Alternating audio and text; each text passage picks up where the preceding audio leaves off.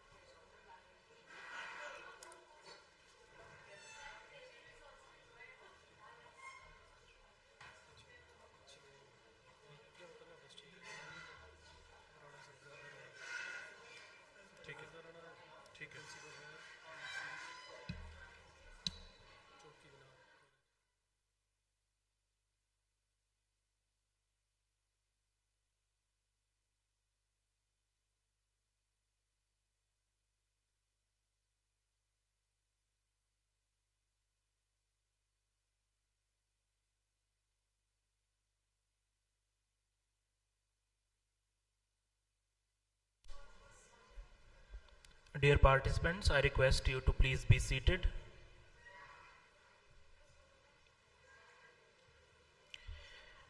Good morning, all of you.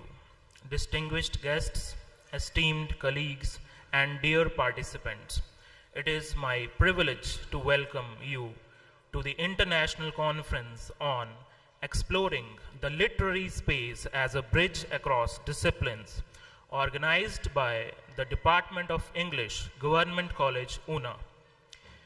I hope this conference will serve as a dynamic platform where we delve into the intersections of literature with other disciplines, examining how literary studies can act as a bridge, encouraging dialogue and collaboration across diverse fields. Today's discussions will be led by some of the most respected voices in academia, including our distinguished keynote speakers, eminent plenary speakers, and a vibrant community of researchers, educators, and students from across the country and beyond. This gathering is more than just an academic exercise. It is an opportunity to expand our intellectual horizons, engage in thought-provoking conversations, and build connections that have the potential to inspire future research and interdisciplinary initiatives. Thank you for joining us in this exciting journey. We look forward to these 2 days filled with learning, insight, and meaningful exchange. Ladies and gentlemen, we are delighted to welcome you to this distinguished gathering, marking the beginning of a meaningful exchange of ideas and perspectives. Please settle in your seats as we begin our ceremonial proceedings. I request all to please settle down. To start, we'll honor the presence of our esteemed guests through our Rosette ceremony. I request our principal, Dr. Meeta Sharma, to present rosettes to our chief guest, our plenary speaker.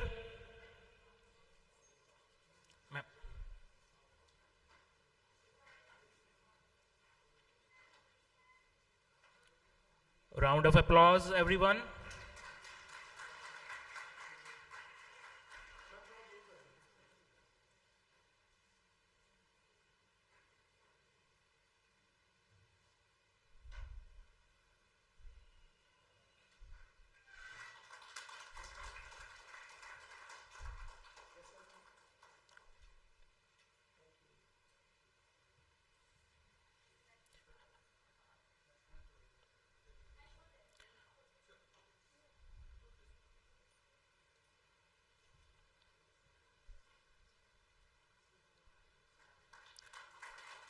Round of applause, please.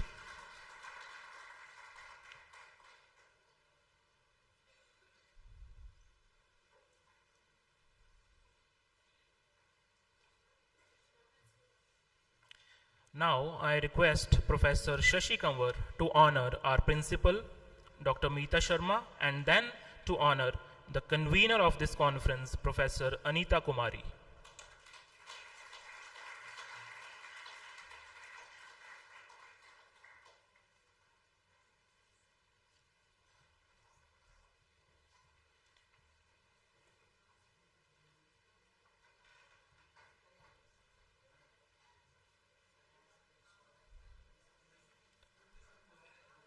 Let me mention the names of our chief guest and plenary speakers once again.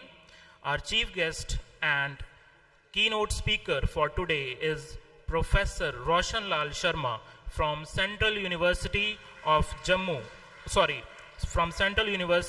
Himachal Pradesh, Dharamshala.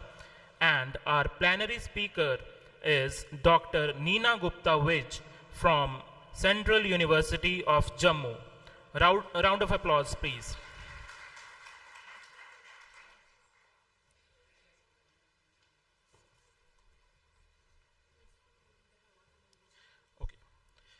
Now I request our principal, Dr. Meeta Sharma, to honor ex-principal, Dr. Balwinder Rana. I'm really sorry for the oversight. Principal Dr. Balwinder Rana from Government College, Chowki Manyar.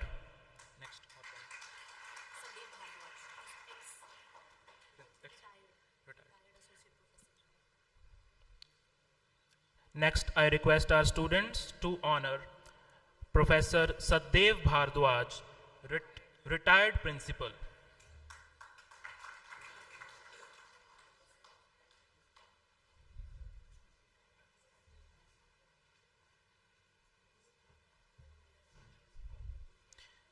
Now, I request our senior faculty members, Professor Puneet Prem, Professor Suresh, and Professor Sanjay Verma and Professor Shashi Kanwar to please join us. They will be honored by our dedicated organizing secretaries, Professor Ruchi, Professor K.K. Pandey, Dr. Vipul, and Professor Madan. I request Dr. Ruchi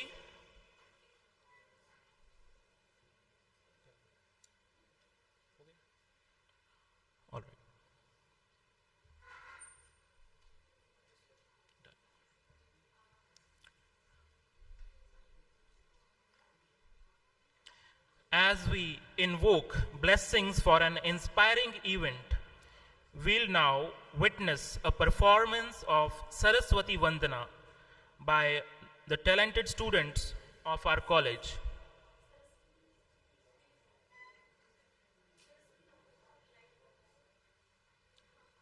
Okay.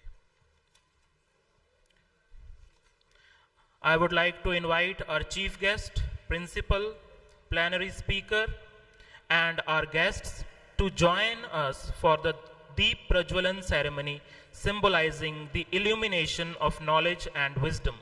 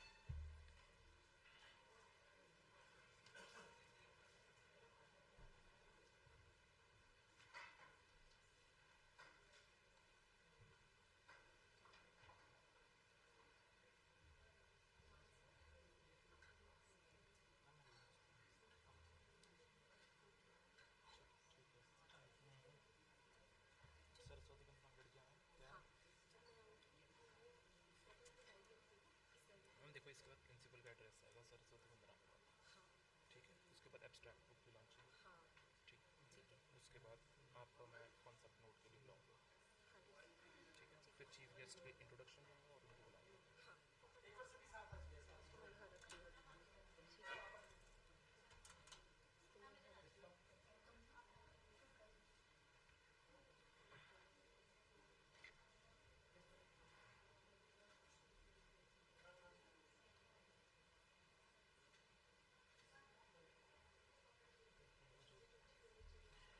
Thank you so much, our esteemed guests and staff members.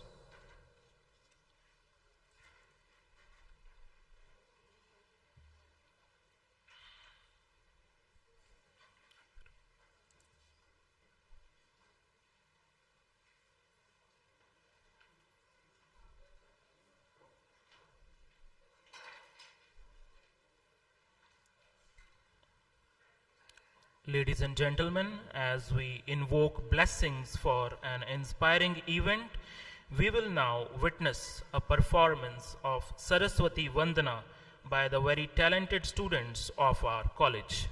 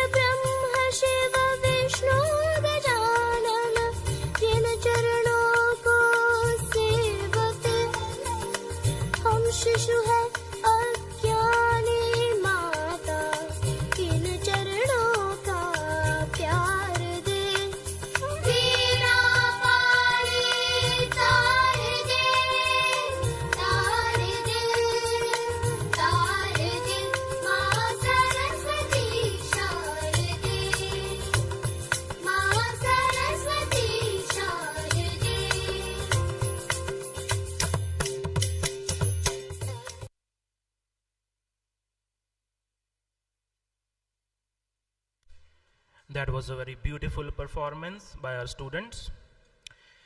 With great pride, I now invite Dr. Meeta Sharma, our principal, whose vision and steadfast encouragement have been instrumental in bringing this conference to fruition. Dr. Sharma has been a true guiding force behind this event, inspiring us to push boundaries and explore new perspectives. Ma'am, it is an honor to invite you to deliver the welcome address. Please, ma'am.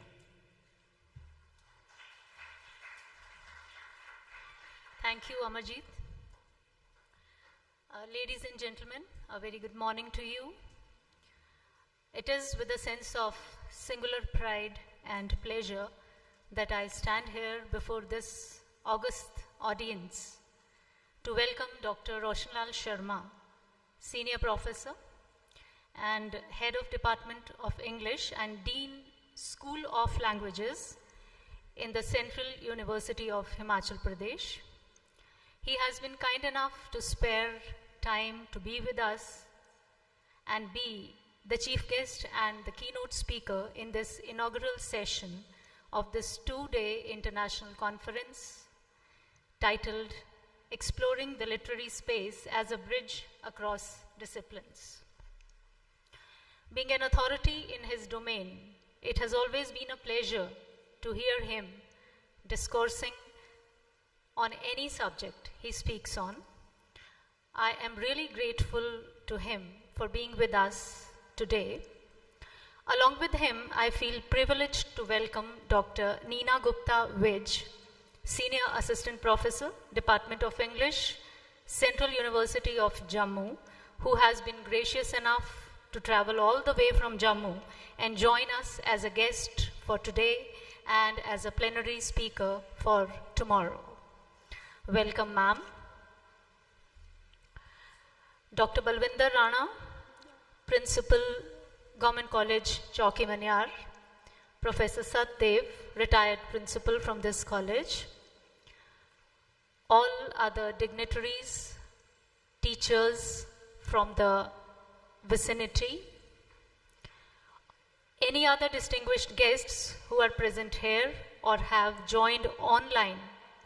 And most importantly, delegates from India and abroad, both offline and online, people from the media, students, and any other person who has been omitted inadvertently, I welcome you all. It is always safe to assume that we cannot escape our times for the simple reason that we are bound to them. But our learning and training definitely go a long way in helping us escape the intellectual and emotional limitations imposed by those times. The theme, exploring the literary space as a bridge across disciplines, is in apparent agreement with this natural culmination of academic pursuits. This theme, bridging the arts, humanities, and sciences through literature, is both timely and essential as we navigate an era increasingly marked by interconnected knowledge systems, complex global issues, and a need for holistic approaches to understanding and problem solving. This is a small world that we inhabit, and this is a usual refrain as we reflect on the events and situations we are confronted with. And then we also marvel at the diversity of these very situations. So the objective of organizing this conference is to locate the points of convergence as we explore the horizons through the perspective of our participants. It is heartening to note that more than 300 participants from India and abroad will be presenting their papers in this conference. And this conference was designed in a hybrid mode only to facilitate a large participation. It is a matter of pride that almost from all states of India, and especially from the southern states, people are presenting their papers both in offline and online modes. The numbers are encouraging and the prospects alluring. This conference holds a special significance for me also because it is being organized by the Department of English, which happens to be my parent department. I appreciate the head of the Department of English, Mrs. Anita Sani, and her associate, Professor Amarjeet Singh Maan, for taking up the initiative and then planning and executing this conference. I put on record my appreciation for the efforts put in by all other committees constituted for this conference who have worked round the clock to make this conference happen.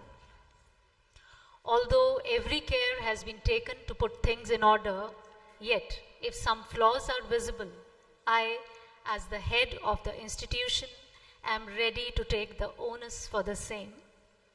With this, I seek the blessings of the Almighty to make this conference a success, and I hope this would be a satisfying and enriching experience as we go home after the completion of this conference. Thank you very much.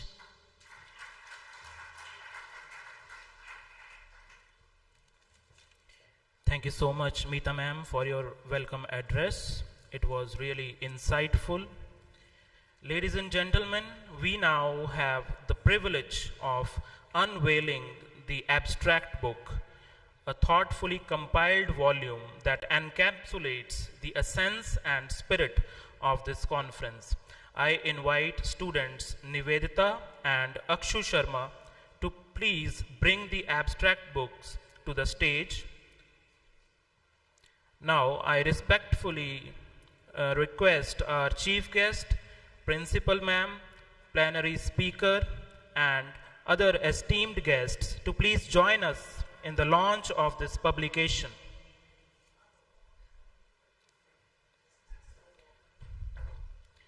Everyone, please join me in a warm round of applause as we present this book.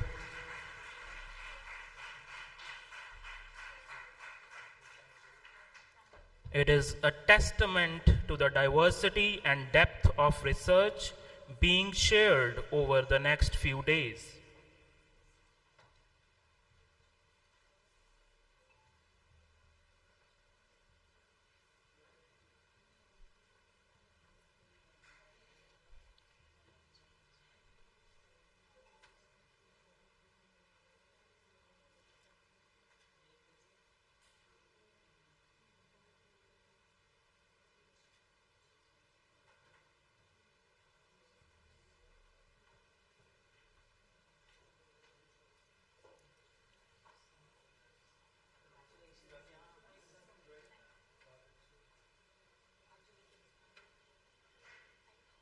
Thank you so much, Chief Guest Sir, Plenary Speaker Ma'am, Principal Ma'am, our esteemed guests, and our senior faculty members.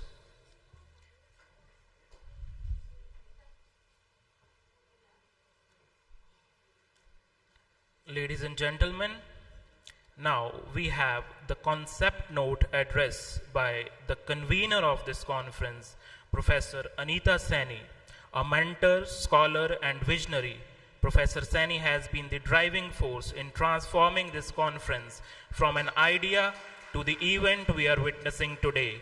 Her dedication and guidance have been invaluable throughout this journey. Professor Saini, we extend our sincere gratitude to you, and I now invite you to share the concept note. Please, ma'am. Thank you so much, Professor Mann. First of all, I would like to welcome all of you on behalf of the entire Government College Una. This event wouldn't have been possible without your participation. Once again, I welcome our esteemed chief guest, Dr. Roshan from Central University of Himachal, and our plenary speaker, Dr. Neena Gupta, our respected principal ma'am, Dr. Meeta Sharma, and other worthy guests who have joined us from different parts of this country. Right? I would also like to mention this event wouldn't have been possible without the inspiration of our esteemed principal, Dr. Meeta Sharma. She inspired us and guided us at every step to make this happen, to make this possible, right? Seeing all of you sitting here, you know, it is reminding me of a Sanskrit shloka that Gyan is param dhe, Gyan paramam balam, ज्ञानात् सर्वत्र प्रवर्तने ततो ज्ञान समाश्रयत. That means ज्ञान जो है, knowledge is more powerful than anything else. Knowledge is something which has the ability to make change, to make things possible. So whenever we see this world around, we can see that how this beautiful world has been created. This world has not been, possible had there been no knowledge. So at every step, with knowledge, we are inching towards much more better space, much more better place to live. And as of when we talk about the theme of this conference, exploring the literary space as a bridge across the disciplines. So we have chosen this very carefully, thinking that in today's world, all of us, we are grappling with, multiple issues, right? The world is facing multiple issues, and for those multiple issues, we need multifaceted solutions. For that, there should be, we should try to create a bridge across the disciplines, whether it is sciences, whether it is humanities, or even commerce, so that we may come to a better solution, so that the life of the other human beings may become more easy, more better with every step.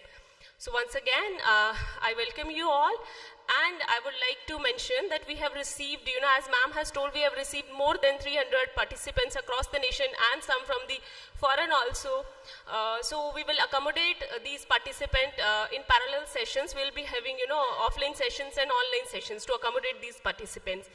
I hope all of you will enjoy this journey, and once again, thank you so much for being part of this journey to understand, for a better understanding of knowledge and understanding the other humans. Thank you so much.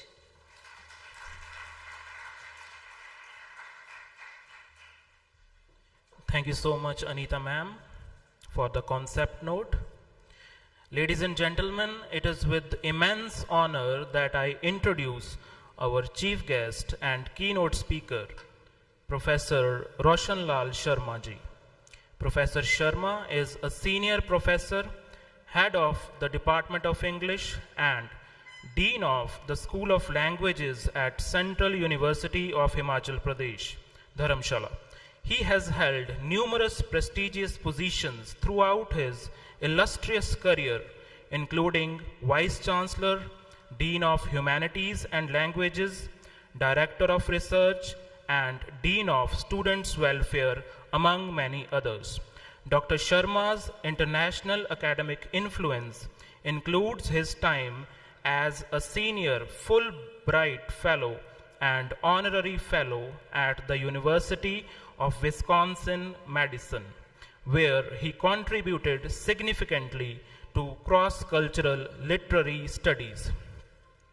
His contributions to the field extend beyond borders, with multiple accolades and positions, including serving on the editorial board of Review of International American Studies and as Joint Secretary of the Society for the Study of the Multi-Ethnic Literatures of the World. With over 18 books and 80 scholarly papers to his credit, his research has been published by notable publishers worldwide, including Taylor and Francis, Routledge, Palgrave Macmillan, and more. Professor Sharma's profound work in literature, bilingual poetry, and translation has earned him recognition across continents. Sir, we are truly privileged to have you here, and we eagerly invite you to share your insights with us. Please, sir.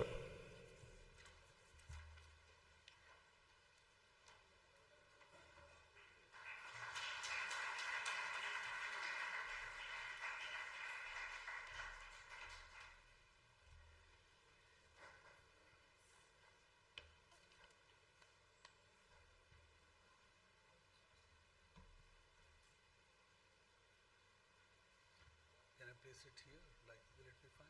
If I place it here? Fine, it's fine. Totally.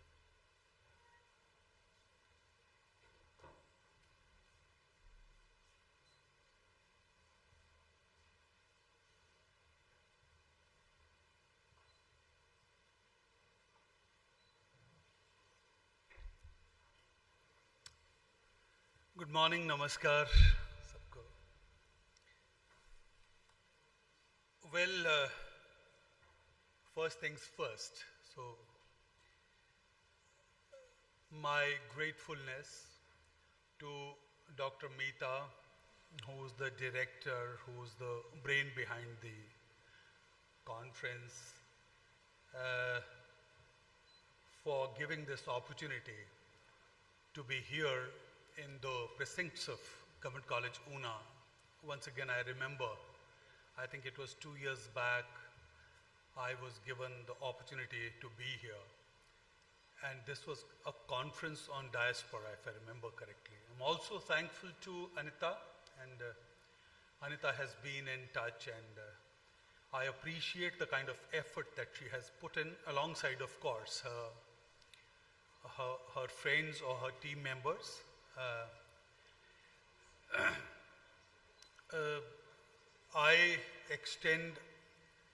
I would love to extend a very, very heartfelt kind of welcome to all of you who are here. In particular, our senior colleagues such as Rana ji, Principal Satpal ji, Madam Neena Vij, Sanjay Bhai, and so many other faculty members around, and the delegates who have come from different parts of India, different parts of Himachal Pradesh, alongside, of course, the students, who make such ventures, who actually make such ventures, successful. And then I must also, congratulate you and must appreciate, the sense of, I'd say, aesthetics that's behind, everything. We could see the venue, and we could feel changes around, and it's all kind of, it's beauty incarnate everywhere. So thank you very much, and this onus of delivering a keynote, in fact, particularly when you are stuck with administrative responsibilities, generally comes up with a challenge. So what I did was I tried to just structure, my keynote and shape it up in a way that it doesn't become, say, for that matter, boring. It may, but I'll be able to sense it if it happens like that, and I won't bore you much. And later on, what we are going to do is we are also going to delve into the whole idea of doing literary studies in the crisis of, the present. So what I thought of doing was that I'll speak on literary space and its interdisciplinary ramifications in contemporary scenario. So it's further broadening the entire thing, something that Dr. Meeta initially talked about, and then Anita also briefly threw some light on it.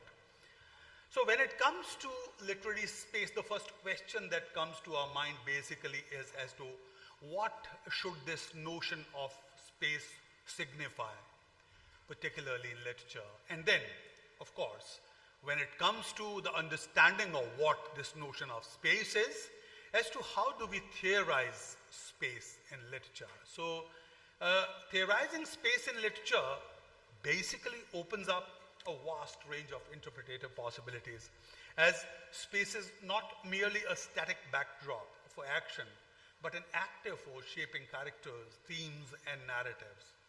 From social and gendered spaces to psychological, cultural, and political spaces, literary space can reflect, appropriate, question, distort, challenge, or expose the real-world relations between individuals and their environments. By examining the way space is represented in a text, we can gain insight into how authors construct meaning, how readers engage with stories, and how space itself can function as a complex dynamic force within literature. So theorists have talked about space as a fluid and dynamic construct in literary and artistic arenas. As a case in point, we've got Michel Foucault. He's widely known for his analysis of the relationship between space and power, particularly in terms of how institutions use space to control individuals and organize society. His ideas about heterotopias, that is, spaces of otherness that are outside the normative order, such as prisons, asylums, or utopias, are useful in thinking about how literature depicts spaces of resistance, confinement, and marginalization. In Discipline and Punish, he analyzes architecture of prisons, hospitals, and schools as spaces designed to observe, classify, and control individuals. Literature can similarly show how spaces act as mechanisms of surveillance, control, or liberation. Now, likewise, the notion of space could be approached differently when it comes to the narrative dimension of literature. According to Marie-Laure Rayan, narrative space, and I quote, is the physically existing environment in which characters live and move, unquote. It could also be termed as setting. However, the intuitive notion of setting needs to be further refined, just as in theater, we can distinguish the stage on which events are shown from the broader world alluded to by the characters. In written narrative, we can distinguish the individual locations in which narratively significant events take place from the total space implied by these events. Now, Marie-Laure Rayan further divides narrative space into 5 categories, namely spatial frames. And what she implies by spatial frames is immediate surroundings of actual action, or various locations shown by the narrative discourse, or shifting scenes of action which may flow into each other. Second is setting, that is, general socio-historico-geographical environment in which the action takes place. 3, story space, signifying the space relevant to the plot as mapped by the actions and thoughts of the characters. 4, narrative or story world, which implies the story space completed by the reader's imagination on the basis of cultural knowledge and real-world experience. And 5, narrative universe, which means the world in the spatio-temporal sense of the term, presented as actual by the text, plus all the counterfactual worlds constructed by characters as beliefs, wishes, fears, speculations, hypothetical thinking, dreams, and fantasies. Gerard Genette also negotiates narrative space by expounding upon how there is a powerful connection between the spatial elucidations and the narrator's viewpoint or perspective. According to him, the spatial relations within a text are not just geographical, but also psychological and temporal. The shifting perspectives between characters or times within a single space create different spaces of interpretation for the reader. French philosopher and sociologist Henri Lefebvre theorizes about space in his book Production of Space, which was published in 1974, but it became available in English translation in 1991, and it was translated by Donald Nicholson Smith. For him, space is not merely an inconsequential or neutral backdrop to action, but is actively produced and shaped by social relations and power structures. We are, and I quote, thus confronted by an indefinite multitude of spaces, each one piled upon or perhaps contained within the next, geographical, economic, demographic, sociological, ecological, political, commercial, national, continental, global. Not to mention nature's, that is, physical space, the space of energy flows, and so on, unquote. Lefebvre uses an epigraph to his book from Mexican poet Octavio Paz, and the title of the poem is Envoy, which literally implies a concluding stanza or concluding lines or something, to underscore varied spaces which could be at the level of imagination, thought, lived reality, or experiential, not experimental, experiential fact. To quote from the poem Envoy, that's from Octavio Paz, as I said, Imprisoned by four walls, to the north, the crystal of non-knowledge, a landscape to be invented. To the south, reflective memory. To the east, the mirror. To the west, stone and the song of silence. I wrote messages but received no reply. This poem so aptly portrays simultaneous coexistence of the real and the poetic space, along with the space between walls wherein Paz is imprisoned. Space between the lines of the poem and the space between the page on which lines are and the eyes of the writer who's actually reading them. The poet's constricted as well as constricting. Constricted and constricting in the sense of what? In the sense of imprisoned. Worldview has geographical vision in the sense of directions. Historical reflection in the sense of memory. The mirror as a pointer toward future endeavors or adventures, and stone and the song of silence signifying death or ceasing to be so totally.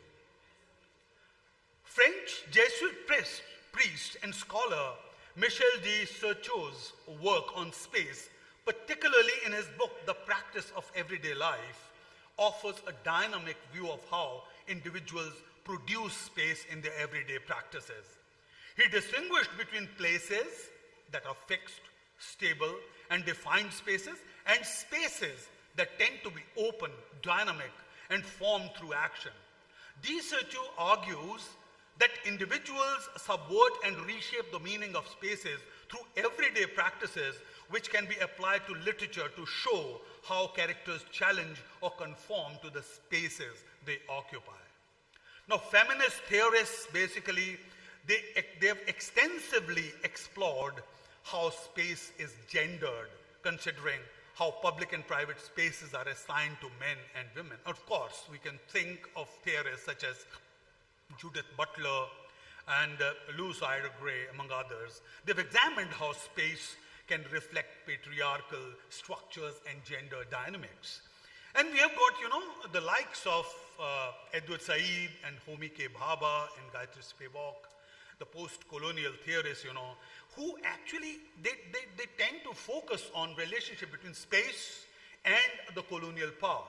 And what they tend to explore is how colonialism reshapes spaces, both geographical as well as cultural, and how literature reflects the struggle of colonized peoples to reclaim and redefine those spaces. Now, when we read Edward Said's Orientalism, now space actually becomes a battleground for cultural representation, where the West constructs the East as an exotic, backward other. Literature from post-colonial writers like Ngugi wa Thiong'o or Salman Rushdie, they explore the spaces of empire, exile, diaspora, challenging colonial representations and reclaiming space for marginalized voices. And then, in the psychological realm, we have got names such as Freud, Jung, and then Lacan, and they also have their significant contributions, in this realm, and they basically add tremendously, or deepen remarkably this whole, space of, whole psychic space in literature. Now, in contemporary literary theory, there's increasing focus on how space can represent memory, trauma, and act of remembering.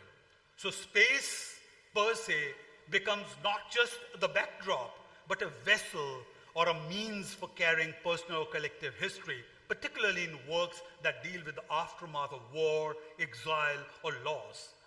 This idea of memory, trauma, and the act of remembering as spaces offers a fascinating conceptual framework for understanding how these processes are not only psychological, but also spatial, both in literal as well as metaphorical senses.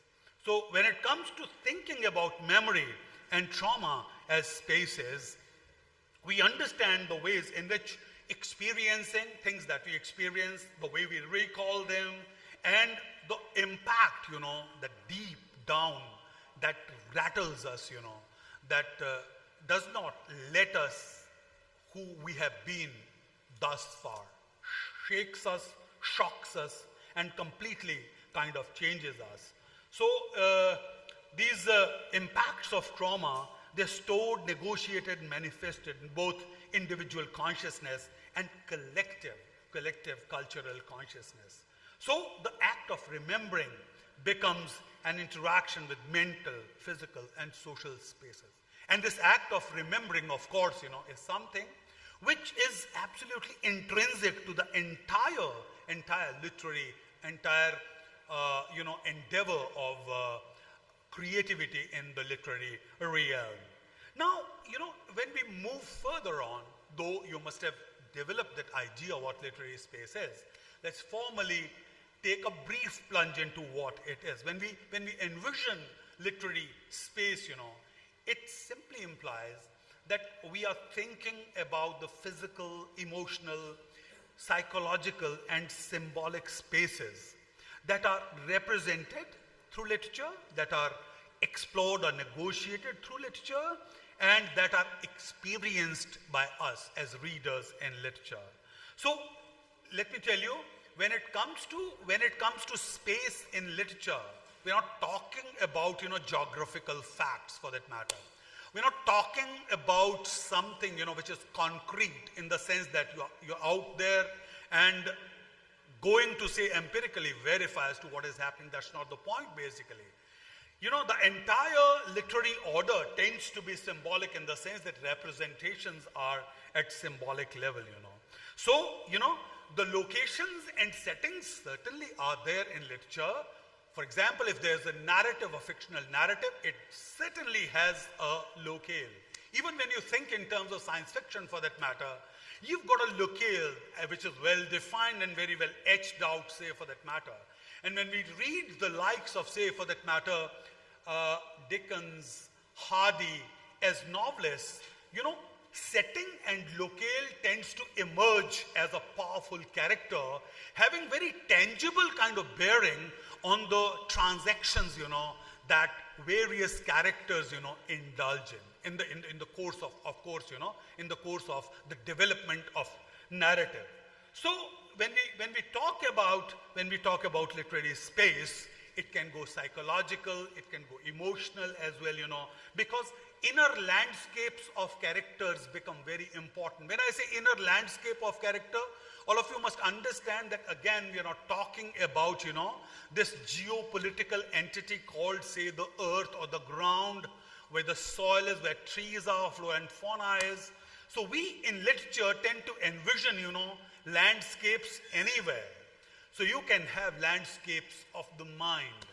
You can have landscapes when it comes to technology, technological landscapes. They do not exist actually, but they are there. And then we also think in terms of spaces that are absolutely abstract conceptualizations. But we tend to realize them. Why? Because we connect with them. We tend to understand them, assimilate them, and of course, talk about them. There is something called temporal space and non-linear narrative. Most of the students of literature, of course, understand about, When we imagine literary space temporally from the viewpoint of time, there are certain works where there's huge kind of experimentation with time.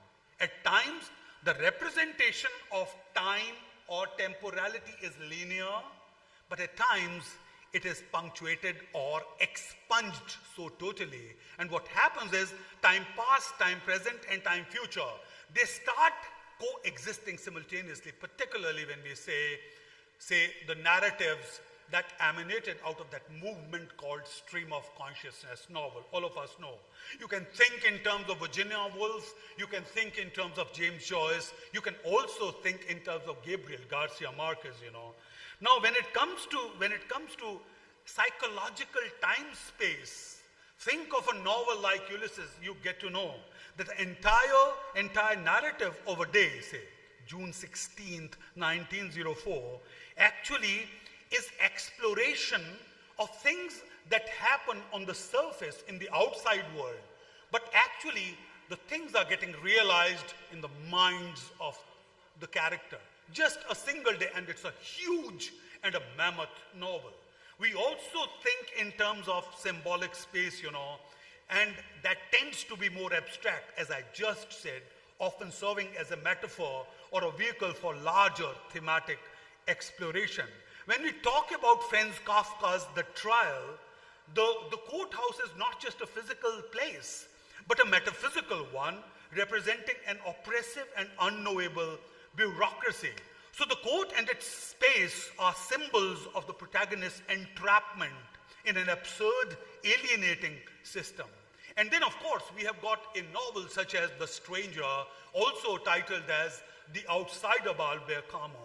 And the empty spaces out there, when Beach is represented, the courtrooms out there, when he's tried, you know, and the desert, it underlines, it underscores so emphatically the protagonist's detachment from society, anything that is social or societal norms, I would say, and the meaninglessness of existence.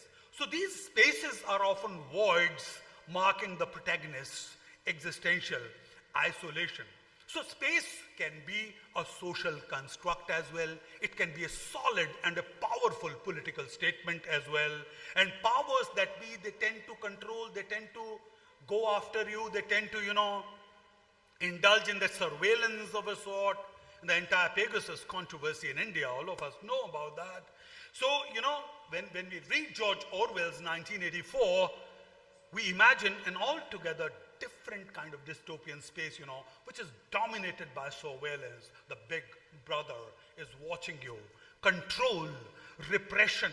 The physical and the mental spaces of, say, Winston Smith's world are constrained by the party's omnipresent power, which uses space to enforce conformity and suppress individuality or voice of, say, for that matter, resistance of any sort. So when we talk about literary space, remember, I mean, this entire ambit, you know, it becomes immense, you know. It starts attaining an infinitude and that endless kind of character, and we can go on and on and on. But I won't like to say, for that matter, bore you further. But then we have got certain texts such as, say, Waiting for Godot. And you've got two characters out there. You've got Vladimir and Estragon. Both of them are there, and they're waiting for this title of Godot, and Godot never comes, you know. Now, what's basically Samuel Beckett, what is he doing there? He finds it hard to come to terms with the mental state or the agony and the anguish and angst, psychological angst that he is feeling. So, you know, this empty, minimal set in Godot, कुछ भी नहीं है, दो characters है, nothing else is happening. तो यहाँ पर उसका पंजाबी में भी कई बार अनुवाद होता है, पता नहीं वो, I think, what do we call it? Toha? Gadha. Toa. I'm sorry, I'm mispronouncing it. Punjabi is bad, I'm so sorry. But it has been translated, it has been enacted. I had the opportunity to judge, you know, this Punjab University theater festival once, and that was where it was in fact staged, and it was really turned out to be a powerful performance for that matter. Minimal set, it reflects the existential emptiness and stasis of characters' life. However, the space of the play is filled by audience's own interpretation. Characters stage पर दो हो सकते हैं, परंतु आप उनको देख रहे हो, आप सारा कुछ देख रहे हो, आप empty walls देख रहे हो, आप पूरा space आपके चारों तरफ है, character के बीच की में आपके बीच में space है, आपका mind active है.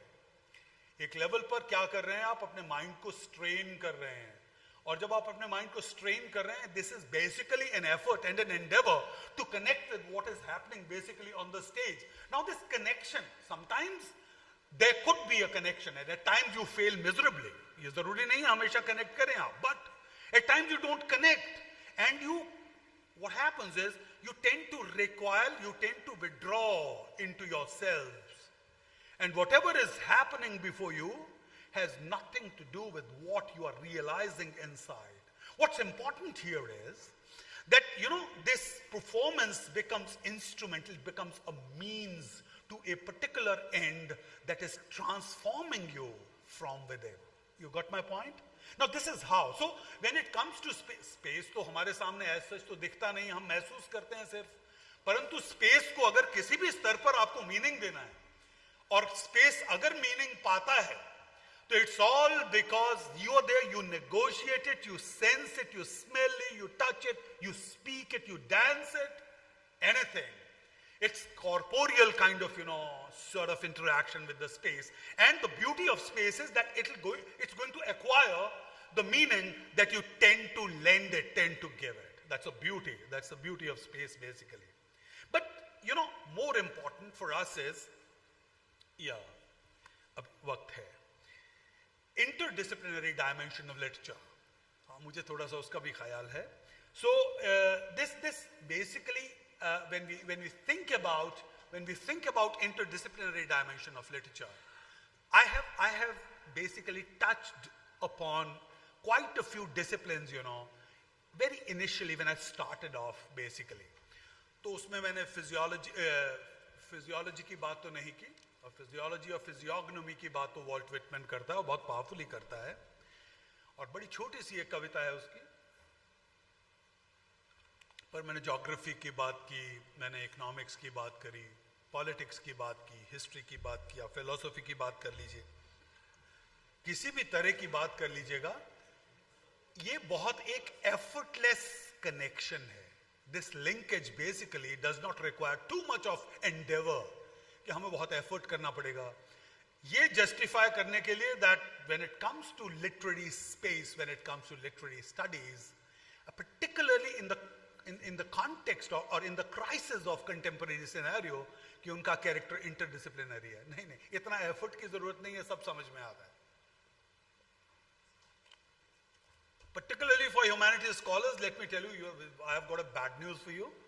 Across the globe, when it comes to, say, for that matter, the funding for humanities ventures or for initiatives such as What is the Human,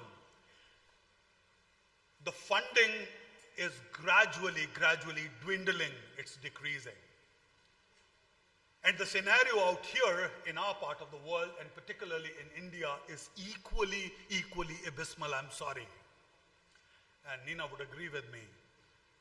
When it comes to humanities and the pursuit of humanities, हम humanities की बात करते हैं, हम humanities और liberal arts की बात करते हैं, बेटा इसके लिए funding नहीं मिलेगी.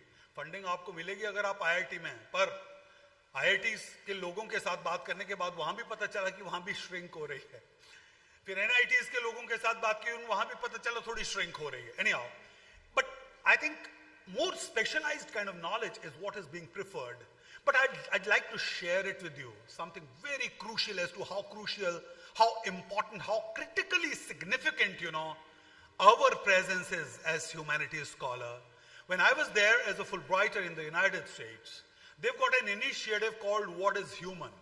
Now, What is Human basically is an initiative where scholars from across the disciplines, they could be scholars from diverse streams of pure hard sciences, scholars possibly from genetics, chemists, mathematicians, and the rest of them. Now, they come with a cutting-edge research, and they organize Friday lunch series of seminars. What kind of seminar is it? Like, there is a particular kind of locale, a guest house, like I'd say, university, guest house or something. You could equate it with that, where you've got a, half of this space that we have here. और बहुत proper एक elaborate आपको वहां पे lunch मिलेगा. आपको पहले register करना पड़ता है. एक दो बार मैंने मिस किया और मैं बहुत पछताया. उसके बाद मैंने कभी नहीं किया. तो मेरा प्रेफरेंस पहले लंच रहती थी, और उसके बाद ऑफ कोर्स what next. और आप मेरे फिजिकल प्रोपोर्शन से, मेरे स्पेशियल जो प्रोपोर्शंस और डायमेंशन से जान सकते हो कि हाउ फॉन्ड आई एम और how passionately fond I am of food, you know. तो बहुत इलेबोरेट एक फॉर्मल लंच होता था, और जैसे ही लंच शुरू होता था, वन साइंटिस्ट और one specialist, you know, would start delivering the talk, and he'd speak for 50-60 minutes, which would be followed by a rigorous sort of discussion between scholars, students, and teachers from humanities, liberal arts, and that pure hard scientist. अब एक बात आप समझने की कोशिश करें, वहां जो नोबेल प्राइज विनर जो साइंटिस्ट हैं, उस लेवल के लोग हैं, वो क्या कर रहे हैं? अपनी रिसर्च कॉम्प्रिहेंसिबल और मीनिंगफुल और अंडरस्टैंडेबल बनाने के लिए कहां आ रहे हैं? उस initiative which is called what is human, humanities. What is this? What kind of quest is it? If they are not able to make their research comprehensible or meaningful or significantly important before an audience, university trained audience in humanities and liberal arts, what the hell are they doing? I mean, what does it imply? भैया उसको अर्थ देना है. और इतना बढ़िया question answer session चलता था, और फिर हम देखते थे कि जो जेनेटिक्स के स्कॉलर्स हैं और जो मैथमेटिशियंस हैं, जो फिजिक्स के स्कॉलर्स हैं, what kind of forays, you know, they would make into, say, for that matter, humanities. How do they think about humanities despite the fact that they are cutting edge scientists? A kind of respect. Now that actually is dwindling. So that's basically the sad aspect of it, but we're not going to give up, certainly not, you know. And when it comes to the interdisciplinary dimension of literature, you know, in one of our mellow conferences, of which I am one of the functionaries, of course, you know. So what happened last year was that we had a paper from Iran. Sorry, we had a paper from Turkey. The paper presenter resorted to an empirical kind of analysis of the impact of a particular text on the reader or a set of readers. He kind of did some field work as well, some interviews as well, and the data that was presented there was an altogether different and alternative kind of, you know, approach to look at how literature affects us, impacts us. And this affective kind of turn, particularly in post-theoretical arena, I'm going to come to that later. But now, this kind of thrust is there. And particularly when we think in terms of yet another stream, which is called digital humanities, जिसके बारे में अभी हम बात करेंगे, वहां पर it's all data. The approach is altogether different. You approach literature differently. You read it differently. You comprehend it differently. And its impact, if any, are worked out differently. So, when it comes to interdisciplinary dimension, let's see how literature and history interact. So, you know, history basically, or historical context, it's deeply intertwined with literature. And literature responds to, and it tends to represent or reflect particular historical periods or several historical periods in one go. Okay, wherein of course it is set, located or situated. Now this relationship helps readers understand not just the text itself, but also the larger social, political and cultural movements that shaped it. So we have got basically Marxist literary criticism and historical materialism, wherein texts are analyzed within the context of historical materialism, which argues that literature is influenced by material conditions and class struggles of its time. And every theoretical frame has its set of assumptions and is thus delimited, let me tell you. every single theoretical frame. And then we have got, say, for that matter, another theory called post-colonial theory, where literature examines the historical aftermath of colonialism, exploring issues such as identity, race, power, and cultural hybridity that emerge actually as intersections when it comes to understanding post-colonial scenarios across the world, you know. And then all of us, since we are aware of, say, for that matter, postmodernism or postmodernist concerns, historiography, which emerges as a very, very crucial concern, you know. Literature provides, in that sense, an important source of historical knowledge. And works of fiction can offer insights into lived experiences of historical periods. At times, officially written histories may not suffice or may not be sufficient. What becomes more important actually is how these histories are fictionally represented, how they are literature, they are represented through literature or various genres of literature. Then, likewise, we have got philosophy. Once again, a very deep kind of, linkage between literature and philosophy. With many works of literature, grappling with the fundamental, philosophical questions. Say Hermann Hesse's Siddharth, for that matter. And so many others where you deal with, the questions of being and becoming and the rest of that. And there is an established kind of genre called philosophical novel. All of us know about that. But then there are issues of ethics that are so very crucial. And when we think in terms of writers such as, say, for that matter, Lev Tolstoy, and then you've got J.M. Kutcher, for that matter. And of course, you've got texts such as, say, Hamlet, where, ethical concerns and moral dilemmas, they reign supreme when you explore that textual space, for that matter. And then you've got, in literary theory and aesthetics, you've got aesthetic philosophy also, wherein, of course, you're concerned more about art just for the sake of art, aestheticism per se. But then its exact opposite is also there, where you think in terms of art for society. And the moment you start kind of, thinking about this connection between literature and society, you kind of move into an altogether different direction, where you do away with art for art's sake. You say literature has to serve a more meaningful purpose. And then sociology is one aspect. There's politics. Literature is deeply political as well.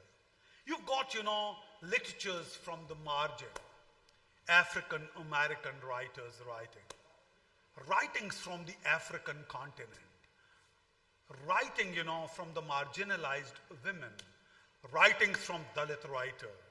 And you would get to know as to what kind of political statement literature is capable of issuing. And thereafter, literature is deeply related to art as well. And when we think particularly about poetry, they are termed as three sisters: poetry, music, and painting. This is how. And if you go by the history of the growth of these three different media or mediums, you'll get to know that most of the trends, most of the changes, they tend to overlap, Now, literature as a representation of reality is known far and wide. All of us know that. But this construct called reality is complex, multifaceted. Reality ऐसे नहीं होती है कि it's a monolithic construct. Reality is what? It is multi-dimensional, multifaceted, and then of course it has its own spatio-temporality as well, something that I have already discussed about. I won't like to go into that. But yes, literature at times is employed and deliberately used in a strategic fashion, as the site of maybe identity or self-exploration. In case you're a writer who hails from a marginalized community, what happens is that you are out there questing for your self-identity.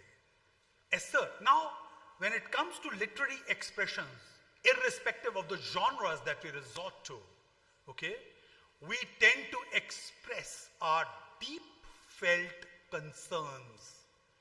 And through our writings, the endeavor and the intent per se, authorial intent becomes loud and clear that this is something where, the writer in fact is questing for the realization of self-identity or something.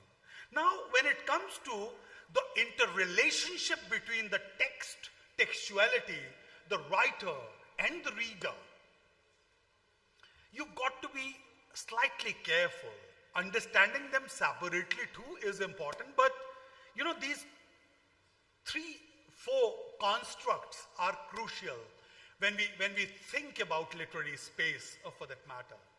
So text basically can become text, all of us understand, only and only when reader has intervened. If you do not negotiate with it, if you do not start reading it, start kind of comprehending the text, start sort of interacting with the text, a text remains a work.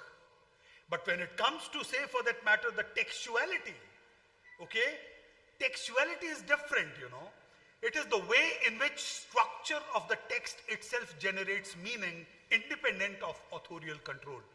टेक्सचुअलिटी में आपका author अपनी intention को आपके ऊपर लाद नहीं सकता है. किताब आपके हाथ में, मीनिंग आप देंगे. This is for sure. And I'm not going to bring in Cyril Lambert, who actually in one of the path-breaking texts called Death of the Author, which of course is the which is an important text of important post-structuralist text. उसकी बात हम करेंगे, but then of course we have to expunge, high theoretical considerations as well, where we take into account post-structuralism, postmodernism, structuralism, and the rest of that. Why? Because when theory starts subserving its own ends, when theory, like art for art's sake, so theory for the sake of only theory, not for the sake of social reality. So Raymond Williams had problems, Terry Eagleton had problem with that kind of representation and that kind of interpretation of text, where what happens is that a literary work is not important for you. What's conveyed through literature is not important for you, but you have got a pre-established kind of Procrustean kind of frame with you, and that interpretative frame is what is going to be imposed on the text. Now, that is something which is, of course, problematic. I won't say that when it comes to the praxis dimension of theory, when we train our students and our researchers, we might resort to such tactics. But then until or unless it has got something or some deeper connection with reality, the life that we live by, issues that basically that haunt us, that disturb us, until unless we address them through our research remains kind of meaningless. And then, of course, the writer is so deeply invested in the text, and textuality is your domain. So it's readerly domain. So reader is as important, of course, and at times more important when we think from the lens of reader response theory, So these four basically constructs called text, textuality, writer, and reader, they're central to many debates in literary theory, and over time these concepts have shifted from seeing the writer as the primary creator and authority to understand meaning as a dynamic, collaborative process between the text and the reader. So when we talk about contemporary literary theory, the focus has increasingly shifted to the active role of the reader, the instability of textual meaning, and the intertextual nature of all written works. Each of these elements, like text, writer, and reader, each of the elements shapes the interpretation and significance of literature in complex and ongoing way. Now, I'd like to throw very brief light on post-theory. This is another very crucial concern, in fact. As in literature, we have got these movements, you know. For example, we had neoclassicism, and thereafter we had romanticism, and thereafter, of course, we had certain Victorian considerations and the rest of that. So theoretical arena too undergoes, you know, these kinds of changes all of us must realize, you know. So when it comes to post-theory, it represents critical reaction against the intellectual traditions of high theory, particularly in the realms of literary criticism, philosophy, and cultural theory. This is what we need. And in particular, high theory is represented by postmodernism, post-structuralism, and deconstruction. And it's basically the latter half or towards the end of 20th century that these started to be challenged in a big way. Now, what it does is that it challenges the assumptions and methodologies of these complex and often opaque forms of high theory, which in some circles have been seen as overtly abstract, elitist, and disconnected from real world issues. So आपका पूरा जो post-theoretical arena है, they say we need to connect with the real world. And high theory tends to actually go beyond that.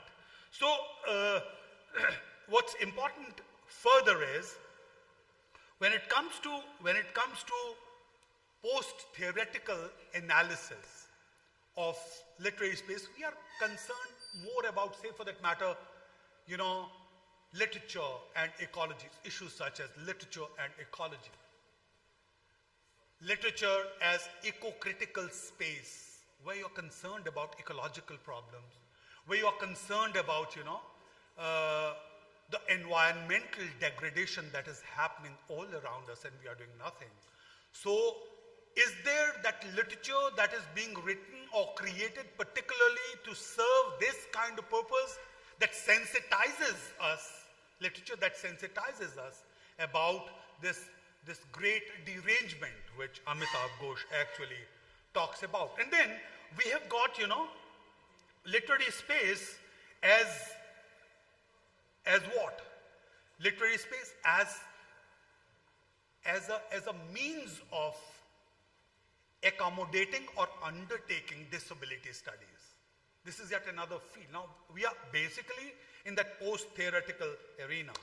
Disability studies and literary space, they tend to intersect in very, very crucial ways, you know, particularly when exploring how literature constructs, imagines, or challenges the spaces occupied by disabled individuals. Now, disability studies, basically, it focuses hard on social, cultural, and political dimensions of disability. Now, viewing it not just as medical or physical condition, but as socially constructed identity shaped by systemic barriers and societal attitudes. So in literary analysis, disability becomes a lens through which we can explore how space, both physical and symbolic, functions to either marginalize or empower disabled characters. This is really important. Disability is not just physical. Let's be clear about it. If it's social disability, then you think about characters such as David Lurie in J.M. Coetzee's Disgrace. It's social disability when you are not able to connect. You are not able to connect with society, and what you tend to do turns out to be your foremost concern, the most important concern, and you kind of, you know, throw everything else to smithereens for that matter. Now, this disability and the social model of space actually gets reflected in a text such as Of Mice and Men by John Steinbeck, you know, where Lenny Small, actually a man with intellectual disabilities, is restricted not just by his physical strength, but by the larger social structures that marginalize him and his companion George. So the rural landscape of California, which might seem to offer freedom, becomes a space of isolation where society's gaze keeps them apart from others. Now, I would like to just possibly move a little ahead. Possibly I have 5-10 minutes more, and I'll just conclude with that. So, in post-theoretical, scenario, the concept of literary space undergoes a significant kind of change. Now, all of us have seen that there is considerable evidence, and at least 3 to 4 instances I have quoted here. Now, I'd like to move on to, this interactivity of space, particularly from the viewpoint of digital media. So this digital media basically has done what? Hypertext fiction, for that matter, digital literature, and other forms of multimedia storytelling. They challenge the conventional boundaries of literary space by allowing readers to navigate and rearrange narrative spaces in ways that were not possible in print-based text. So digital space also gives kind of space to non-linear kind of narratives, and these interactive novels, or say for that matter video games that feature narrative choices, the spatiality of stories constantly being constructed and reconstructed based on the user's decisions, creating a personalized experience of the literary space. Now, these spaces are not merely symbolic or descriptive, but become sites of active reader involvement. So, we actually are in an era where media multiplicity basically rules the roost, and everything that we think through, anything, including, of course, literary space, okay, it cannot escape that particular phenomena that has arisen. We live actually in a world which is increasingly becoming AI-driven, artificial intelligence-driven.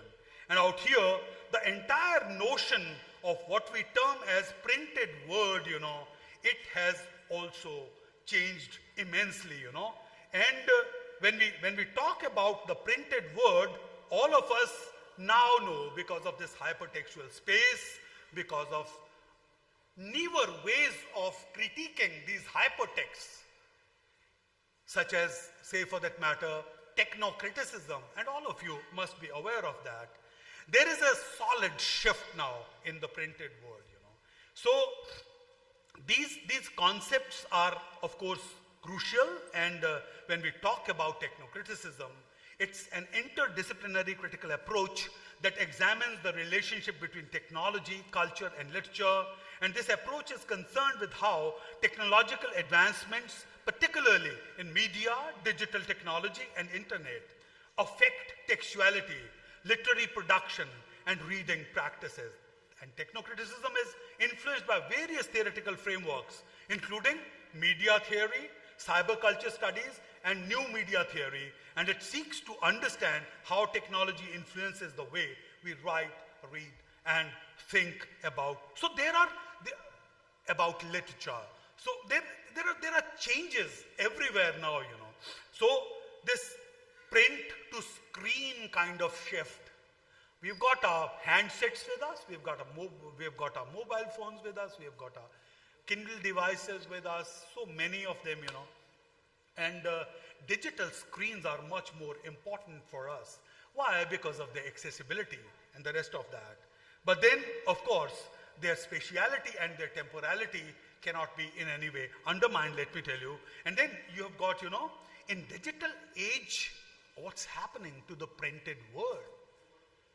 I won't say it has waned so totally. I mean, that would be an overstatement. I don't want to make that.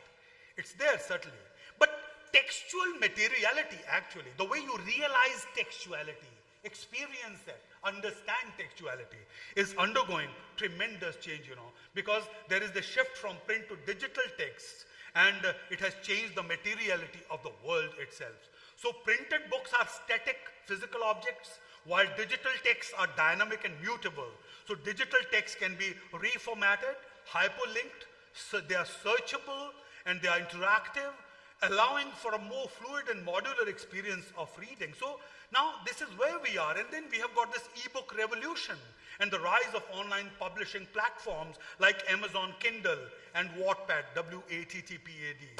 They have led to new ways of distributing literature, and authors no longer rely solely on traditional publishers for their publication. Certainly not. Instead, they can publish directly to digital platforms, reaching readers across the globe. Now, you know, this digital kind of intervention, I would say, okay, and hypertextual space, technocriticism, and this, you know, decline of the printed world, for that matter, gradually, and the newly emerging or newer emerging or emerged forms of textuality, technological impact, you know, on, say, for that matter, the production of literature, the creation of literature, for that matter, and of course, its circulation as well. That's very, very important. So this transition from printed, you know, to digital media and the emergence of hypertextual space, these have very, very serious implications for literature. All of us must realize that. Our reading practices have tremendously undergone change, for that matter. But then our critical practices are also going to be affected greatly, of course, you know. So when it comes to the literary space, it's an extremely dynamic arena. It's an extremely, I would say, it's rapidly changing sort of sphere where today we find it hard, you know, to cope with the intensity and the degree of changes that have been occurring therein.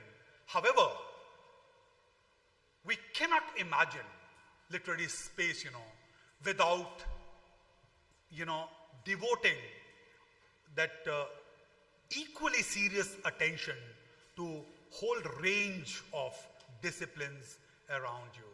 So literary space is, italics or underscored for that matter, literary space is deeply, widely, thoroughly interdisciplinary.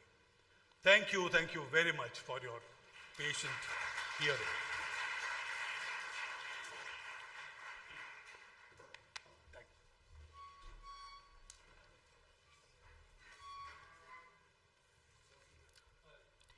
Thank you so much, sir, for such an insightful and thought-provoking address.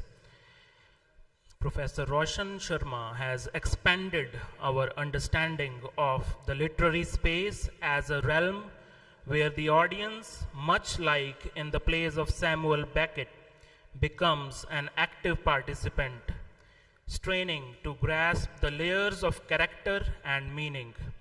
His reflections on temporal space and interdisciplinary dialogue remind us that the humanities reach beyond traditional boundaries, provoking us to reconsider as humanists the very question of what it is to be human in a time when humanities are sadly diminishing within many esteemed institutions. His words inspire us to uphold the critical role of these disciplines in furthering empathy, creativity, and thought. Thank you so much, sir. A huge round of applause for our chief guest's address.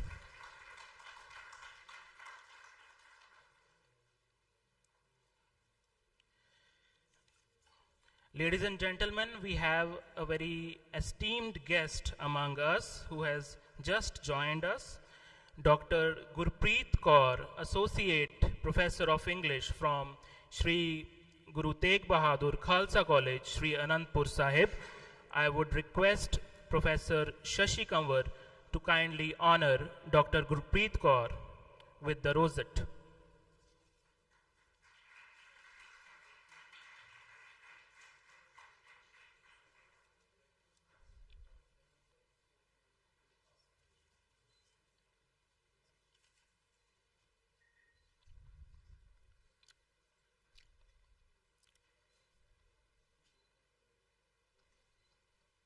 Thank you, ma'am.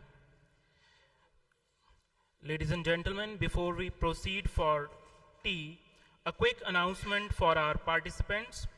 If you wish to present your paper using a PPT presentation, please connect with Professor Vipul Gautam, our technical committee member. The tea break will be held in the lawn just outside this building. Please return within 30 minutes for our first technical session. Thank you so much.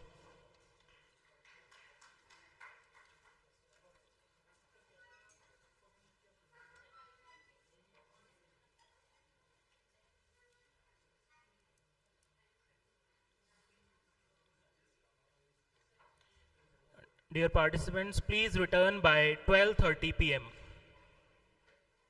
so that we may commence the technical session 1.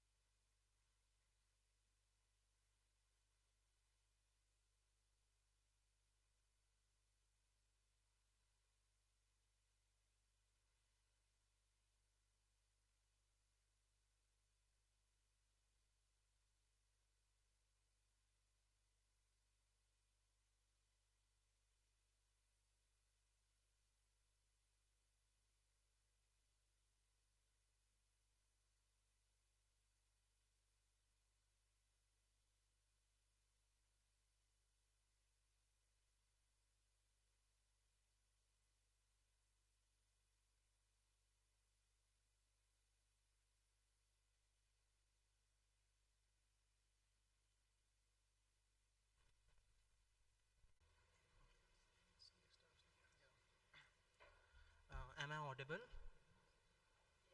Okay. So good morning everyone, I'm Kartike and the topic of my presentation is musings on love and its machinations. So, I do not wish to speak about love theoretically, and literature has been exhausted by masters like Rumi, Shakespeare, Anais Nin, Simone de Beauvoir and many more as they brought together language to present a heaven felt through the emotions of existing happily or barely with someone whom one desires. Love has been the basis, as Bardeo has pointed out, even for Plato to understand the existence of the word properly. Love lives, thrives, and often comes up in diverse forms to regulate the workings of the whole of the human race. And surprisingly, we have moved on to attach this emotion to our pets, whom we understand to reciprocate it. A dog, a cat, or a parrot, animal not hailed into the linguistic realm, too seem to be under the spell of some form of understandable love. When I say I do not wish to speak about love theoretically, in a Derridian stance, I have already mentioned my motive, but it is negated by the idea of this being a research paper presentation. Hence, I will dwell on the topic through personal understanding and theoretical explanations, since love requires one to reveal the personal, to scrape off the covering and be out on the stage and declare one's idea about the basic relations of humanity holding it together. From the violence and the present time genocides to the bedchambers of the queer people, the idea and politics of love for land, God, body, and all that can be possessed, one must not shy away but also be prepared for the repercussions. As for the hypotheses on the origin of love, how it must have come to be about since the evolving species of Homo sapiens had a long unrecorded history, I would like to quote Janet Winterson, quote, "Where did love begin? When human being looked at another and saw in their face the forest and the sea. Was there a day, exhausted and weary, dragging home food, arms cut and scarred, that you saw yellow flowers and not knowing what you did, picked them up because I love you? In the fossil record of our existence, there is no trace of love. You cannot find it held in the earth's crust, waiting to be discovered. The long bones of our ancestors show nothing of their hearts. Janet Winterson, end quote. Love began with a face never recorded, never named, always hailed as L-O-V-E, or the syllables of whatever language one traces it back to. It started in an unknown season with an unknown gesture. Was it always there or just realized then? Or rather, it was invented as a system to hold close, to get together, to play, to break, and to exist. It did indeed begin, never to be begone from the veins of animals forever, wounding generations after generations, launching ships, birthing art in the process of birthing grief. Love began with an unknown form that stayed. Love is always lost on a known that slips away. Winterson goes on to point out how there are no fossil records of love, no materiality of a thing left behind that could have been, and hence love must have to still be alive, evolving, and very much present, all without a historical trace in bones and body. Love has been the foundation of civilizations and the cause of their downfall, and love still reigns supreme as the one emotion that can cause the flow of all others, from the love of the Abrahamic God towards his creation to the Shringar Ras of Natya Shastra, from the legendary word of Tolkien to the contemporary pop culture. Love is a primum movens, the primary cause or mover.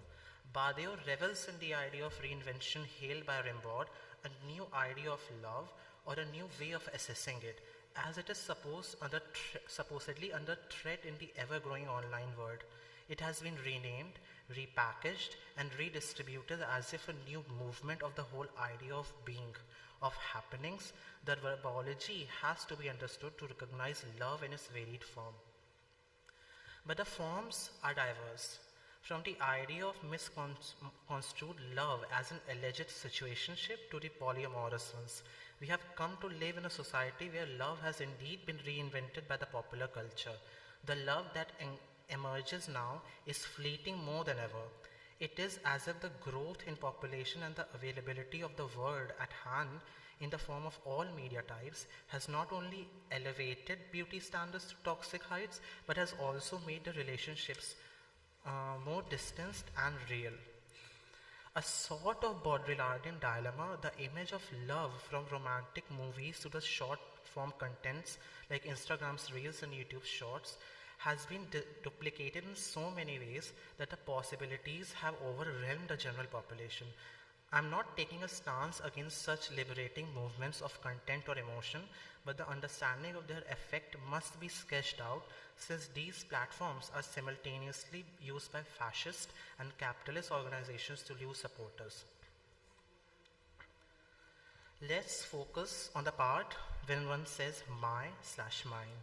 Focus on the one saying, then on the one being referred to as someone's.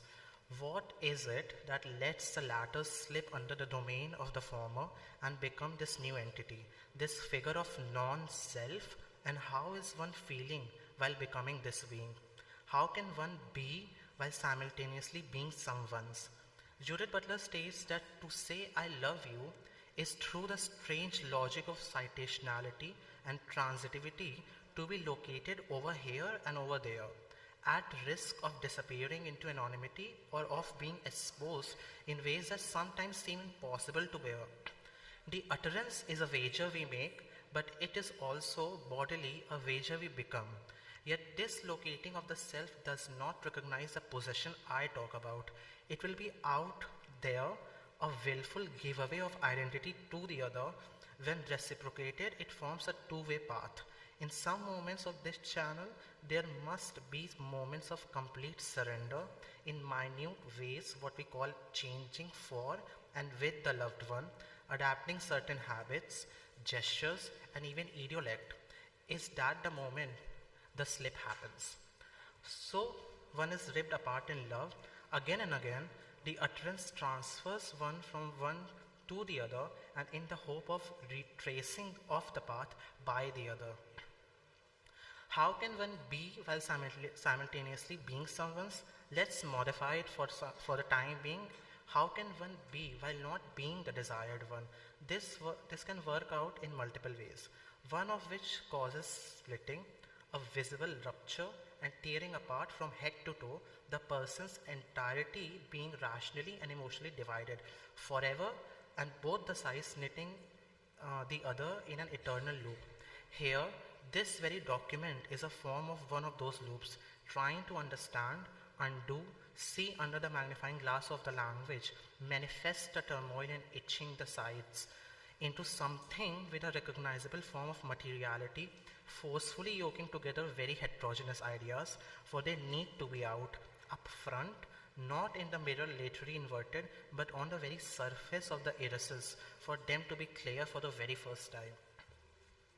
Anne Carson's Eros Bittersweet reveals the paradoxical nature of desire through her analysis of Greek literature. What we call love, Carson argues, is not in the first place something we want to free from death, rather something we want to probe into death. This probing into death or into the void of the other's unknowability characterizes the lover's perpetual struggle with the boundaries and edges, with the limits of knowledge and possession. This exploration of love's edge, where presence meets absence, finds new resonance in our digital age. When Carson examines Sappho's fragment 31, she reveals how the lover's perception splits into a triangulated experience. The beloved, the lover, and the space between them becomes charged with erotic potential precisely because it cannot be crossed completely. Through screens and interfaces, the metaphysical gap Carson identifies in Sappho's fragment 31 manifests physically. Our digital archives of the beloved becoming modern attempt to grasp what remains fundamentally unknowable, embodying what Carson terms the perpetual reach of desire. The theorization of love, from Carson's sweet bitter eros to Barth's fragments of discourse, from Butler's performativity to Badiou's truth procedure, ultimately circles back to the lived experiences of the body and hearts navigating an increasingly complex world. In societies where certain forms of love have been historically criminalized or stigmatized, theoretical frameworks transform from academic exercises into survival strategies. The queering of love reveals its extraordinary resilience, its capacity to persist and evolve despite systemic attempts at erasure. In the end, love's most profound theory might be its practice, the daily act of choosing, remaining, and revolutionizing not just how we love, but how we allow others to love in turn, creating spaces where every form of ethical love can flourish without requiring justification or defense. Thank you.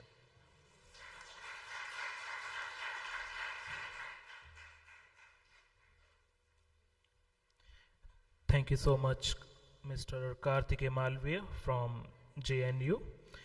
It was really a very beautiful presentation on A Formal Feeling Comes, Musings on Love and its machinations.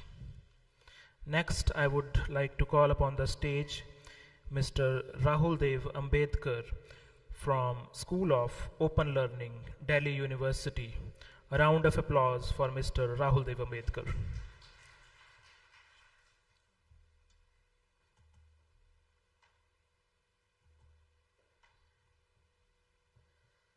Good afternoon, everyone present here. Today's topic for the talk is a comprehensive review of the mental health services and intervention for student support in educational institution within Sikkim. Basically, we were working on this project from the last 1 year, and there is another project also on which we are working, which we are going to present in the next presentation. So, this is the introduction of my work which we were doing. The overview of importance of mental health support in educational settings. So specifically in this study we have targeted the Manipur area, addressing unique challenges in Manipur, and the objectives are examine existing mental health services, identify gaps and challenges, recommend effective interventions. So data point is, according to the World Health Organization, 1 in 5 students worldwide face mental health challenges impacting their academic performance, emotional well-being and future prospects. What is the background on mental health in Manipur?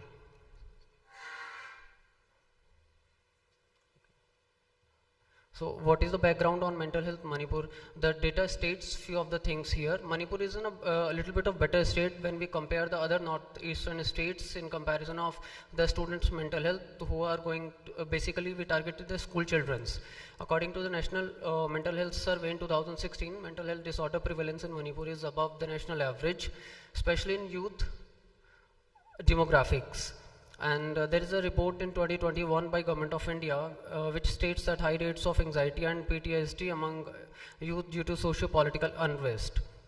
The cultural, socio-political and economic factors, stigmatization of mental health issues as well. There is a report by Manipur Health Services annual report in 2022.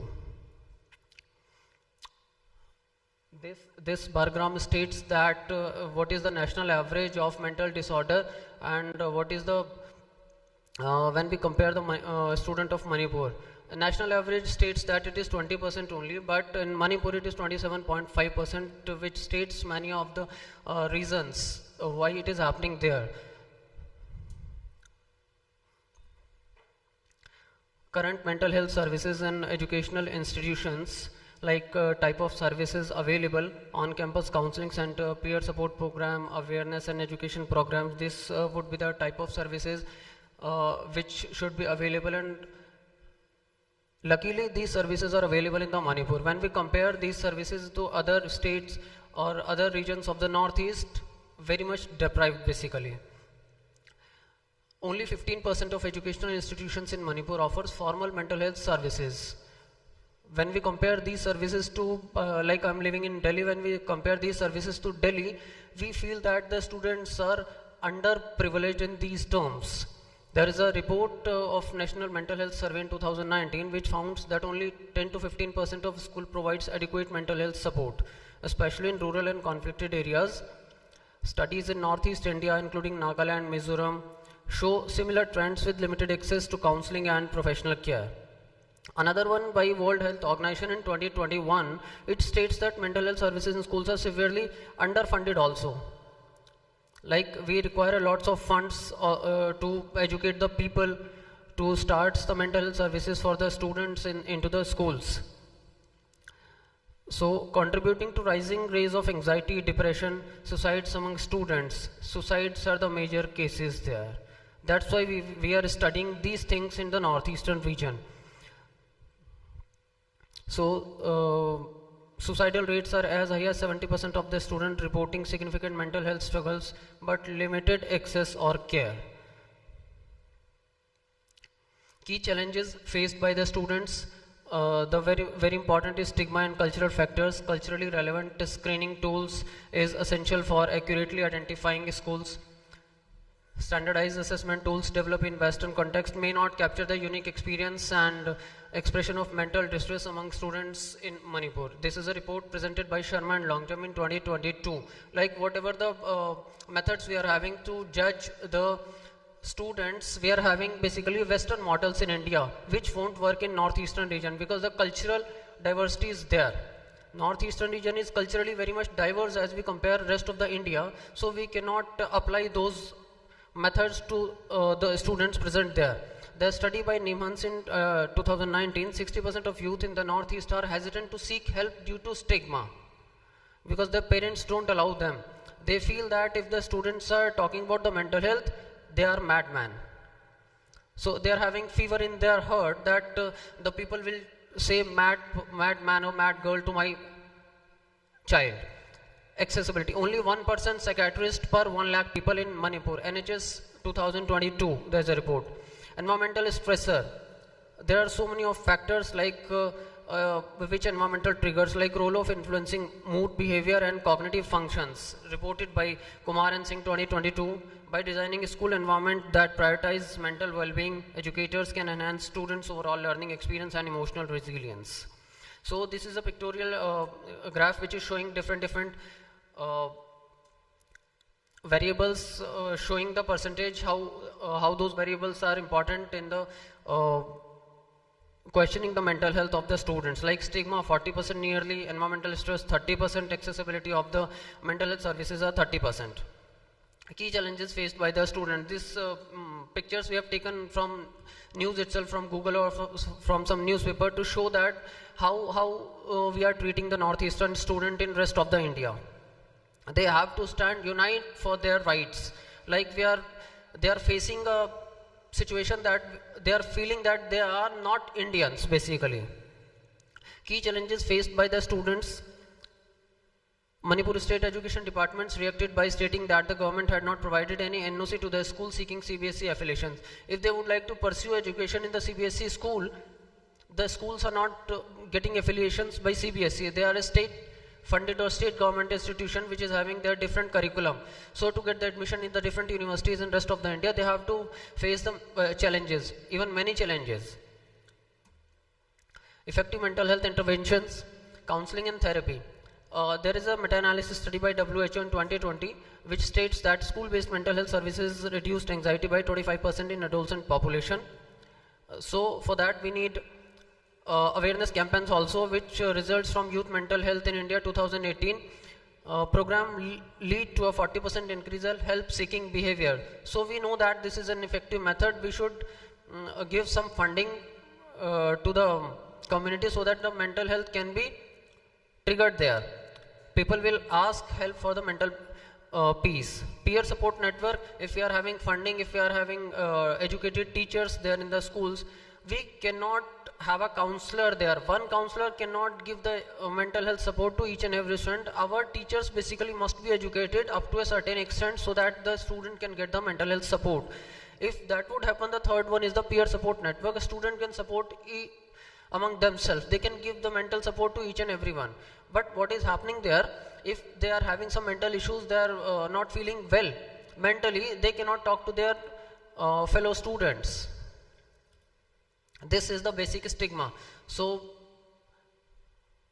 if we counseling the person, it reduces the anxiety 25% nearly. Peer group support 30%, which gives reduction in the depression.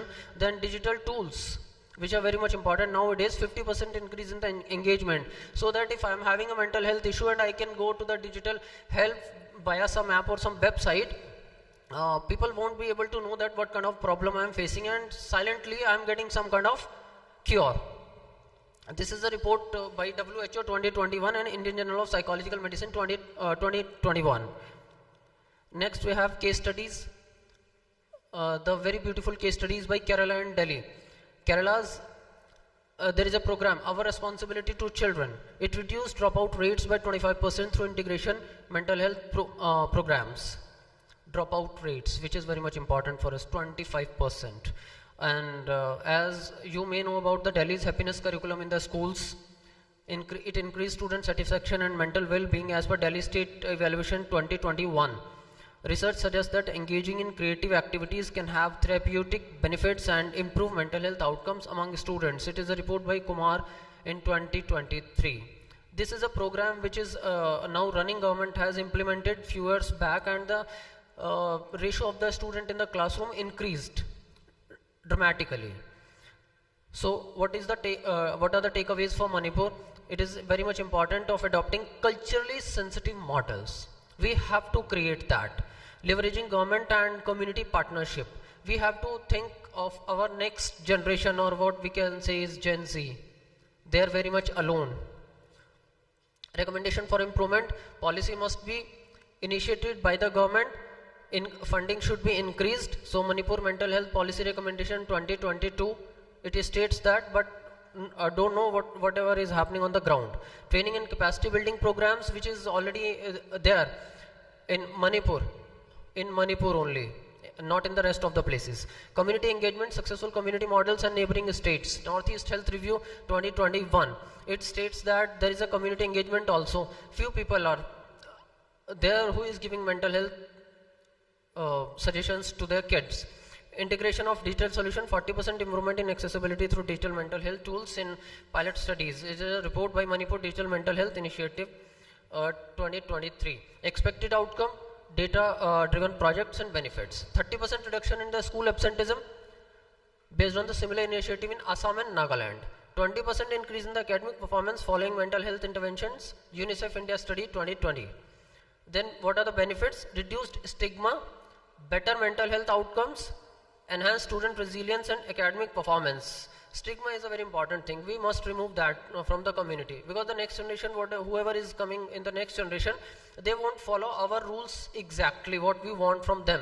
So we must be a very much liberal for them, that if they would like to live a free life or good life, we must enlighten their path. We must not stop them. If we stop our next generation, definitely there is a rebel movement against the parents or the family patriarchy.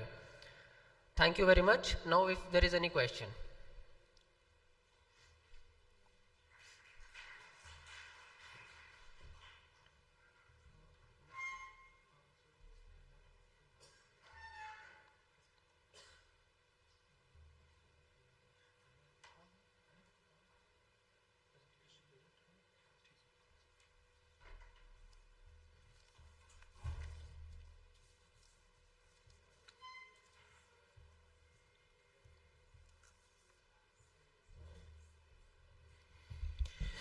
Thank you, Mr. Rahul Dev Ambedkar, for your insightful presentation on the review of mental health services and interventions for student support within educational institutions in Manipur.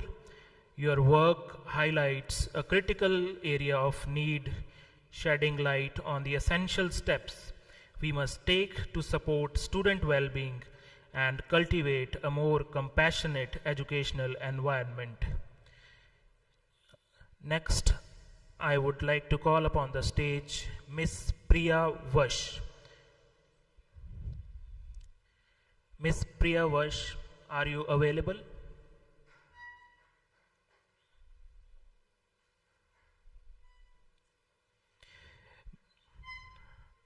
Miss Priya Vash from School of Open Learning, Delhi University. Her department is biology.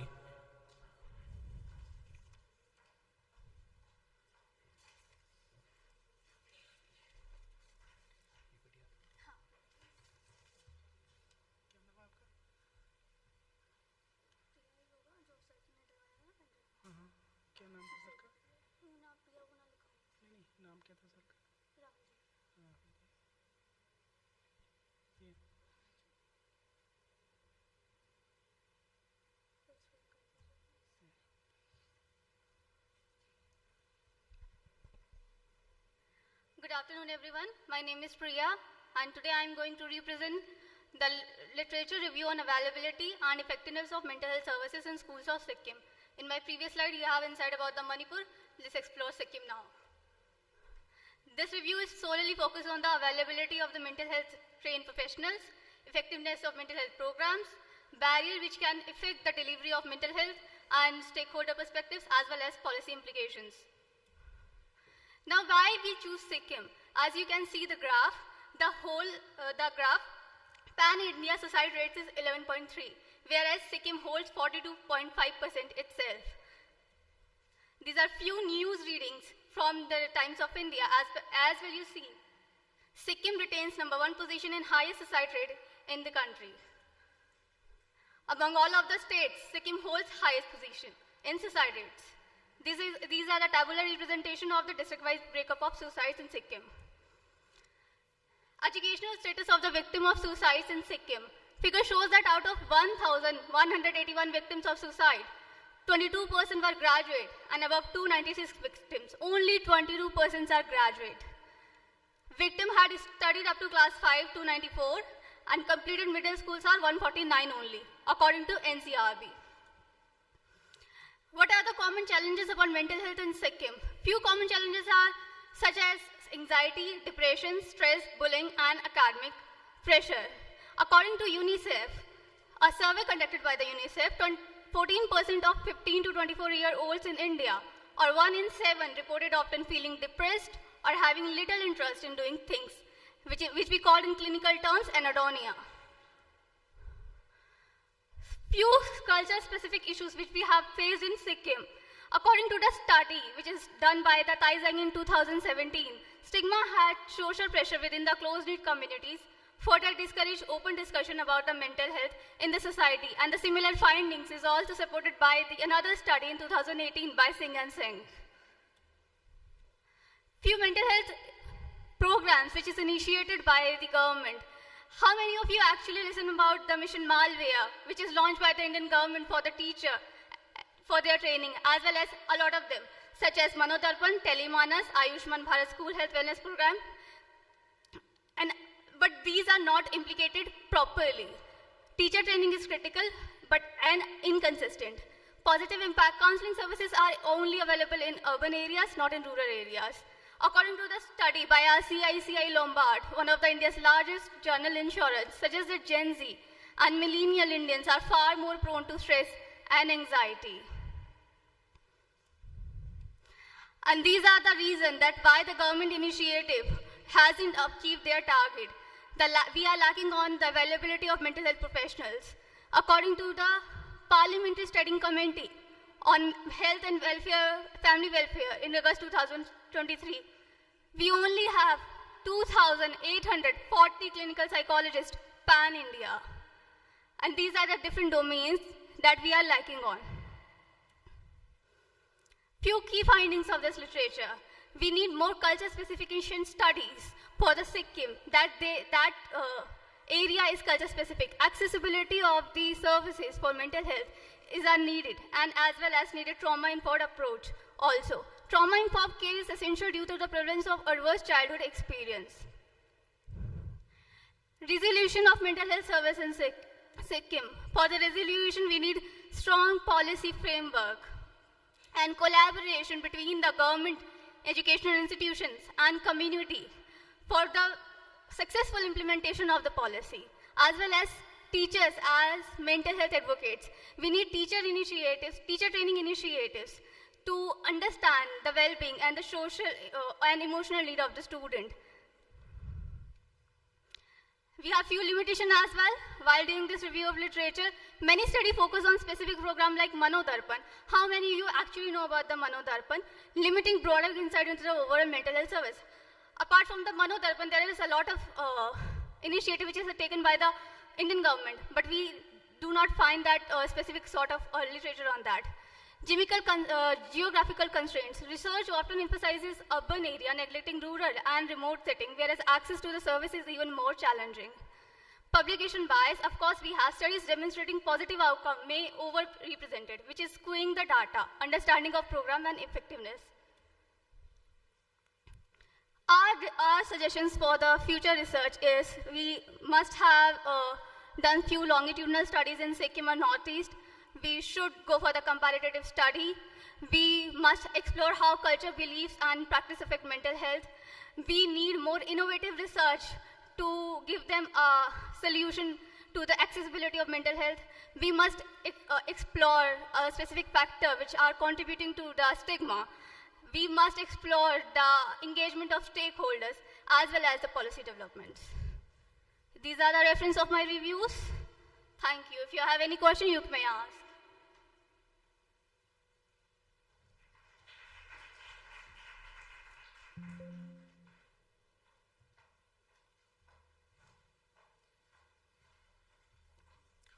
Thank you, Ms. Priya Vash, for this wonderful presentation on a literature review on availability and effectiveness of mental health services in schools in Sikkim.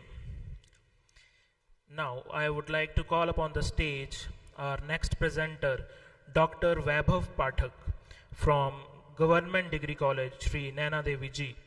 His department is English, and his topic is The Two Cultures Debate, Science in Theatre and Science on Stage.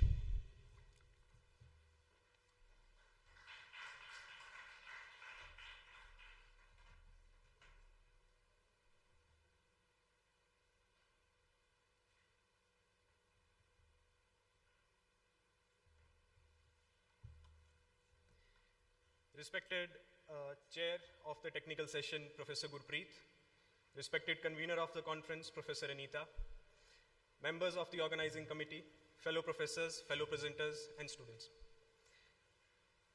The title of my paper is The Two Cultures Debate, Science in Theatre and Science on Stage. My research focuses on the interdisciplinary field of literature and science. Now, the most prominent question in the field of literature and science is the two cultures debate. For the uninitiated, the two cultures debate refers to the interaction or lack thereof between the two ivory towers, as it was said by C.P. Snow, the two ivory towers of humanities and sciences. So the debate does not begin from C.P. Snow. The seeds of the debate were sown in the 1870s and in the 1880s by the Arnold-Huxley debate. Now, Matthew Arnold, as a lot of us from the field of literature would know, was a Victorianist and a classicist. He argued for only the inclusion of classical humanistic studies in the university curriculum, whereas his contemporary T.H. Huxley, Thomas Henry Huxley, who was also referred to as Darwin's bulldog, argued for inclusion of scientific education in universities. Mind you, during that time period, sciences were not included in the university curriculum. We see the second iteration of this debate in the form of the two cultures debate when we see the Snow and Lewis debate. In this debate, we see the argument between C.P. Snow, Charles Percy Snow, who was a chemist by profession but a literator, a novelist, a poet, and a short story writer, who argued for an increased interaction between the cultures of sciences and the cultures of humanities. And on the other side was F.R. Lewis. F.R. Lewis was a literary critic and a literary theorist to some extent, and he argued that the interaction was not going to be that beneficial. Now, in this paper, I delve deep into these two particular debates, but I also include the recent phenomena that is referred to as the Sokal hoax. Now, a lot of us might have an introduction to the Sokal affair. For those who are not well versed with it, I would simply add that there was a paper that was published in a very reputed journal of social sciences and humanities called Social Inquiry. Now, this paper was published by a physicist named Alan Sokal. When this paper got published, it was revealed by Alan Sokal that this paper was a hoax. This paper was simply a word salad, and it had no meaning whatsoever.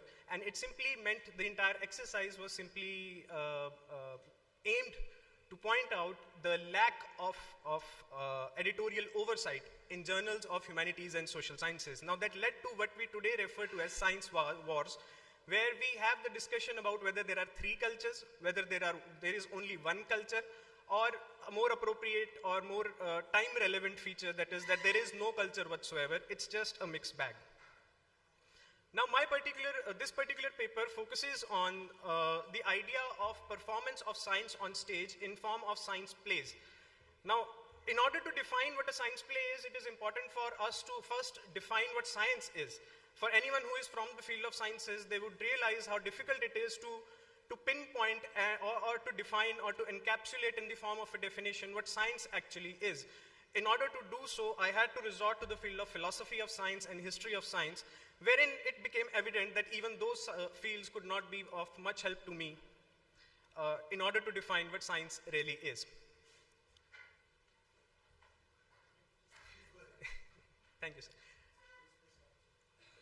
Now, there happens to be two schools of thought when it comes to depiction of science on stage.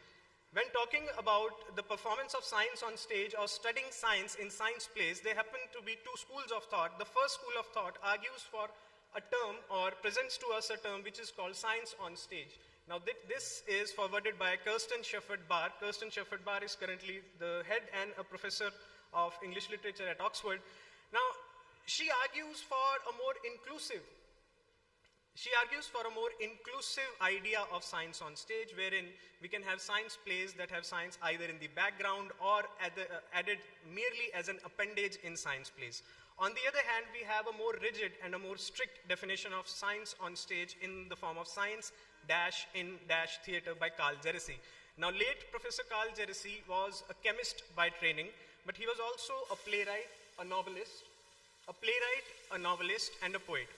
Now, Carl Jeracy argued for a stricter definition of science as well as scientific plays. For him, there had to be two conditions for any play to be called a science play. Number one, it had to be correct scientifically. The science has to be true. And number two, the history has to be true. So he has no problem with taking imaginative liberties with the depiction of science, but it should not be science fiction completely. Therein is the division between this work, the work in this paper, and the field of science fiction. Now, in order to select plays for this paper, I have merged these two schools of thoughts and have taken a more liberal approach towards the selection of these plays. What this paper aims to do is to address the research gap by establishing science plays as a viable medium of research in the interdisciplinary field of literature and science by providing different perspectives. Now, these are the plays that this particular paper studies. The first one is Bertolt Brecht's Life of Galileo. The other one is Lawrence and Lee's Inherit the Wind. The third one is In the Matter of Robert J. Oppenheimer, Einstein by Mohan Maharshi, Michael Frayn's Copenhagen, Shella Stephenson's An Experiment with an Air Pump, Carl Jeracy and Roald Hoffman's Oxygen, Silent Sky by Lauren Gunderson, and Lauren Gunderson's Emily, as well as Anna Ziegler's Photograph 51. Now, I'll be discussing only 3 ideas from these about 10 plays that I've included in this paper. Now, these 3 ideas, out of these 3 ideas, the first is the idea of authority in a science play. In a play, when a play is performed on the stage, particularly a science play, how does authority changes hands? Now, I would like to connect to the idea of space that Professor Roshanlal was talking about in the keynote address. He talked about the Foucauldian idea of space. And in this paper, I do invoke the Foucauldian idea of space, but I also extend it to the idea of space by Henri Lefebvre, and also the idea of space by laboratory, as mentioned in the book Laboratory Life. Pardon me, I'm forgetting the name of the author of Laboratory Life right now.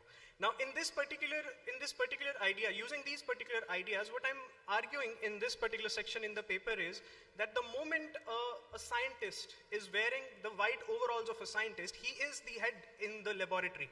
He is the source of authority in the laboratory. His scientific practice, his scientific work, and his donning the white overalls proves his authority to his colleagues. But the moment, as it is depicted in this play, that is In the Matter of Robert J. Oppenheimer, who was the head of the nuclear scientific program for United States, the moment he dons the military overalls, he loses his authority. He is now a member of the military chain of command, and he is now supposed to report to his superior. The moment his uniform changes on the stage, and the moment he dons the military uniforms and loses the scientific overalls, that is the moment when his authority shifts. A number of other ideas that I'm discussing in this particular section is the theme of authority with context of science and scientific discoveries. What does it mean to be the first person in science? What does it mean to be the inventor of a particular innovation, or to be the first person to discover a scientific idea? And what is the authority of non-scientists to judge scientific actions, and the erosion of a scientist's agency to dissent in an authoritarian environment, and the role of different authorities, including religious authorities, academic authorities, political and financial authorities, in upholding the status quo and suppressing dissent. Most of the speakers who would be from the field of sciences would know about the control of, or rather the role of financial authorities in controlling scientific research and scientific advances. Then comes the question of ethics in scientific discovery. Is the scientific discovery the end all, or does it matter how the scientific results were produced? We'll also look at the same question of ethics in the next section as well.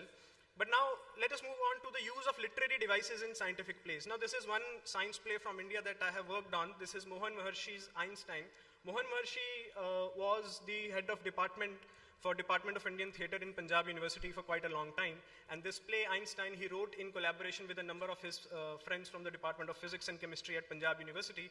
In this particular play, I look at the use of formal language, literary allusions, imagery, wordplay, rhetoric, and irony to effectively portray science on stage. What I argue for in this particular section is that the language used in a science play is different from that of a regular play. There is a literary difference. The next section that I look at in this particular paper is the use of theater properties and scenography.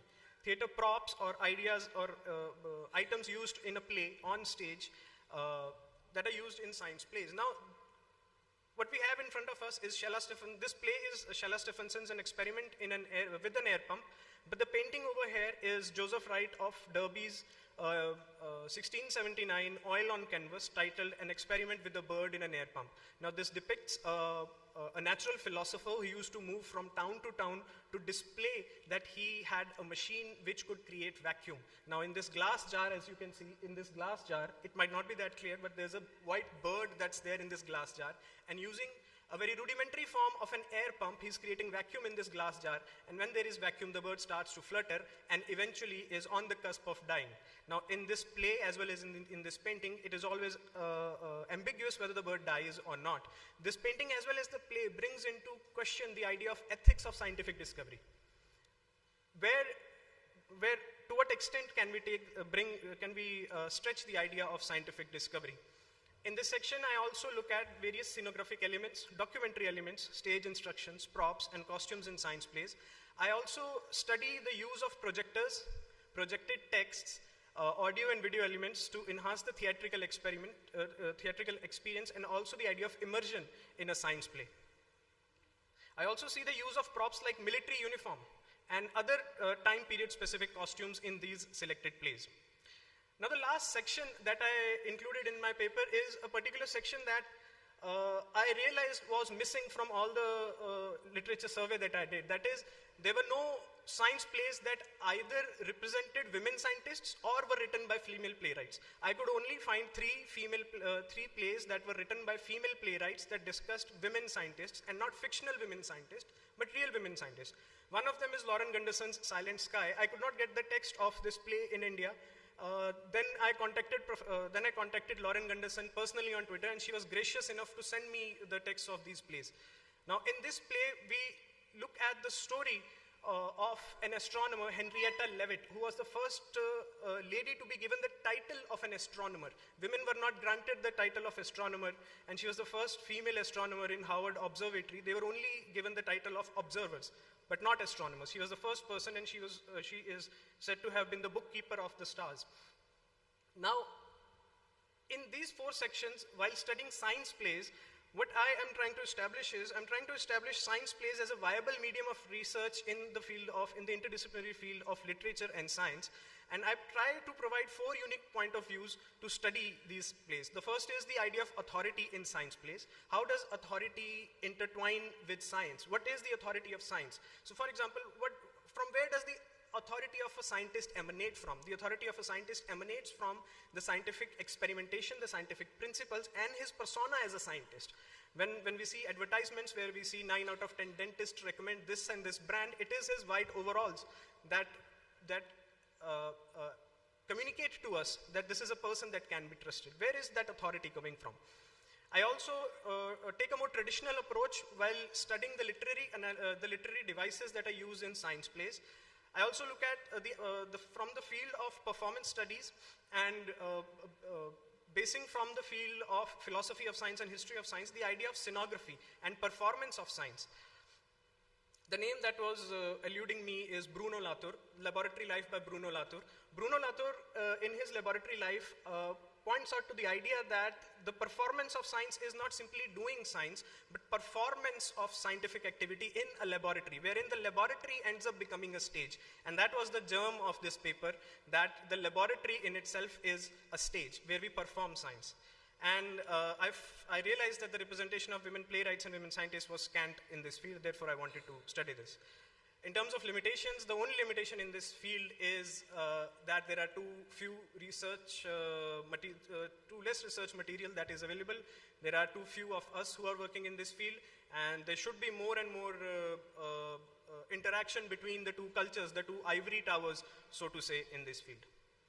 And the way forward in this field is, there is currently an ongoing book-length project on Indian science plays that I'm working on. I'm looking at the theatrical study of science plays, and there is a scope for a comparative study between the text of a science play and the performance of a science play.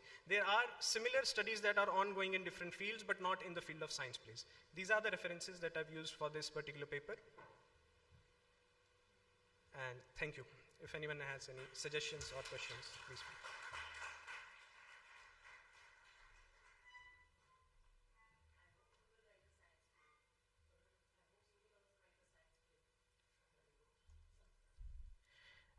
Thank you so much, Dr. Weber Pathak, for such a compelling exploration of the two cultures debate through science in theatre and science on stage. Your insights into the role of authority in science plays, along with the lack of representation for women playwrights and scientists, bring to light important gaps in both fields. By highlighting these issues, you have shown how theatre can not only bridge science and the arts, but also challenge us to consider whose voices are heard and whose stories are told.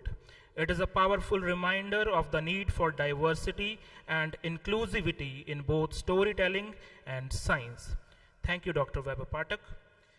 Next, I would like to call upon the stage our next presenter, Ms. Bhumika Panikar from School of Languages, Devi Ahilya Vishwavidyalaya, Indore.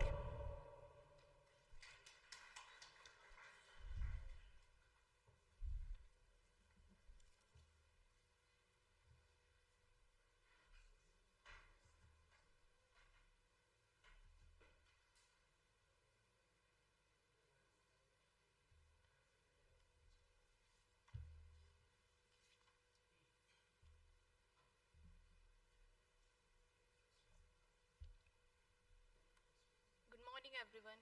I'm Bhumika Panikar, a research scholar from Devi Ahilya Vishwavidyalaya, Indore, and I'm honored to present my paper here today. And the title of the paper which I'm discussing today is Whispers of the Past, Echoes of the Future: How Podcasts Bridge Indian Folklore and Contemporary Narratives.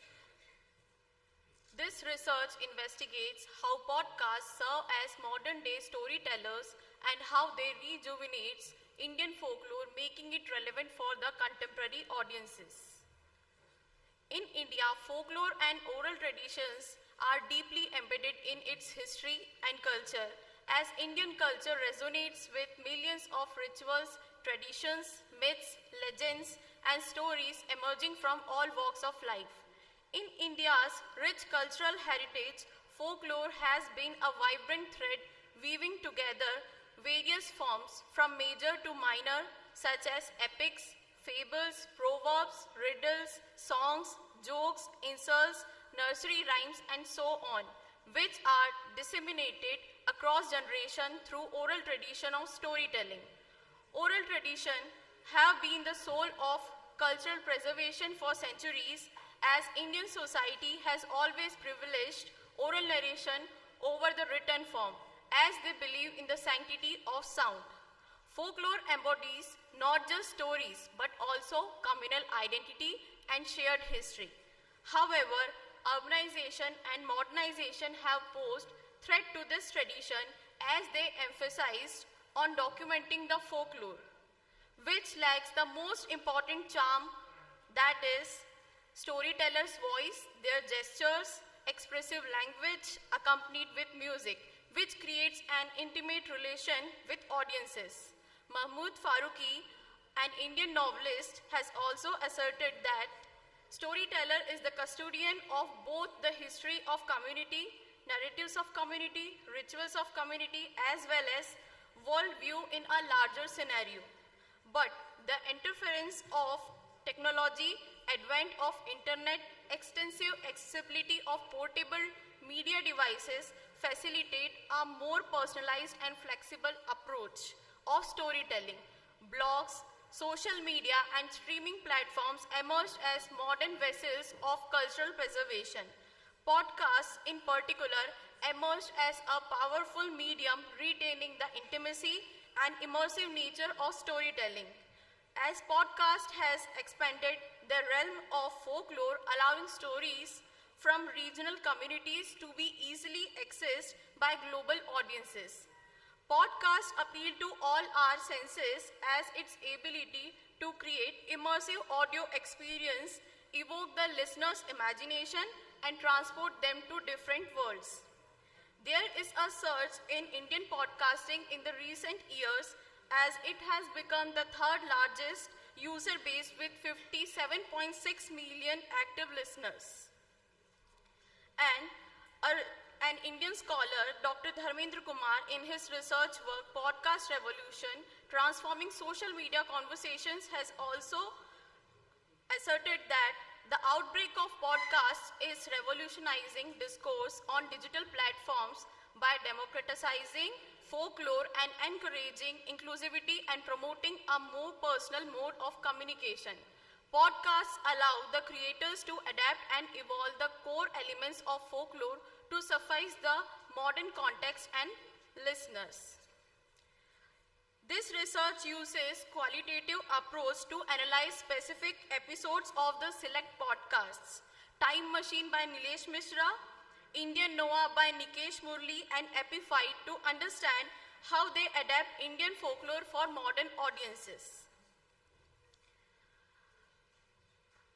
The Time Machine by Nilesh Mishra takes up the stories of obscure and neglected characters from well-known history or mythology and blends them with universal themes, making them relevant in the present time.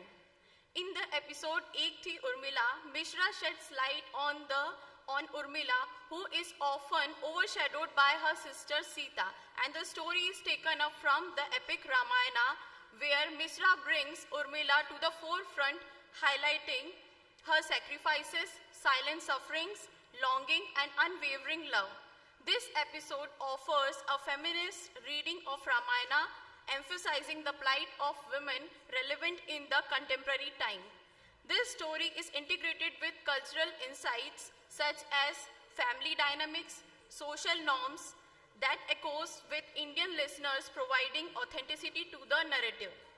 While the episode Shikhandi centers the story of one of the most complex characters in the history of India, the story is taken up from Mahabharata, where Mishra reimagines Shikhandi's story with delicacy, exploring their complicated identity, which defies traditional gender roles. This episode can be interpreted as queer reading of Mahabharata, challenging the heteronormative assumption, resonating with modern discussion of identity. This episode also highlights the theme of revenge and its consequences. In both the episodes, Nilesh Mishra moves beyond the one-dimensional portrayal of the characters and brings their inner conflict with the incorporation of the third-person omniscient narration. The use of voice modulation, vivid language, and evocative imagery teleports listeners to another world by igniting their imagination. The use of sound designs sets the mood, providing a cinematic touch to the story. While Indian Noah by Nikesh Murli deals with diverse range of themes, Dev or Asur is a series of enchanting episodes where he revisits Hindu mythology through a dark and suspenseful lens and presents the animosity between the two powerful forces, that is, the Devs and Asuras. The select first two episodes can be termed as the modern tellings of this eternal clash. Murli's narration perverted traditional renditions of Hindu mythology by presenting both gods and demons as morally complex and ambiguous characters. Through evocative language and descriptive imagery, Murli provides vivid descriptions of characters and their appearances and their wretched realms, which appeals to the listener's senses and help them visualize the three sects of the gods and asuras. His use of foreboding dark imagery sets the mood, and his constant use of cliffhangers, mysterious foreshadowing, and unexpected plot twists keeps the listeners engaged. Various sound designs enhance the airy mood of the podcast. Epified, unlike Time Machine and Indian Noah, is a video podcast which deals with the diverse range of topics from history, legends, and mythology to various folk art forms and cultures, stories of Indian freedom fighters, and also India's mission to the moon in a visually appealing and engaging way. They make the use of animation, live sketching, and other folk art forms, making the content accessible to the audiences of all ages. The episode, Legend of Mahishmati, explores the origin and existence of legendary kingdom Mahishmati, the present-day Maheshwar, situated on the banks of the river Narmada in Madhya Pradesh. The episode makes use of powerful storytelling approach where the narrative opens as an epic tale filled with intrigue, heroism and grandeur. The use of animation and background sound makes the narration compelling to the audiences. Narration is deep-seated in mythology,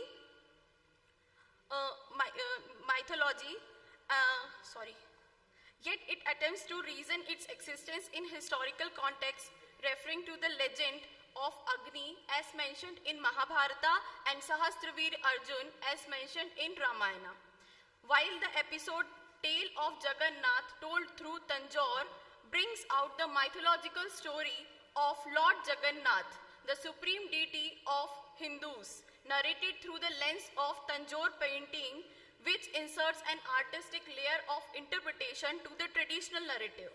The style of narration is a bit different from the other episodes as it uses contemporary slangs and modern language to attract young and Gen Z audiences all across the globe. The use of visual aids in this podcast revives the storytelling tradition of Kavad. Background music and ambient sounds coupled with passionate delivery keeps the listeners engaged and produce the required effect. The content analysis of these three podcasts shows that each podcast adapts Indian folklore in distinct ways, making them relevant to the contemporary audience, thus bridging the cultural gap. Emulating traditional oral elements, podcasts break from the linear storytelling using the techniques of flashback. Podcast subverts traditional narratives with updated language and themes like gender equality, creating relevance in today's context.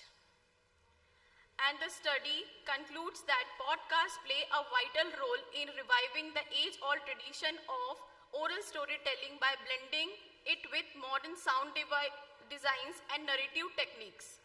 Podcasts safeguard the cultural and historical significance of folklore while reinterpreting stories for the digital age.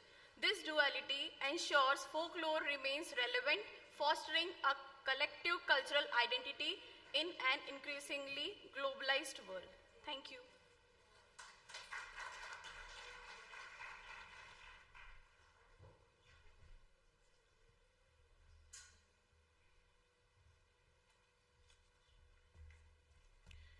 Thank you so much, Ms. Bhumika Panikar, for such a wonderful presentation on Whispers of the Past, Echoes of the Future, how podcasts bridge Indian folklore and contemporary narratives.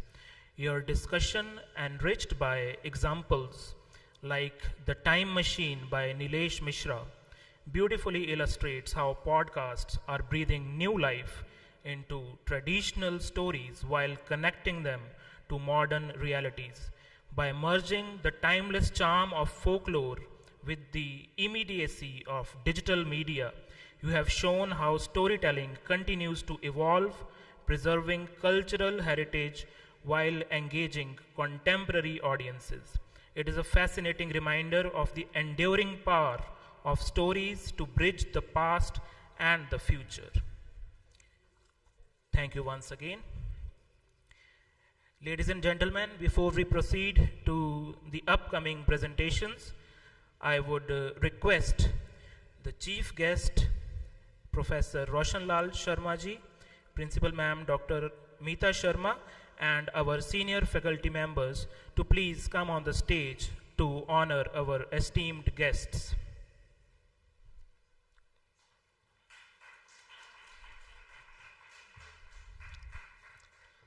Dr. Saddev Bhardwaj, retired associate professor from Government College, Una.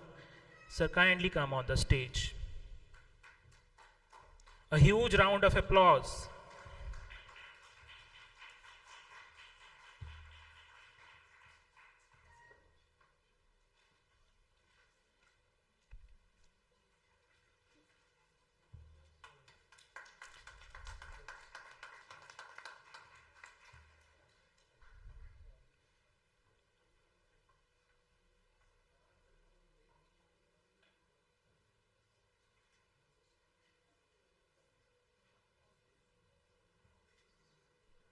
A very eminent personality, Dr. Sadeh Bhardwaj, is fondly remembered by our community. Next, Dr. Balwinder Rana, Principal, Government College, Chowki Manyar.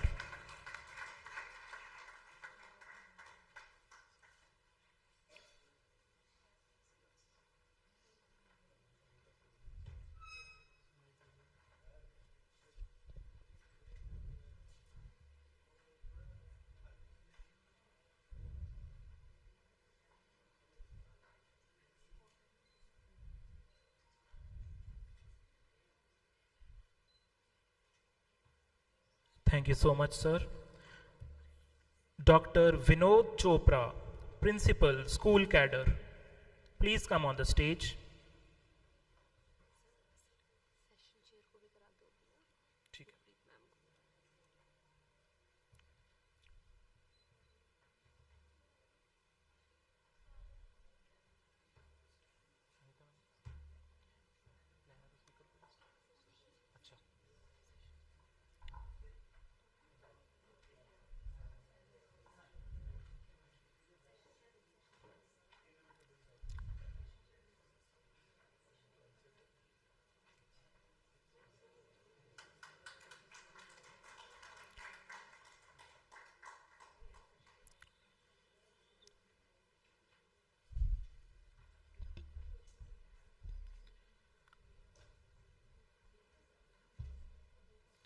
Thank you so much, Dr. Vinod Chopra.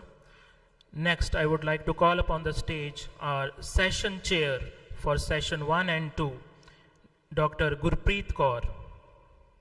Please, ma'am, join us on the stage.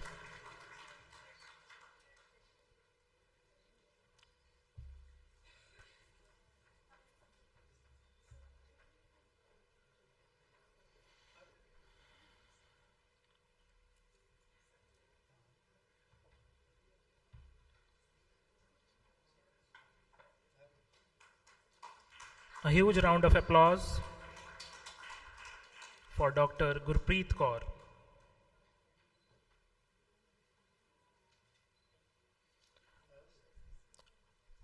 Thank you so much, ma'am. I would request the members to please remain on the stage. Now it's time to honor our chief guest and keynote speaker, Professor Roshan Lal Sharma. I request our principal, ma'am, Dr. Meeta Sharma, to kindly present a token of respect to our chief guest and keynote speaker. Sir, we really appreciate your time and invaluable contributions.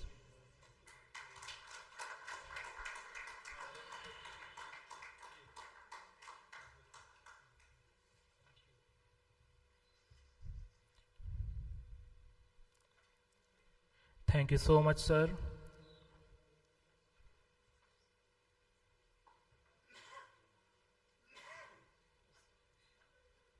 Thank you, sir. Thank you, ma'am. Thank you, our senior faculty members.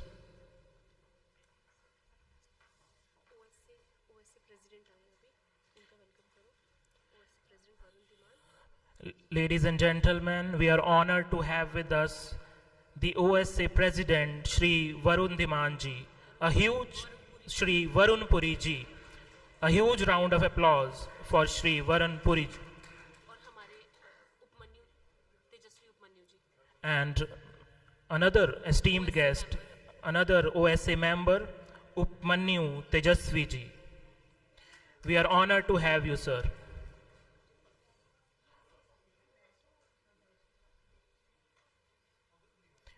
We are proud of our OSA, the Old Students Association.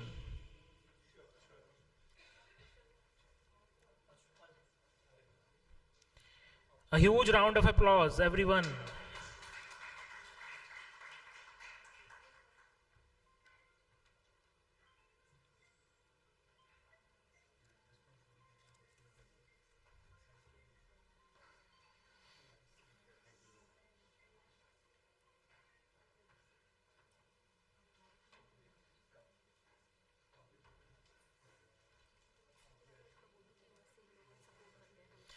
The OSA has always been supportive and caring for the upcoming generations of our college, especially the student community. Thank you, members. Thank you, Chief Guest Sir, Principal Ma'am, and senior faculty members for honoring our guests.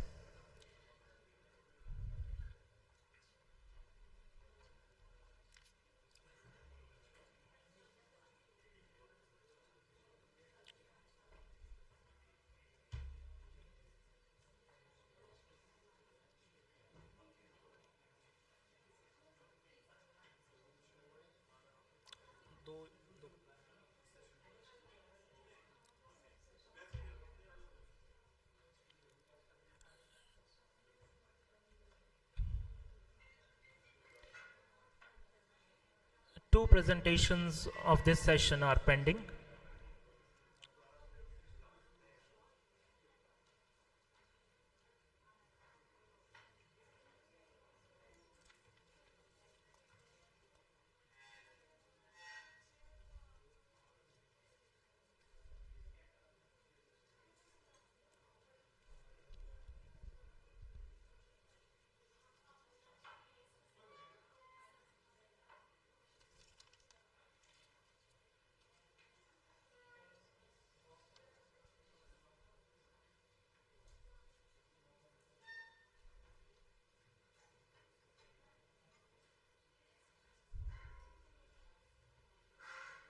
Dear participants, please settle down.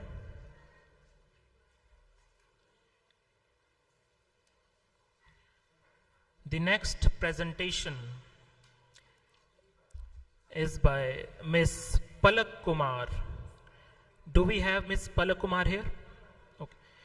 Miss Palak Kumar from Gurukul Kangdi University, Hyderabad, Department of English. Miss Palak Kumar from Haridwar. A round of applause for Miss Palak Kumar.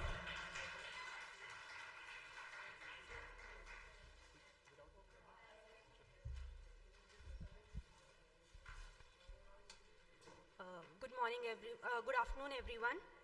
My name is Palak Kumar. I am from Gurukul Kangdi University, Haridwar, and the topic of my presentation is, my research paper is Familiarization Through Films, a comparative study of characters in Charles Dickens's Great Expectations and its Indian movie adaptation, Fitur. In the past few decades, the production of movie adaptations of books has been on a significant rise, even when movie adaptations scarcely ever turn out to be facsimiles of the manuscripts they are inspired by. However, regardless of whether they turn out to be blockbusters or massive flops, and irrespective of the initial reviews of these movie adaptations, the persistent curiosity of watching the book come to life before their eyes has incentivized book lovers and movie enthusiasts to contribute to the viewership of these movie adaptations of books in the recent past. Characters stand as the pillars of such creations owing to the relatability that they may offer or fail to do so to the audience. When viewed from a macro perspective, characters tend to humanize emotions, actions, thoughts, situations, and circumstances for the empathy or sympathy at the least of the audience. Furthermore, characters are paramount in narrative conceptualization with a literary comprehension for a reader. The same may be considered true for viewers of movie adaptations of these narratives as well.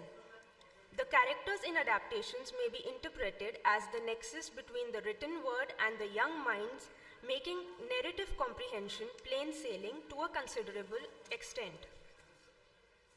Great Expectations by Charles Dickens is so well thought about, structured, and executed that it seems only fair for creators to take inspiration from it, if not entirely rely on it, to produce a successful piece of art in another medium, which is why a number of movie adaptations of the novel have been made till date, with the most recent Indian movie adaptation of it being Fitur, directed by Abhishek Kapoor, with Tabu, Katrina Kaif, and Aditya Roy Kapoor starring as the main cast.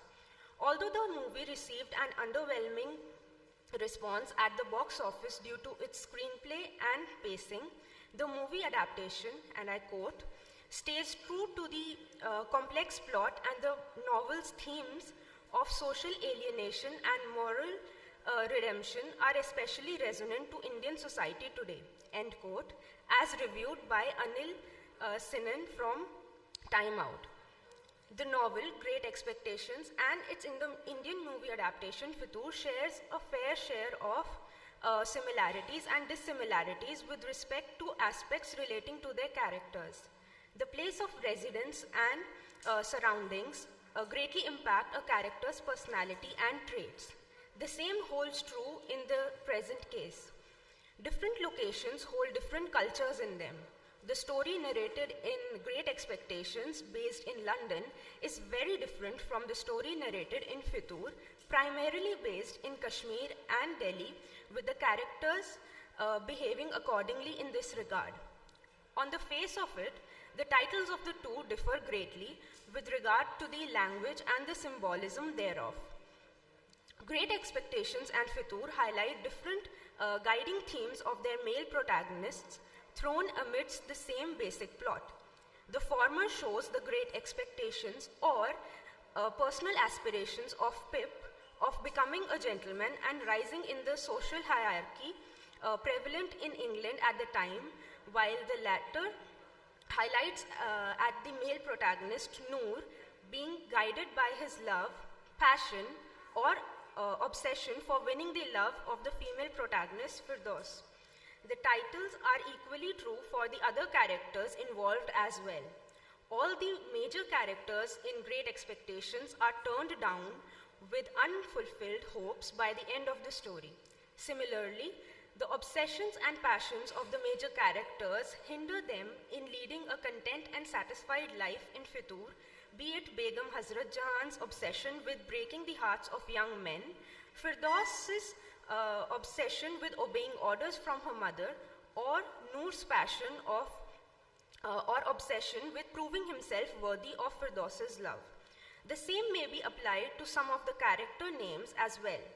Pip is a very short name for a protagonist, considering the story revolves around him, hinting at his insignificance in the society of the elite, where he takes up minimum possible space in the novel, while Noor refers to the cool knight illuminance, hinting at his bright talent and craftsmanship, which unfortunately remains surrounded by the dark owing to his humble background in the movie. Similarly, Estella means star and Firdaus means paradise, both of which are unattainable for the male protagonists of their respective stories. Further, the name Miss Havisham is symbolic of having pretense, as she has all the means to lead a fulfilling life, and yet she broods in her past and lives in a self-imposed prism, moving in and without moving on in her life. Begum Hazrat Jahan too symbolically and ironically lives like a respected princess in the eyes of the entire world, but is in reality entirely confined to the mental prison of her past, reflected in the dilapidated and shabby mansion which she owns. Moving outside of Kashmir frees Firdaus, while it binds Noor to the obligation he feels towards the false benevolence of Begum Hazrat. Although the changing effect of place is evident in Firdaus's attire and conduct as well when she moves away from home and elsewhere in the world. Now I'll be talking about the similarities. The protagonist in the novel is 7 years old and innocent, while that in the movie is in his early teens. Regardless, his feelings towards Estella and Firdaus, respectively, are evident and well pronounced from the very beginning. Both are aspiring young minds, naive to the ways of the harsh world. Miss Havisham and Begum Hazrat remain bitter, eccentric, filthy rich spinsters throughout the story. And Estella and Firdaus remain breathtakingly beautiful and manipulating throughout.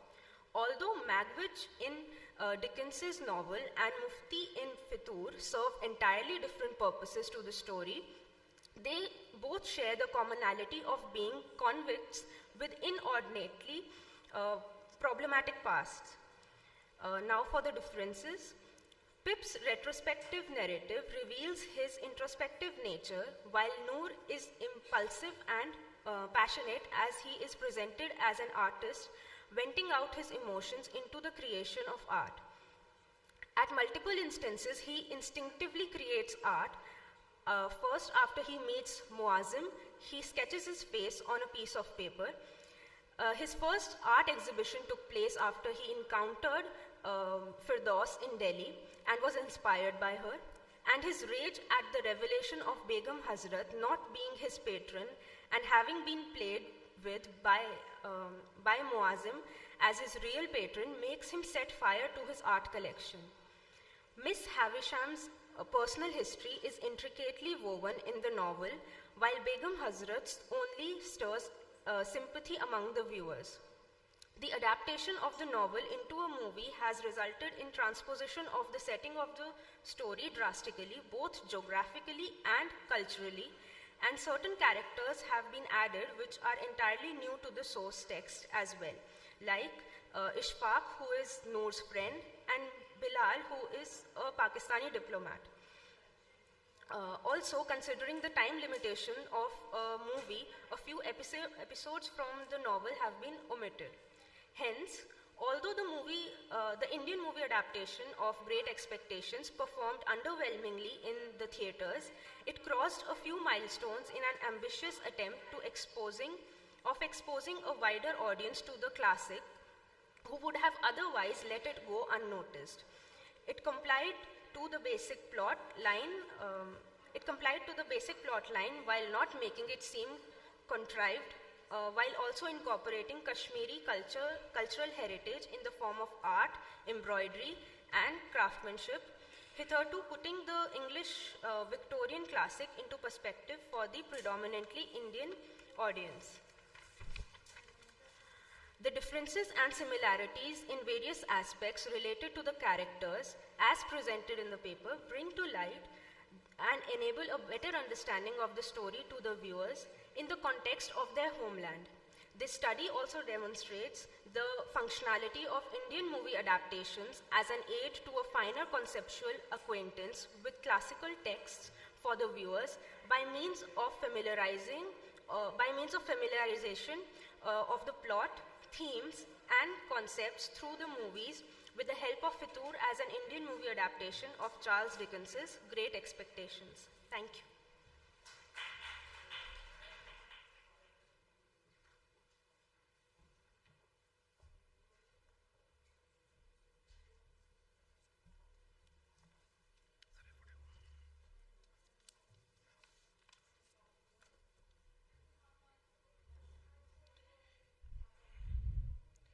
Thank you so much, Ms. Palak Kumar, for an enlightening discussion on familiarization through films, a comparative study of characters in Charles Dickens' Great Expectations and its Indian adaptation, Fitur. Your exploration of how timeless characters are imagined across cultures and media is truly fascinating. By comparing Dickens' original characters with their counterparts in Fitur, you have shown us how film adaptations can bring classic literature to life in new cultural contexts, making these stories relatable for contemporary audiences. This presentation highlights the power of cinema in bridging literary heritage and modern storytelling. A huge round of applause for Ms. Palak Kumar once again. Moving over to the next presenter, I would like to call upon the stage Mr. Satvik Tandon from Center for English Studies, Jawaharlal Nehru University, New Delhi.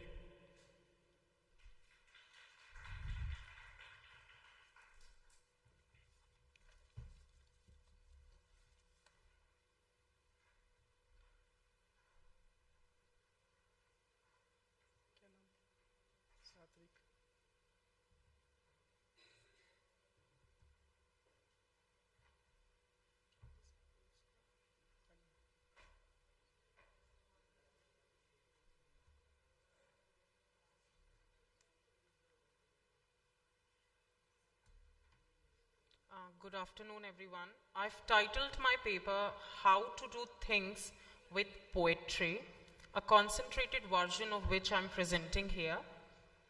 The question of what poetry does, as opposed to what it means or represents, has baffled literary studies since its inception.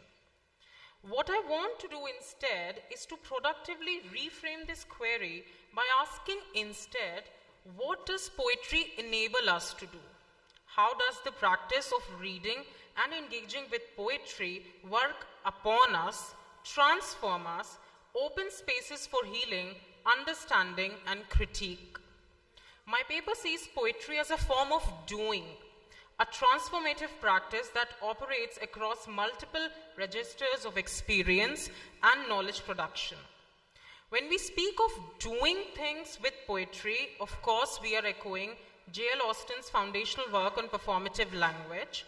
But unlike the conventional speech acts that concerned Austin, poetry's doings are far more varied and unpredictable. Poetry operates in the gaps between saying and doing, in the spaces where language exceeds its representational function to become something else entirely, a container for trauma, a vehicle for desire, a mode of knowing that challenges conventional epistemologies. In learning how to do things with poetry, we might also learn new ways of doing things with ourselves and with each other. When we speak of being moved by poetry, we often treat this experience as purely personal or emotional, distinct from critical engagement. Yet what if we considered this movement, this affective force, as itself a form of critique? What if being moved constitutes not just a response to poetry, but a critical practice in its own right? The work performed by this movement becomes clearer if we consider specific poetic encounters. Take, for instance, Jean Valentine's I Came to You, a poem that moves readers through its raw, urgent language and direct appeal to divinity. It reads, I came to you, Lord, because of the fucking reticence of this word. No, not the word, not reticence, oh, Lord come, we were sad on the ground, Lord come, we were sad on the ground. The line, Lord, because of the fucking reticence of this word, breaks conventional expectations, infusing the poem with frustration and intimacy. Valentine's choice of the word reticence paired with an expletive intensifies the plea, suggesting a tension between the sacred and the profane. One cannot even say fucking here without a shift in tone or bodily emphasis. It demands an exaggeration. It demands a leap that jolts us out of passive reading, as if the word itself resists the reticence it condemns. This language moves us beyond a purely emotional reaction. It draws us into a critical space where the poet's frustration with silence, both divine and worldly, forces us to confront our own encounters with despair and the need for connection. This critique through movement operates through three key mechanisms. First, what I'm calling an effective defamiliarization. Poetry makes a strange or habitual relations to language felt physically as we adjust breath and pulse to line breaks. Second, was Gaston Bachelard called reverberation, a resonance that lasts beyond the initial encounter, sparking ongoing reflection. Third, a dual attention that combines emotional receptivity with intellectual engagement, challenging the false division between feeling and thought. Such movement challenges the notion of critical distance, inviting a kind of critical intimacy, a readiness to be transformed. This labor of critique through movement is about how poetry moves us, reconfigures language and experience, and generates knowledge through affect rather than despite it. Let us now shift our focus from the obvious, the refrains, the lines that repeat. What do we make of the difference within repetition, the lines that do not repeat? Is it because poetry as a form warrants that neglect, that abstention? The lines functions as Chekhov's gun. Introduced early, their lack of repetition generates a tension that demands resolution.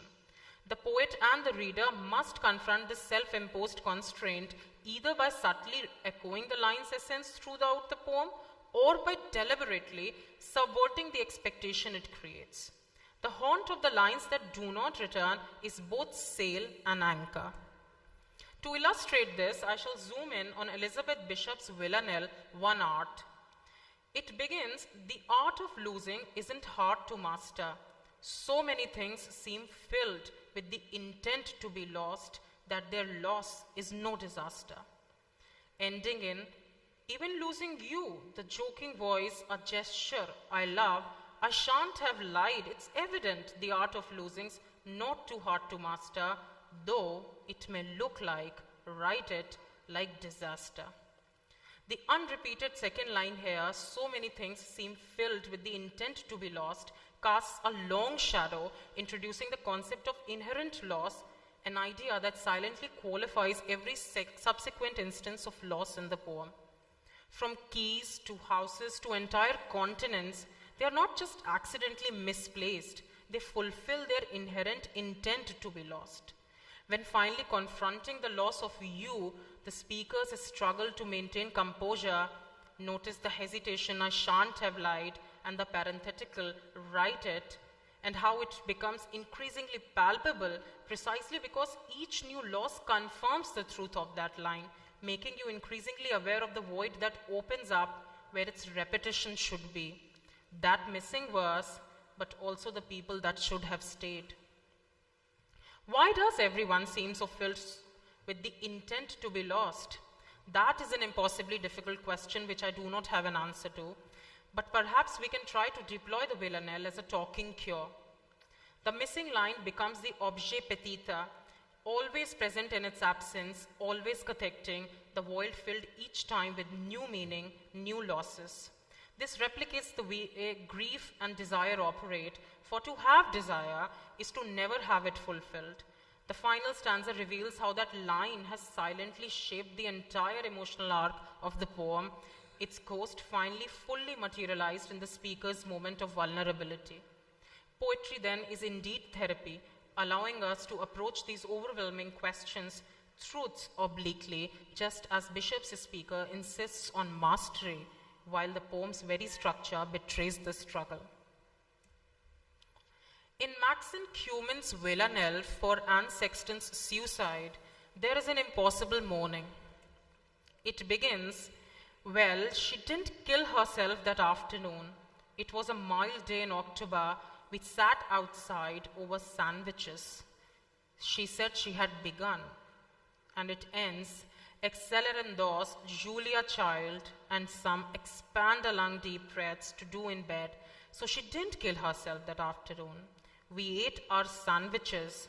The dream blew up at dawn."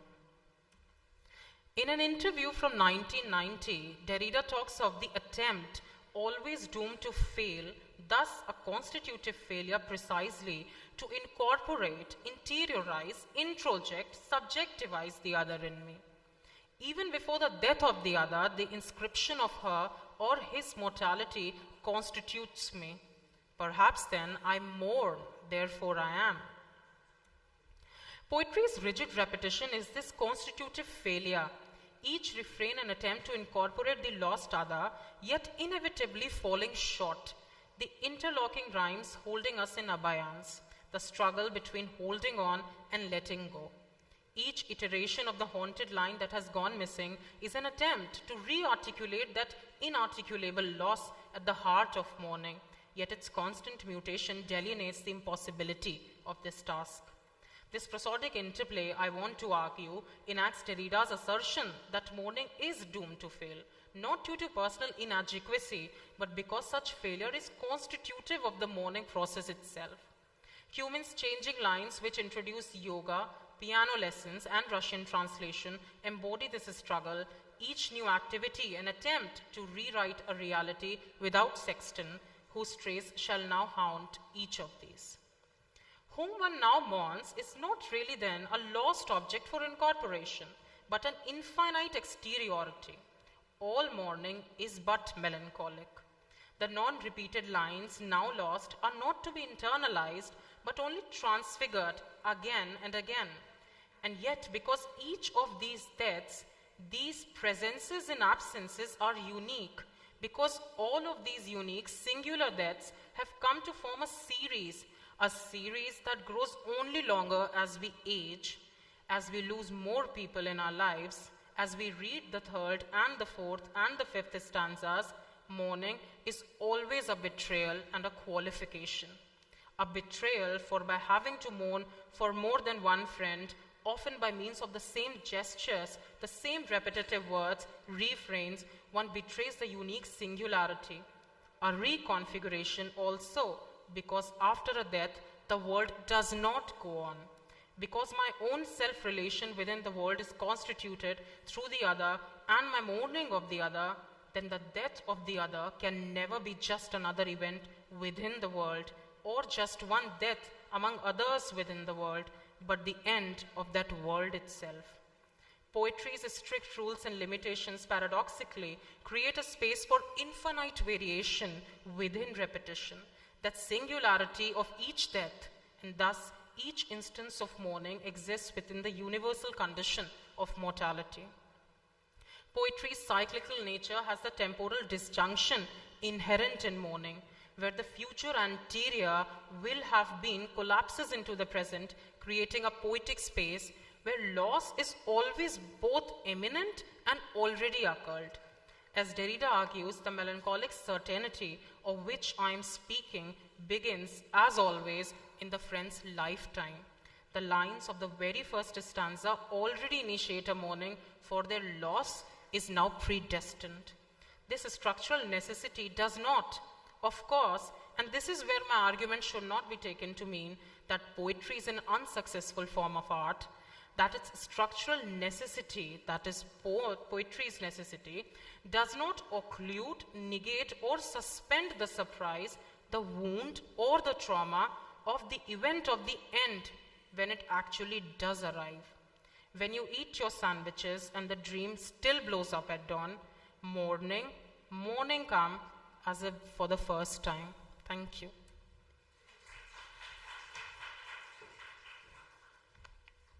Thank you so much, Sadhvik. There is a quick announcement to make. I would request all the participants to have their quick lunch, as we have, time constraint because of, something we missed many important minutes. So kindly go have a quick lunch and then come back. We will have a virtual session 3:30 p.m. from Dr. Patrick Corbett. He will be joining us from United States of America, and let me tell you, he's a wonderful personality and he has been working extensively with all the IITs, IIMs, BHUs, DUs, JNU, and you must listen him. So please be quick, have your lunch, and I would request Vivek, next participant, Vivek, to be more quick so that we may start our second offline session and we may wrap up it quickly before 3:30. Thank you so much.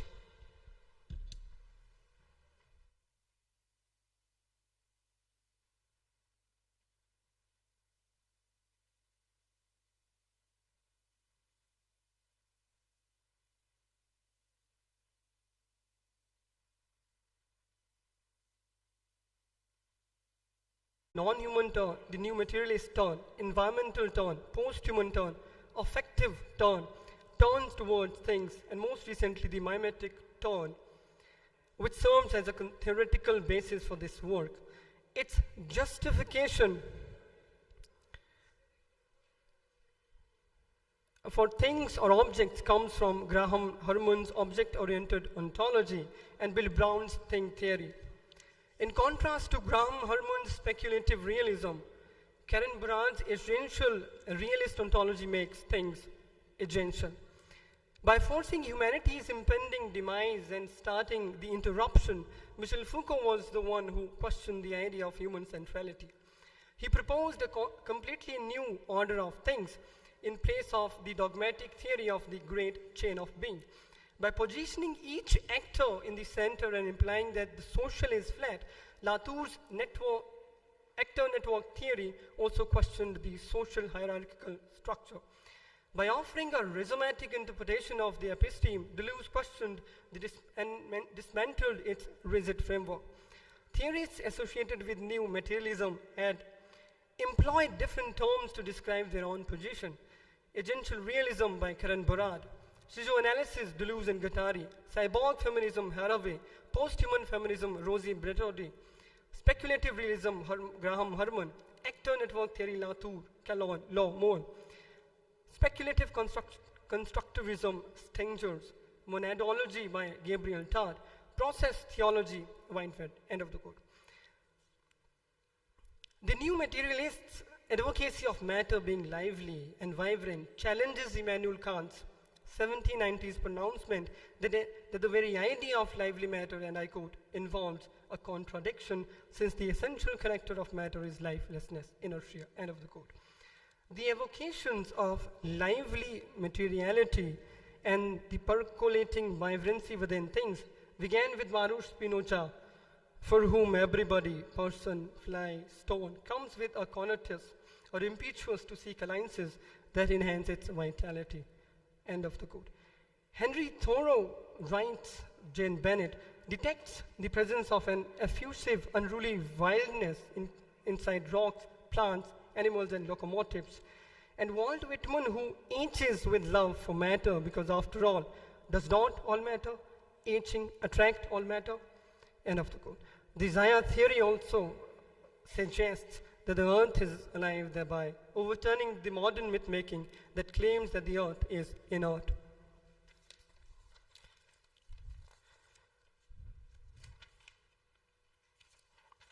The non-human turn is understood as a continuation of these and other evocations that downplay the differences between organic and inorganic and attempts to depict a world populated not by active subjects and passive objects, but by lively and essentially interactive materials, by bodies, human and non-human, end of the quote.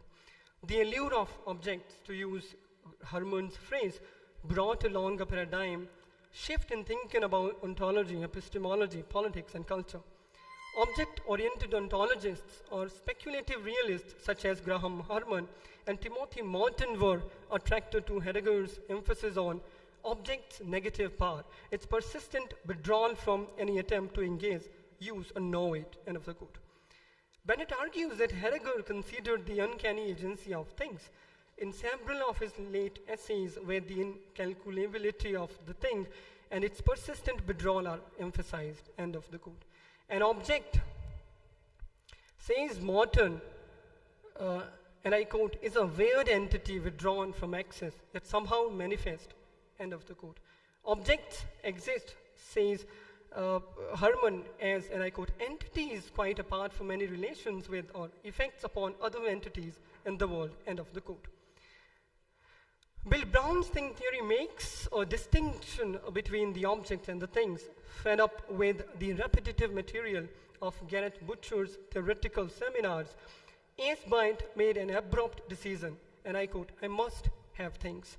The thing that caught Byte's attention was a real, very dirty window, a thing, end of the quote.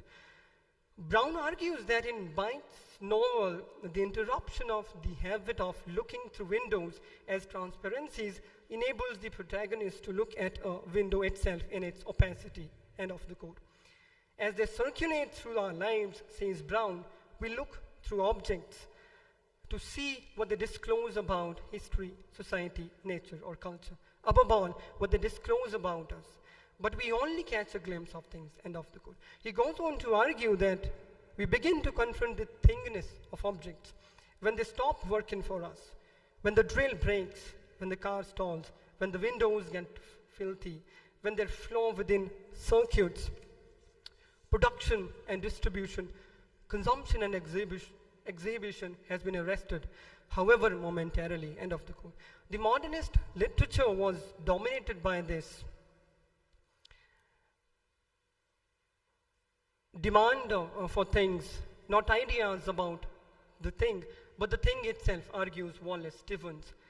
Ideas, Francis Ponge writes, give me a quasi feeling, noesia, whereas objects in external world, on the other hand, delight me, end of the quote. Beth Archer argues that the orange, this oyster, the snail, the pebble are not merely described, they emerge as do figures from stone, characters from the novel. It is less a matter of observing the pebble than installing oneself in its heart and seeing the world with its eyes. End of the quote. The similar urge for things can be seen in the protagonist John of Virginia Woolf's story, Solid Object, who happens to collect objects. Thinking with things or objects. In the second half of the 20th century, advances in literary theory gave rise to a number of practices of thinking, including thinking of, thinking from, thinking through, and thinking with. This paper attempts to think with things and interpret things or objects directly rather than interpreting already existing interpretations of them.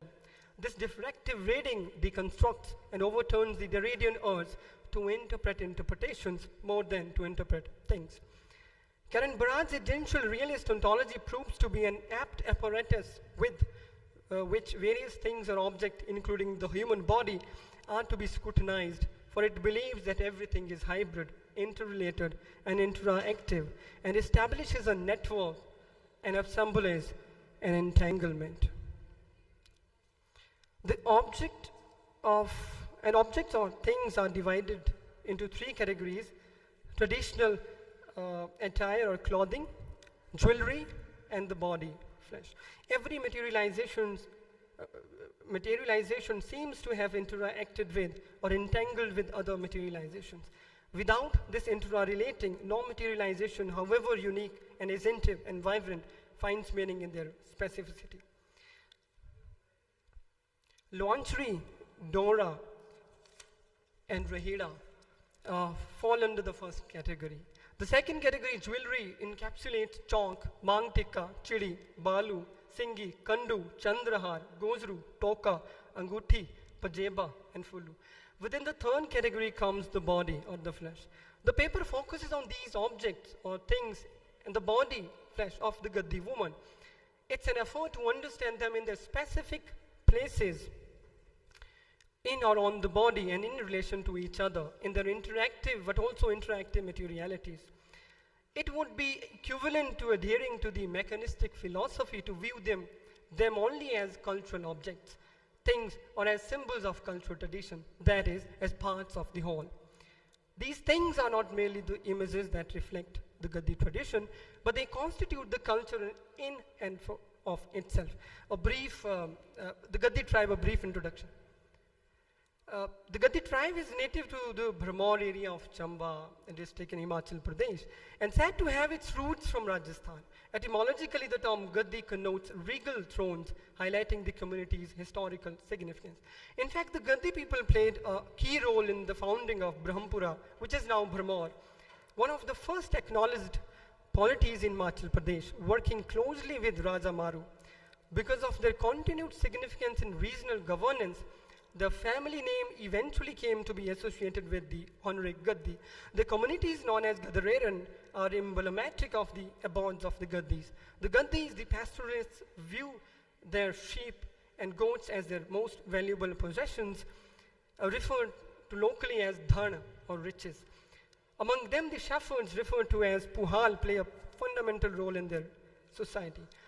The Gaddis, who are primarily Shaiva followers, have a very distinct identity that is characterized by certain cultural practices, traditional dress, ritualistic activities, and the gastronomic preferences. Their subtle yet eye-catching attire and traditions slightly deviate from those of the other highland groups. The Gaddis, who live in cold, high-altitude regions, adapt by dressing in traditional woolen clothing that fits their pastoral lifestyle and climate, which in turn reflects the essence of their culture and tribal customs. Gaddi ladies are recognized for their rosy complexion, graceful, sharp features, and are considered to be the most attractive among the Pahari women. Gaddi women have their unique identity given their traditional clothes that are produced from hand-woven cotton material with the block printing. Some of their items are as follow. So these are the items: Luanchri, Dora, and Rahira. Luanchri or Nuchari. Gaddi women wear the upper garment known as Luanchri, The dress is frock-shaped and full length, made of 50-20 meters of cotton cloth with a contrast yoke, frills, laces, and bindings of edges. The sleeves are embellished with gotas and frills. The careful construction process requires a concentrated effort. It's a beginner. It's Dora, a black woven cord that is wrapped around the waist and over the lingerie. Then Rahila. The Rahila is a unique red scarf or dupatta that only used by women in Gaddi culture. Chak or chalk, an ornate headpiece known as chak or chalk, is typically positioned on the top or back of the female head. Mangtika. The mangtika is a delicate and elaborate piece of jewelry that is usually made with a fine gold chain that ends in a pendant that hangs elegantly on the forehead. Chidi.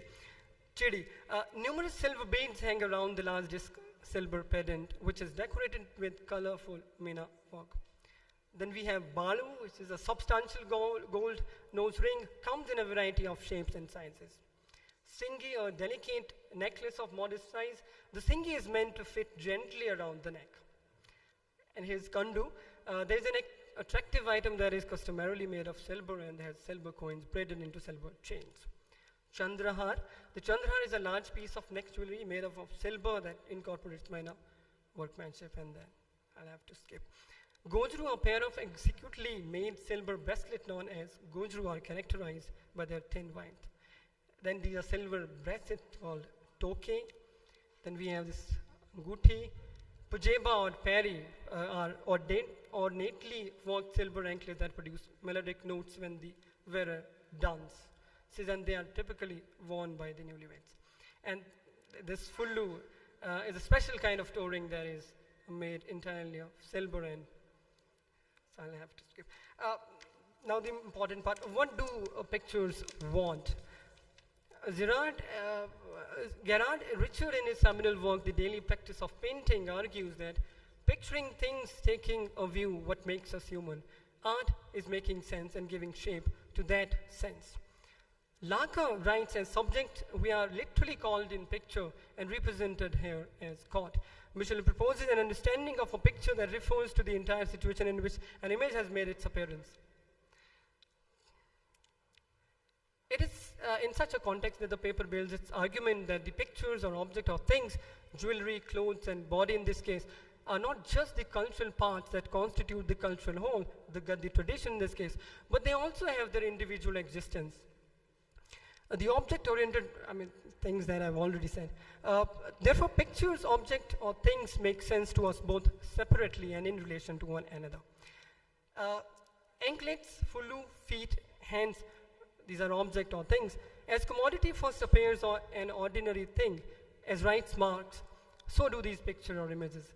The images clearly show the pairs of peri or pajeba, fullu, the feet, and the hands, and the anguti. These things or objects look to be worn on feet and hands, but they also appear to interact with one another. There exists entanglement between various materialities. A matter-to-matter relationship is seen in the images. In order to, we require the digits of the feet in order to wear the fullu. Only with the ankles can only wear pajeba. Object-to-object interaction. Another type of interaction is depicted in these pictures. Once more, the link is matter-to-matter. This time, the Chandrahar, Luansri, Dora also appear to be interacting with one another in addition to the wrist and toka. It's a social life of things, I think I'll have to.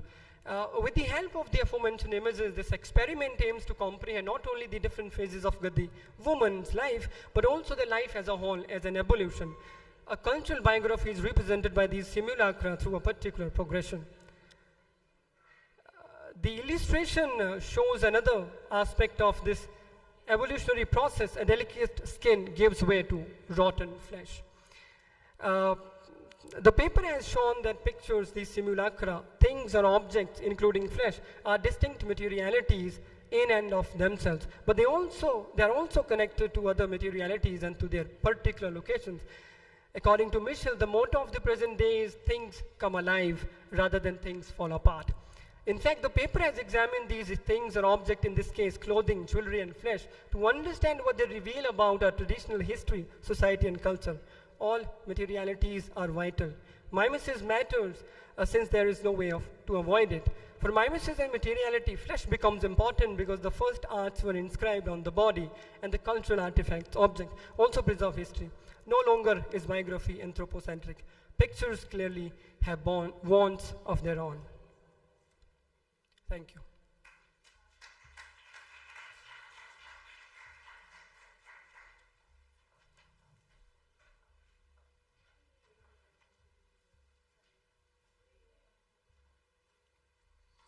Thank you so much, Mr. Vivek Kumar, for your presentation on mimesis, materiality, and the Gaddi women, a biographical sketch. It was quite insightful.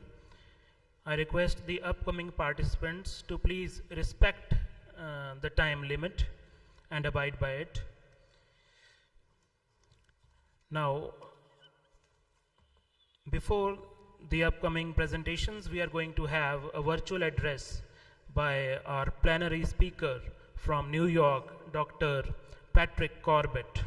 I would request the technical committee to please ensure a smooth connection.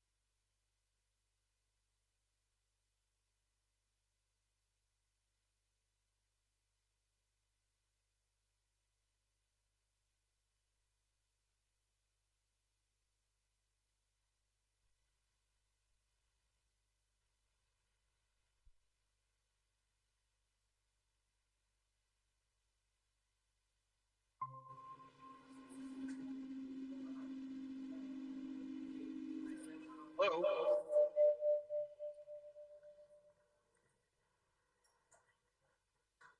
Hello, hello.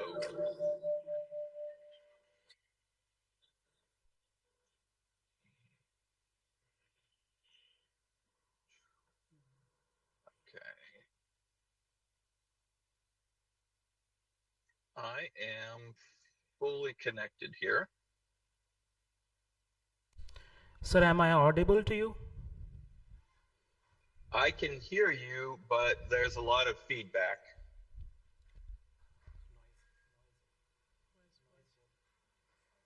Let me turn down or mute my own sound. All right, sir. Let's see here. Sir, am I clear now? Yes, I can hear you. All right. So, ladies and gentlemen, let me introduce you to today's plenary speaker, Dr. Patrick Corbett.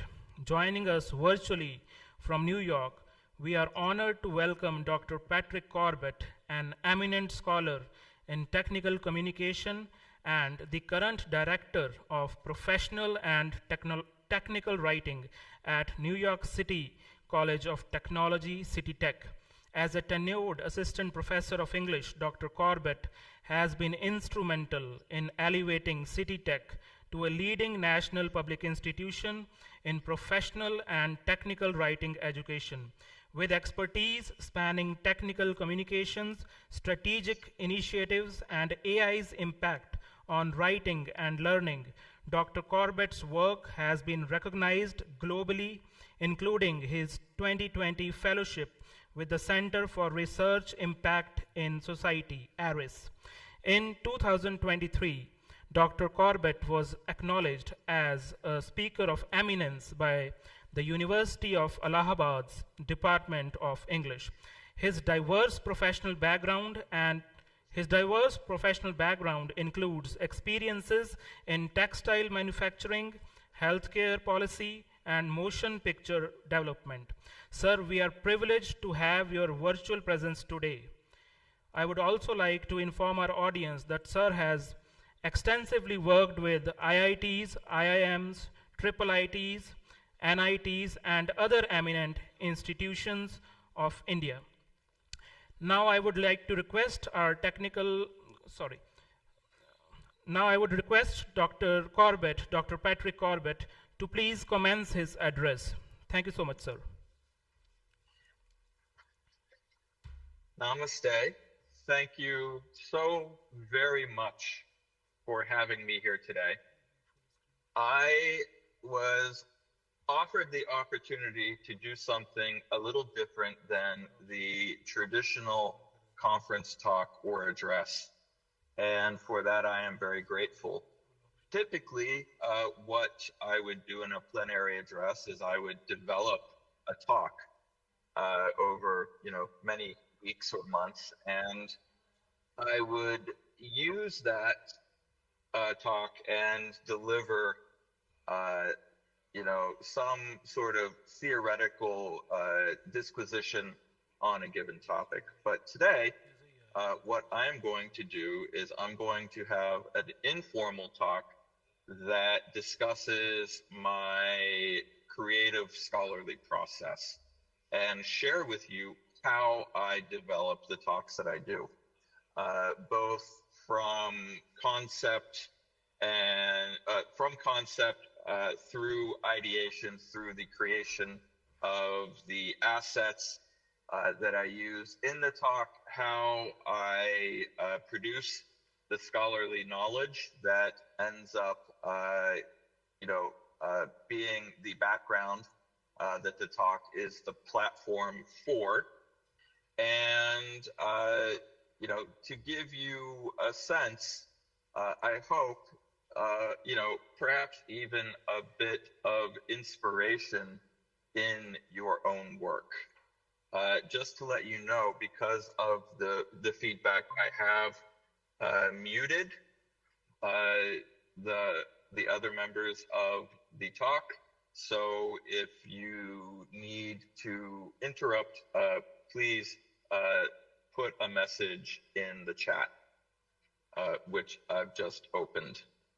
So I'm going to share my screen with you right now. Window, screen, there we go. Let's see.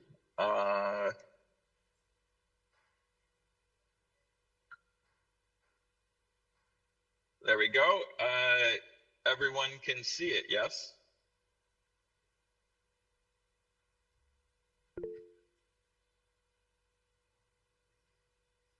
Okay.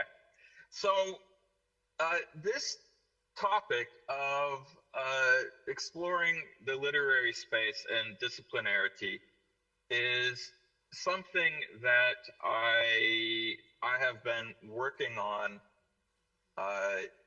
explicitly for the past couple of years.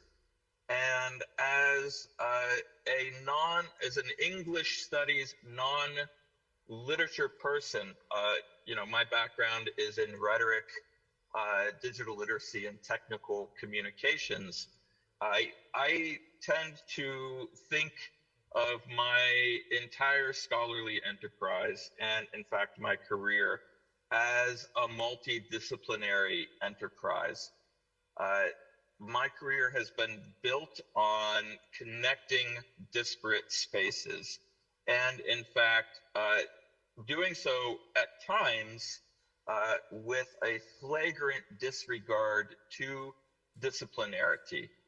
I have at various points connected anthropology, social sciences, digital communications, the literary arts, creative writing, and other disciplines, both inside and outside of the liberal arts, into my work. And so specifically, what I thought I would do today is show you several presentations that I have been working on over the past year. And we'll look at the media and the literary influences that they provide. And in fact, I was very excited to hear Mr. Kumar's talk just previously, because one of the primary influences that I am working through right now is Bruno Latour and actor network theory. So applying this in a novel way in my scholarship has been quite challenging. And in fact, then bringing a visual aspect to it, rather than just writing a chapter or a paper, but turning it into a presentation has been a further challenge. And this is really the direction that I am most interested in taking my career. The ability to bring these disparate points of view that other people might be thinking about, but not necessarily bringing together, and bringing them together in provocative ways and developing interesting conversations over them. So what we're going to be talking about explicitly today, as we do so, is working in a multidisciplinary context, the tools that I use to do so, how one finds the story, the narrative in our work, because as a scholar, you know that the theoretical backing, the scholars and intellectuals that we build our ideas off of, it's not enough just to engage them. We have to interpret and reinterpret them in specific problem contexts for our work to be relevant. The investigation is not enough. The investigation is a means to an end. How I work with data, because every scholarly enterprise, whether it's in literary studies or chemistry or engineering, involves data. What we call data or how we perceive it is different, but the information that we're working with has to come together through a process of analysis and synthesis to help us tell the story. And then, of course, we have to build a workflow around that. And this workflow, it might be familiar. For example, the research process that we typically teach our scholars, that is teaching them a workflow. But as you move into your own independent research, especially if you continue to challenge yourself, you find that your workflow must continuously evolve to keep up with the ideas and the tools that you use. But also, as the context that you work in changes, that workflow also has to evolve to meet the context.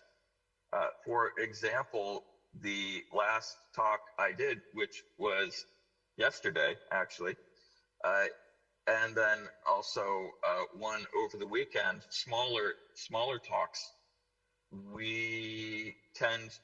I worked off of, a PDF of typewritten comments made up in Word and a few images, something a little more traditional. And here I have approximately 12 different applications open on a multi-screen workstation with 4 AI apps, media, presentation software in Adobe Express, Canva, and I'm communicating this halfway across the world using Google Meets while at the same time establishing a back channel with the conference organizers on WhatsApp. So the use case of this talk is much more complex. And as all of you know, the more complexity you build into a project, the more challenging it becomes. So let's dive in.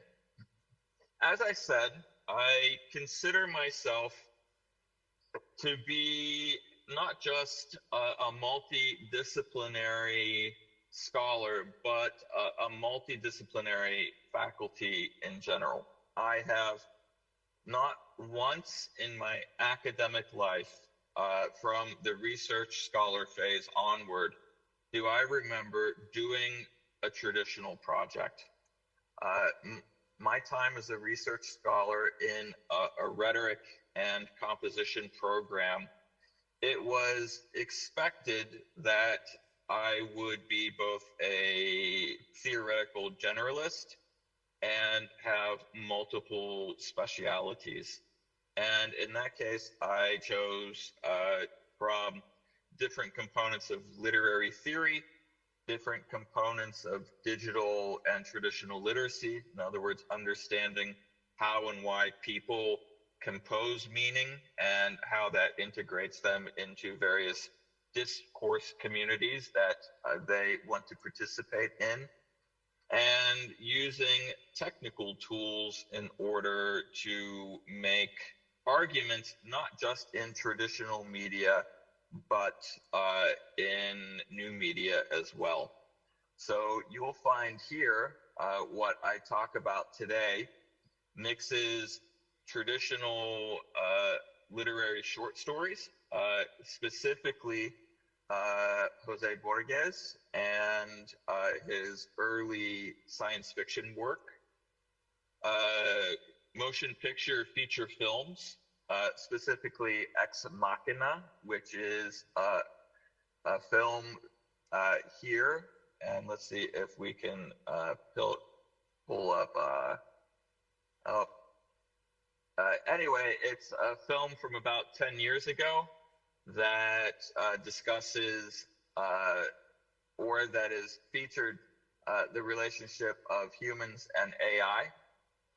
I also use multiple generative AI tools to help me create assets for my talks, to organize my own thinking, research managers, and in this way, it allows me to create sort of knowledge from that process of analysis and synthesis, and keep it in a ready-to-use format so that whenever I have to begin to draw from it, I'm not starting over from scratch. I'm not working off of paper or Post-it notes, but I'm able to keep a broad array of waypoints and benchmarks for my thinking at my fingertips, literally, as I work. I find that a lot of my tool use and my methods are informed by my peers. In my home institution, which is the designated science and technology college of the City University of New York, I'm an outlier. I am an English professor among primarily engineers and scientists. So when I work collaboratively across the college, and I do quite frequently, not just as a program director, but also as a grants development officer, as someone who contributes school-wide to our general education curriculum, to our assessment regime for our accreditation. I see what people in other disciplines are doing, and I work to apply aspects of that to my own work.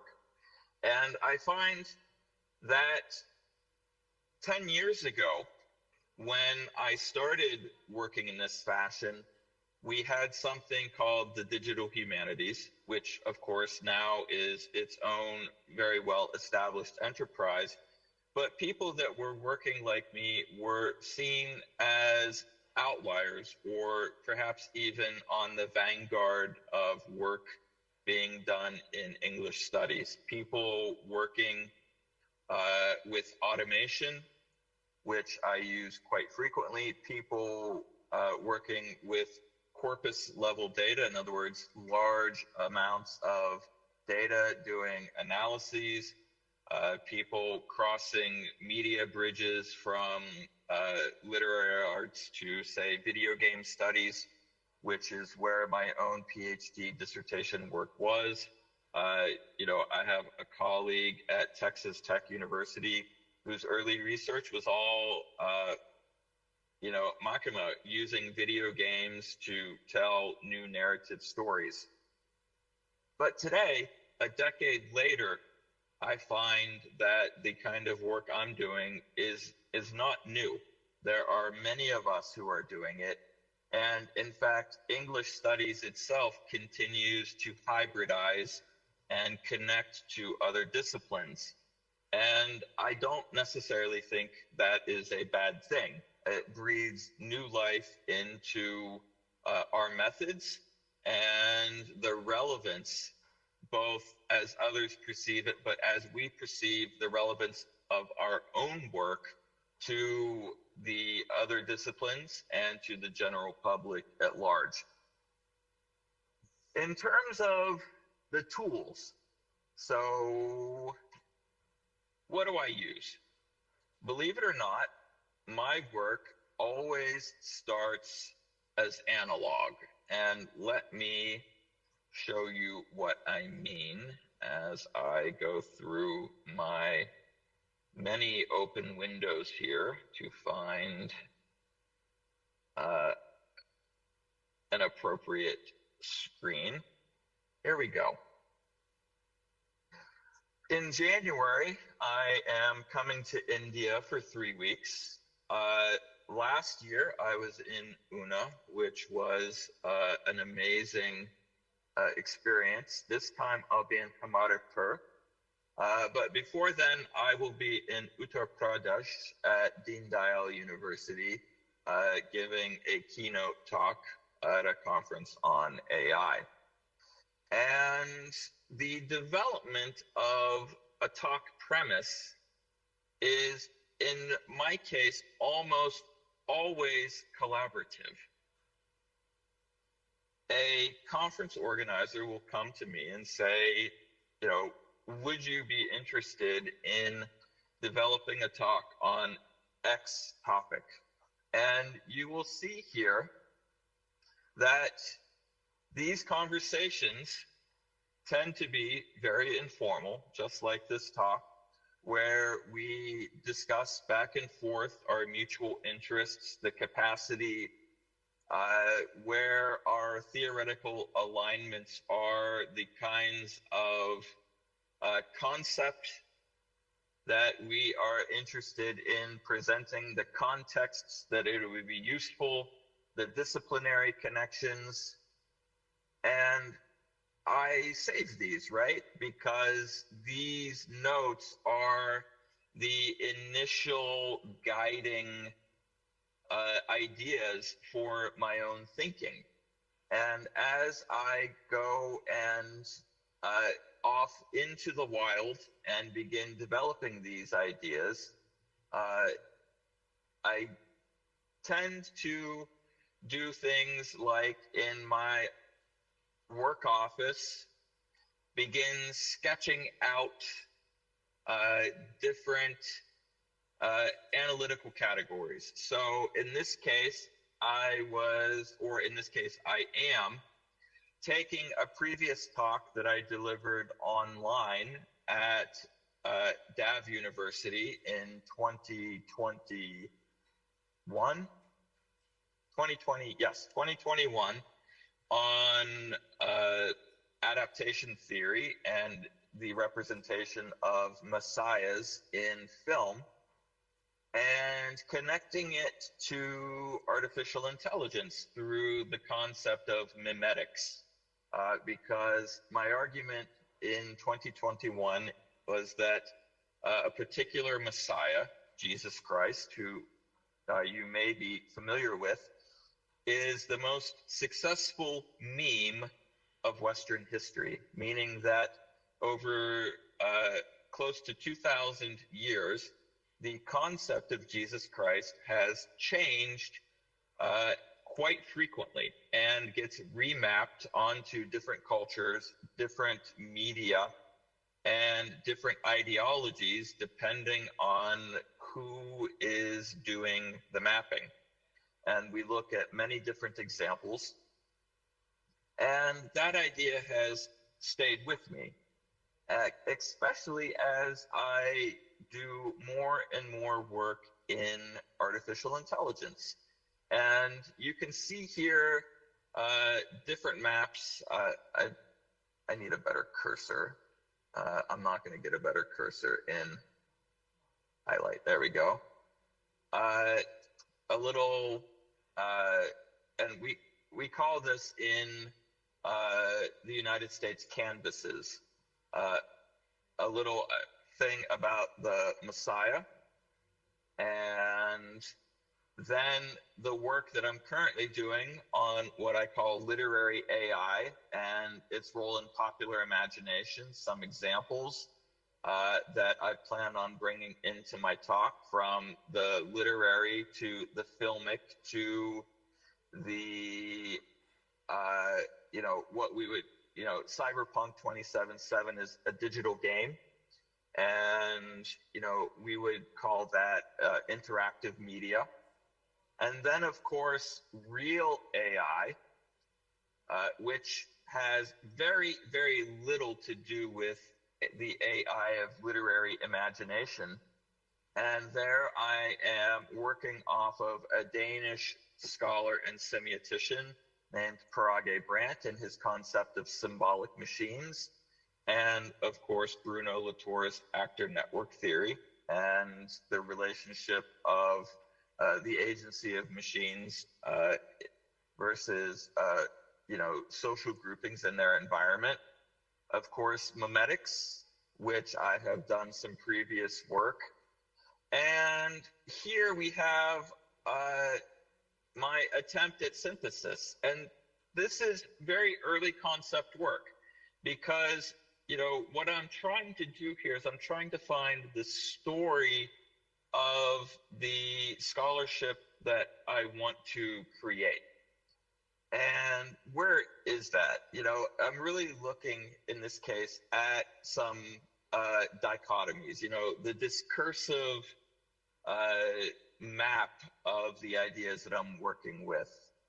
And, early on, provisionality versus certainty. This idea of Faust, which is a European opera from the 19th century where, man sells his soul to the devil for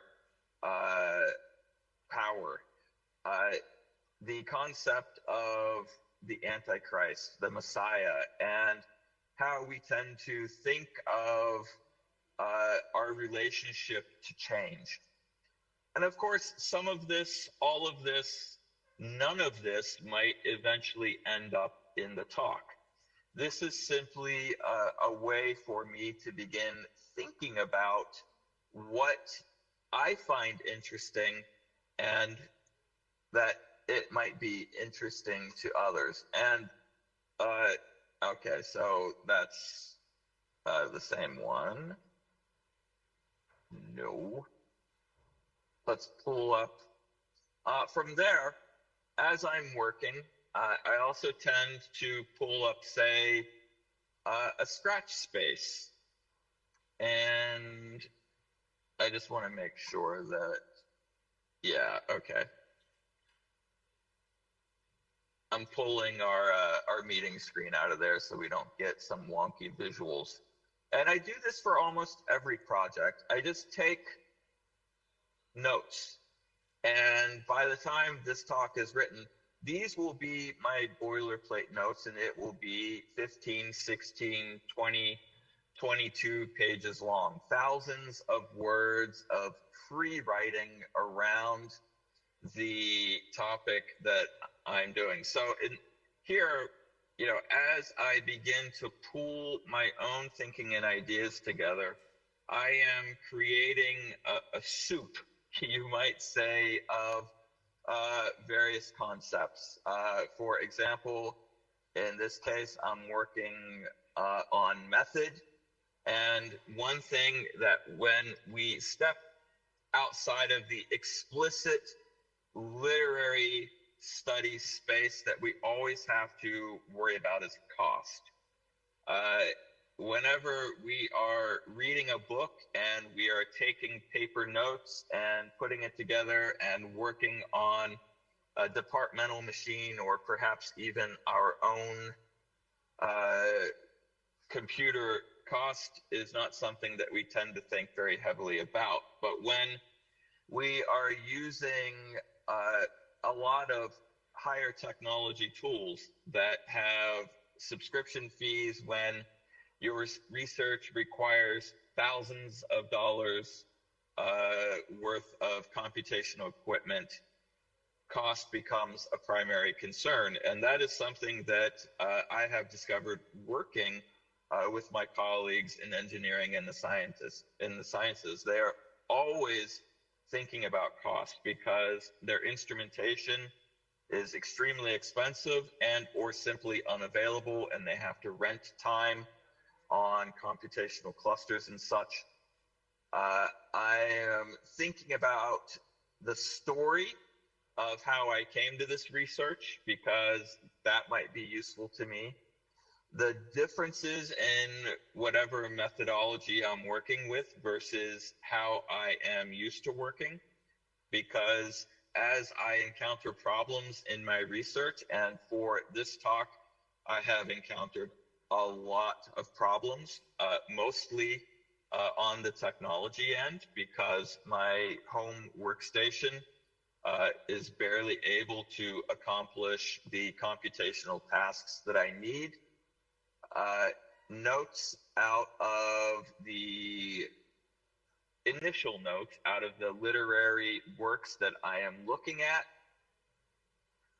Here we have some notes on the film Ex Machina, things that are coming to mind, and this is just a running commentary I have with myself. And from there, I go back to analog. But before then, by this time, we will see up here some more talk topics. That's not the one I'm looking for. Oh, yeah, so some initial notes. Sometimes you're not at your computer whenever you are working on a project. You might be on a bus or a subway. But by this time, the concept is established, and the call for proposals is out. And as a plenary speaker, you at that point have to begin to align what you're working on more carefully with the vision of the conference and what the audience will expect. But it's not enough just to keep throwing ideas onto a canvas or into a set of running notes. From there, I have a system where I begin to abstract out key ideas. And you'll see here, I have, I'm going to hold it up to the camera, a roll of art supplies. Even though I am a technical communications professor, I still journal. And I do that because writing in color forces me to slow down. One thing in the technical communications realm we think about a great deal is how different media and modalities of communication shape our work, but also our own thinking. And I am by nature a very impatient person. I like to work quickly. I like to make a lot of progress. And if you work like that too often, you miss a lot of meaning and relevance. So what I do is I force myself to take summative notes in colored pencil because you cannot write fast with colored pencil. So I have, and I'll just share a couple of pages with you, a running commentary, a synthesis of my ideas here. And what this is really the beginnings of the template for my talk, the presentation slides, the concept of each slide. What I will do with that then is I will take, once this is complete, and I will have not a complete sense of everything I want to talk about and its relationship, but perhaps 75 to 80% of what I am looking to accomplish in a talk. And I will begin bringing some deeper theoretical insights into it. So concomitantly with this process, so all of these things are happening essentially in parallel. But of course, you know, one day I will be taking notes on a story or media, or I will be scribbling down something on the wall, or I'll be communicating with a conference planner or organizer. I'll sit down and I'll take my, excuse me, my deeper theoretical insights, and I'll begin attaching theoretical backing to them. And right now, I use a program called Zotero. Zotero is a research manager. I'm sure most, if not all of you have heard of it. Many of you likely use it because the free version is very powerful, and it has good integrations with word processing applications like Microsoft Word. And this is, you know, where I store my initial theoretical notes. So how that works, here I have a Bruno Latour text that I'm working off of. And here I have my annotations. From there, I will bring my annotations into Zotero. And as I do that, I will organize them as I feel they're useful. And you'll see here, as I work through Latour, which is no easy feat. I have not been this challenged since I read Bakhtin. I'm looking for different analytical aspects of the theory that are going to be useful to me. And you'll see that I pre-cite everything. I see a hand raised. Did someone, if you have a question, because I've muted the conference, please put it in the messages and I'll be happy to answer. So here I'm managing all of the scholars whose work I'm building off of for this talk. So in this case, I am working off of Latour, I am working off of Scythe, I'm working off of Csikszentmihalyi, let's see, Saeed, and a few others. And as I am doing this, I also need to collect the empirical data that I am using to test my ideas. So now this is where it gets interesting, at least for me, because the empirical data that I'm working with is a mix of paper literature, of course, digitally presented, motion pictures, and video games. And in fact, in this case, a particular video game called Cyberpunk 2077, which specifically is a near future dystopian speculative fiction work based off of Neuromancer series by William Gibson, whose work was very heavily influenced by José Borges, the Argentinian Nobel Prize winning author.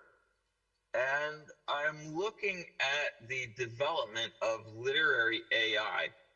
In other words, the AI that we use to interrogate our own humanity, and comparing it to actual AI, particularly generative AI, which has very little to do with literary AI as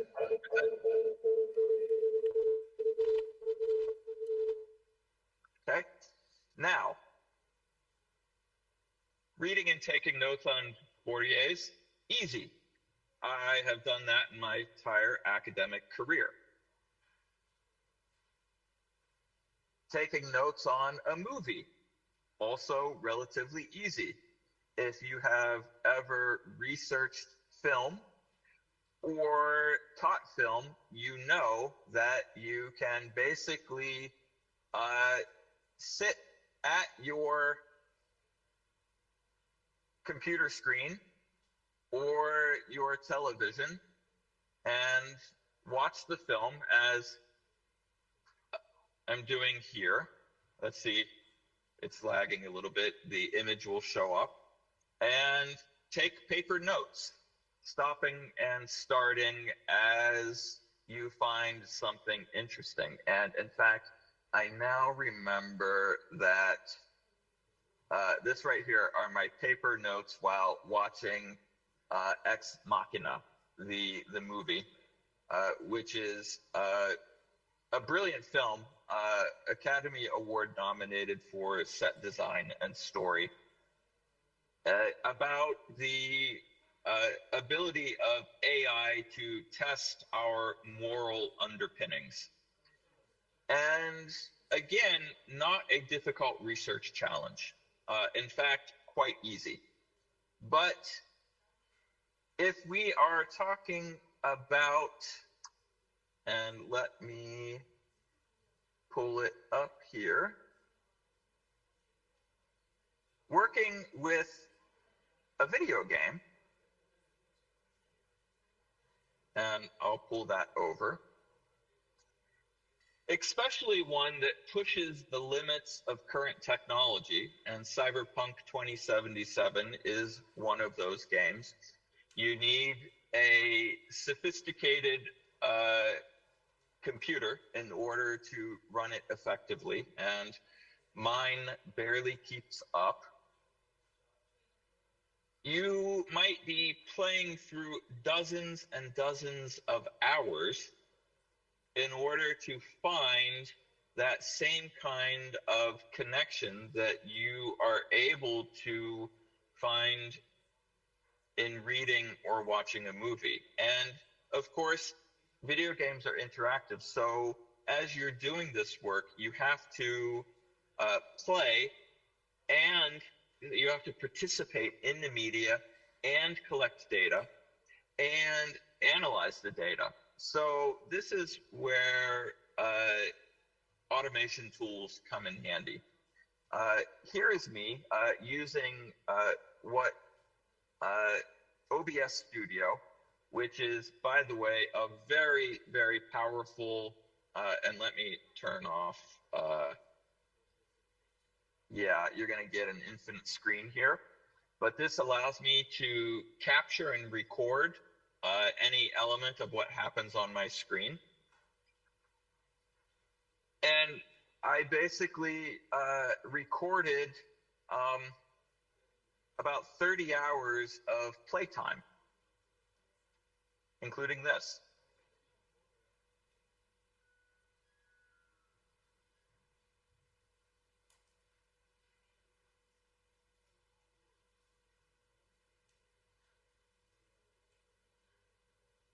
Here I am making choices.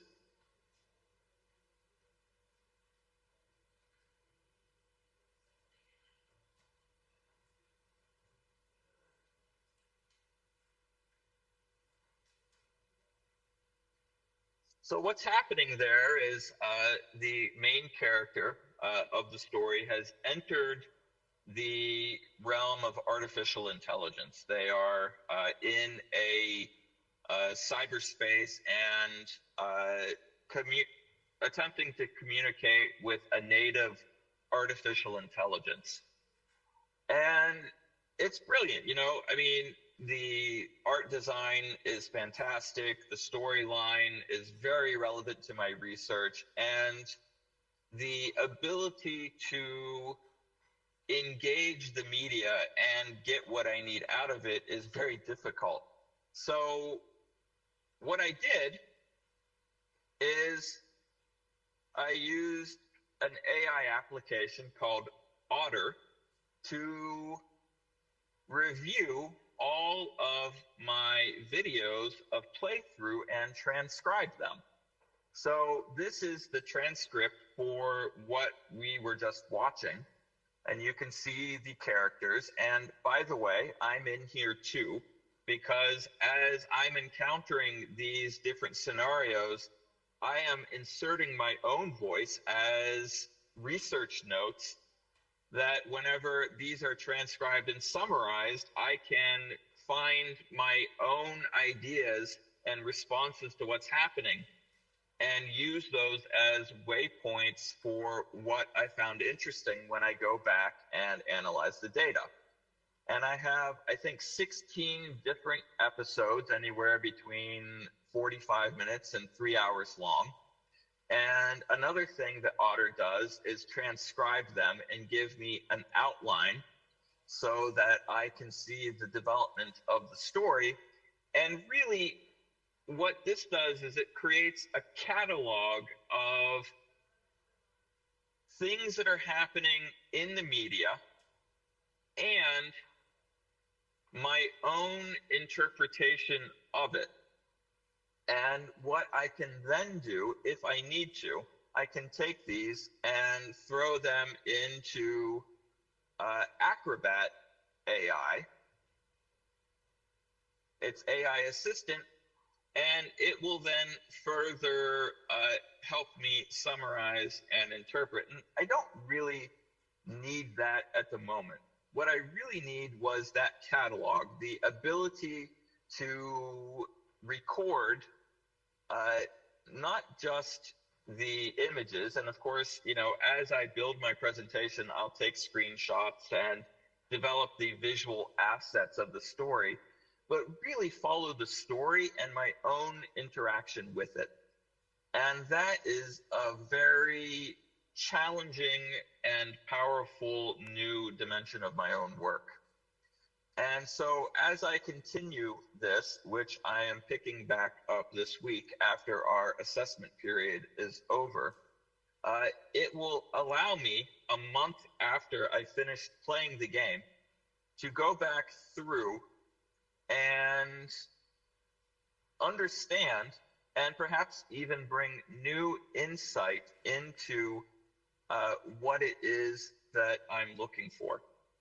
And I will take my research notes out of Zotero, my own developmental notes out of my journal and my running blog, and begin to storyboard my talk. I'll just do what we call a paper prototype. I'll lay it out on paper. I'll draw boxes and say, you know, slide 1, this is what we want to accomplish. 2, 3, 4, all the way through probably 25 to 30 different slides that tell the story of the research. And in this case, the story, as I've said, is the conceptual differences between literary AI and actual AI. And let me see if I can't, excuse me, bring that up. The beginning of it right here in Adobe Express.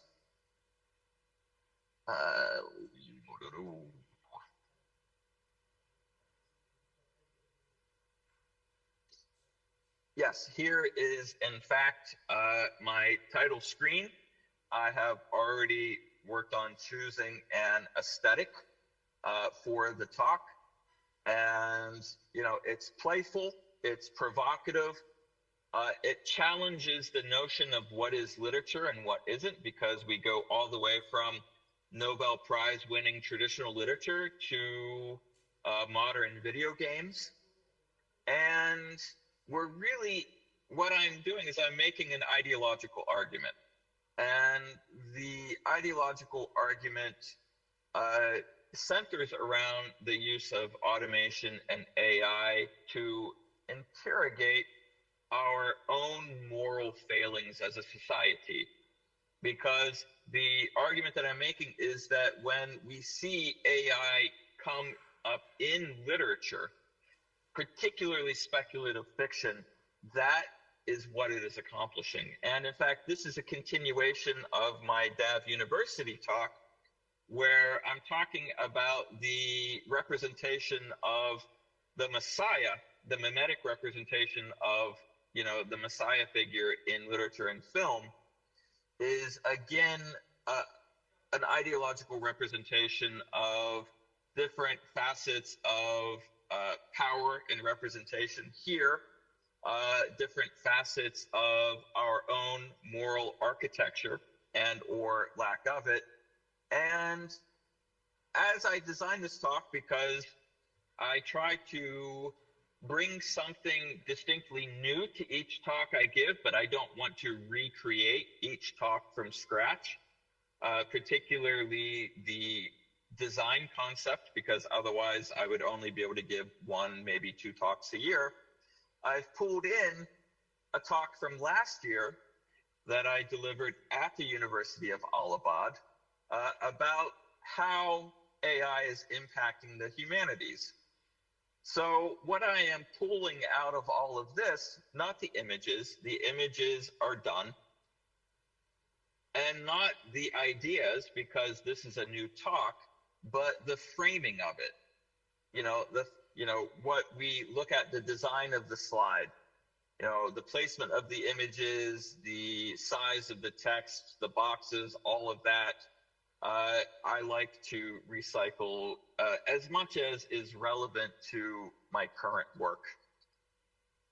Now, one last tool that I want to show you is Gamma, which is a generative AI presentation creator. By the way, it's not very good at creating presentations. It's very good at creating slides. And in fact, I create slides with it all the time. I just don't use them. What I use it for is as an ideation tool. Here, I'm interested, and by the way, these are my own words. What I have done is I have taken some of my writing about learning in generative AI, and I import it into Gamma, and I say, okay, Gamma, with these parameters, show me my ideas as slides. And so here, and in fact, let's pull up this talk. It gives me a sense of how to thematically organize it.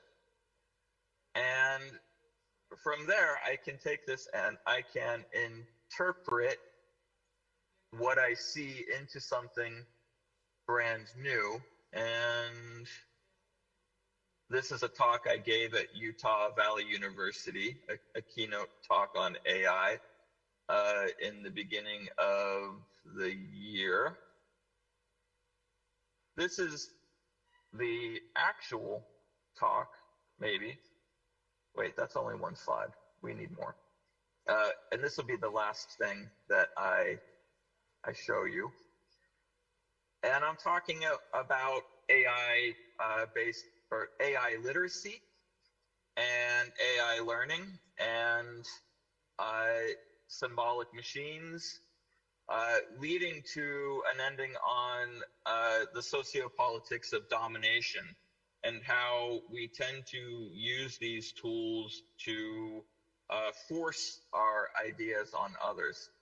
But as I am working through the conceptual problem, I'm using these various tools to help organize my thinking, refine my thinking, and so on. You can see, you know, there is a link between what Gamma produces and what I use, but it's, you know, this is really just a tool to help me brainstorm potential slide ideas.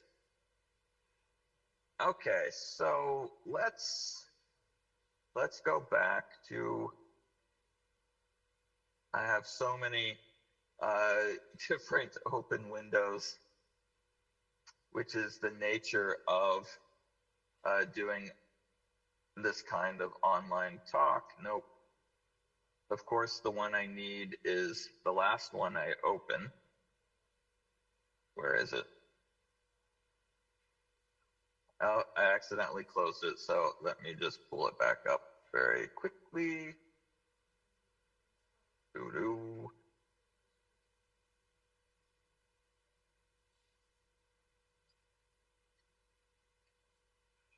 Here we go. By the way, I've recently switched over from Canva to Adobe Express. And while I'm very happy making the switch, for someone of my age, is not an easy one to do. I find myself fumbling around quite a bit. The last thing that I want to say is that there is, when we're working with creatively informed research, you know, good research methodology that is reproducible, that is accurate, valid, is very important, but there is not necessarily a right way to do it. The workflow itself is highly variable. There are right ways to use the tools, there are right ways to interpret and code the data, but in terms of how you bring it all together, that's where experimentation comes in. And the last thing I will say is that as I develop these talks, that experimental urge is very prevalent. I never want to deliver the same talk twice, and I never want to develop or deliver a talk again that doesn't challenge me in a new way. Okay, so I do want to leave time for a couple of questions. So I will end there. I welcome you reaching out if you have any questions or ideas. You can find me on my university website, Facebook, Instagram, YouTube, and LinkedIn. Thank you very much. Now let me unmute.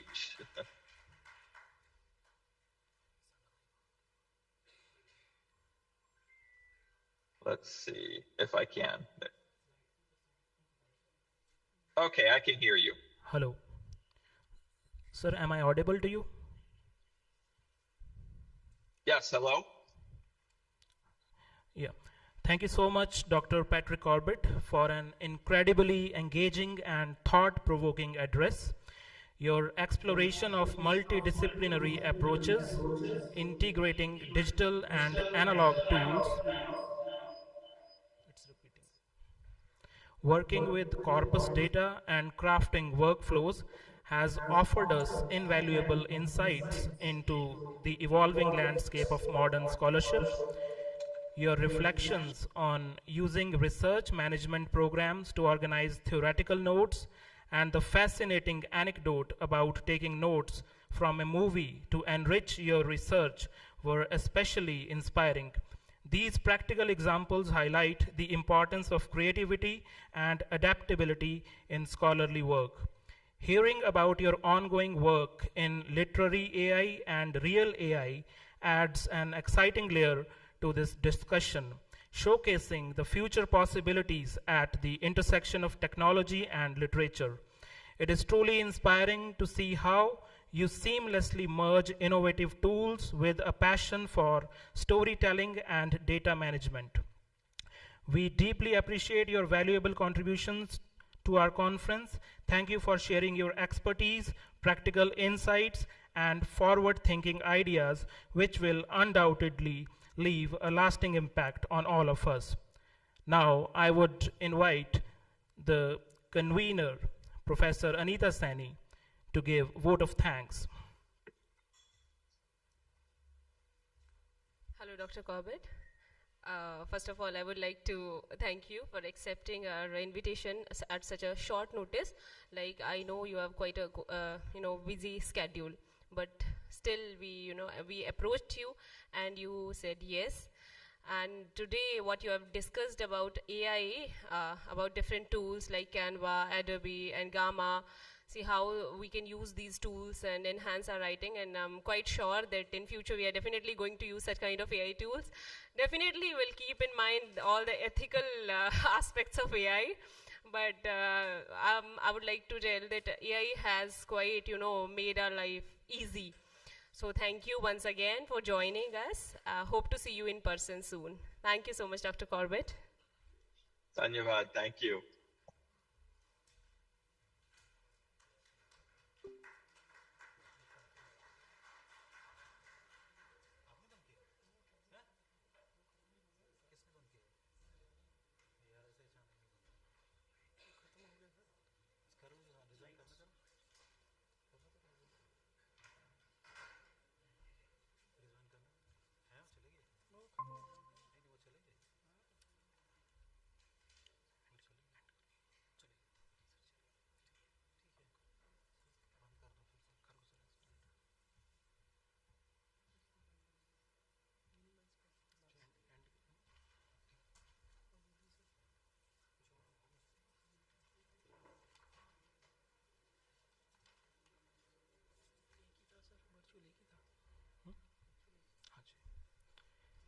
Ladies and gentlemen, now we will continue with our presentations. Only 3 or 4 presentations are left for the day.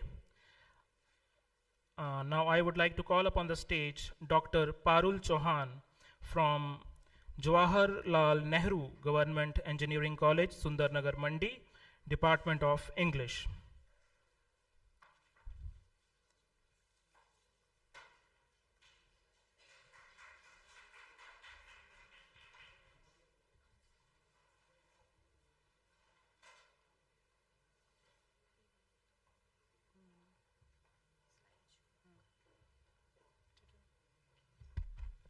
Very good afternoon to one and all present here.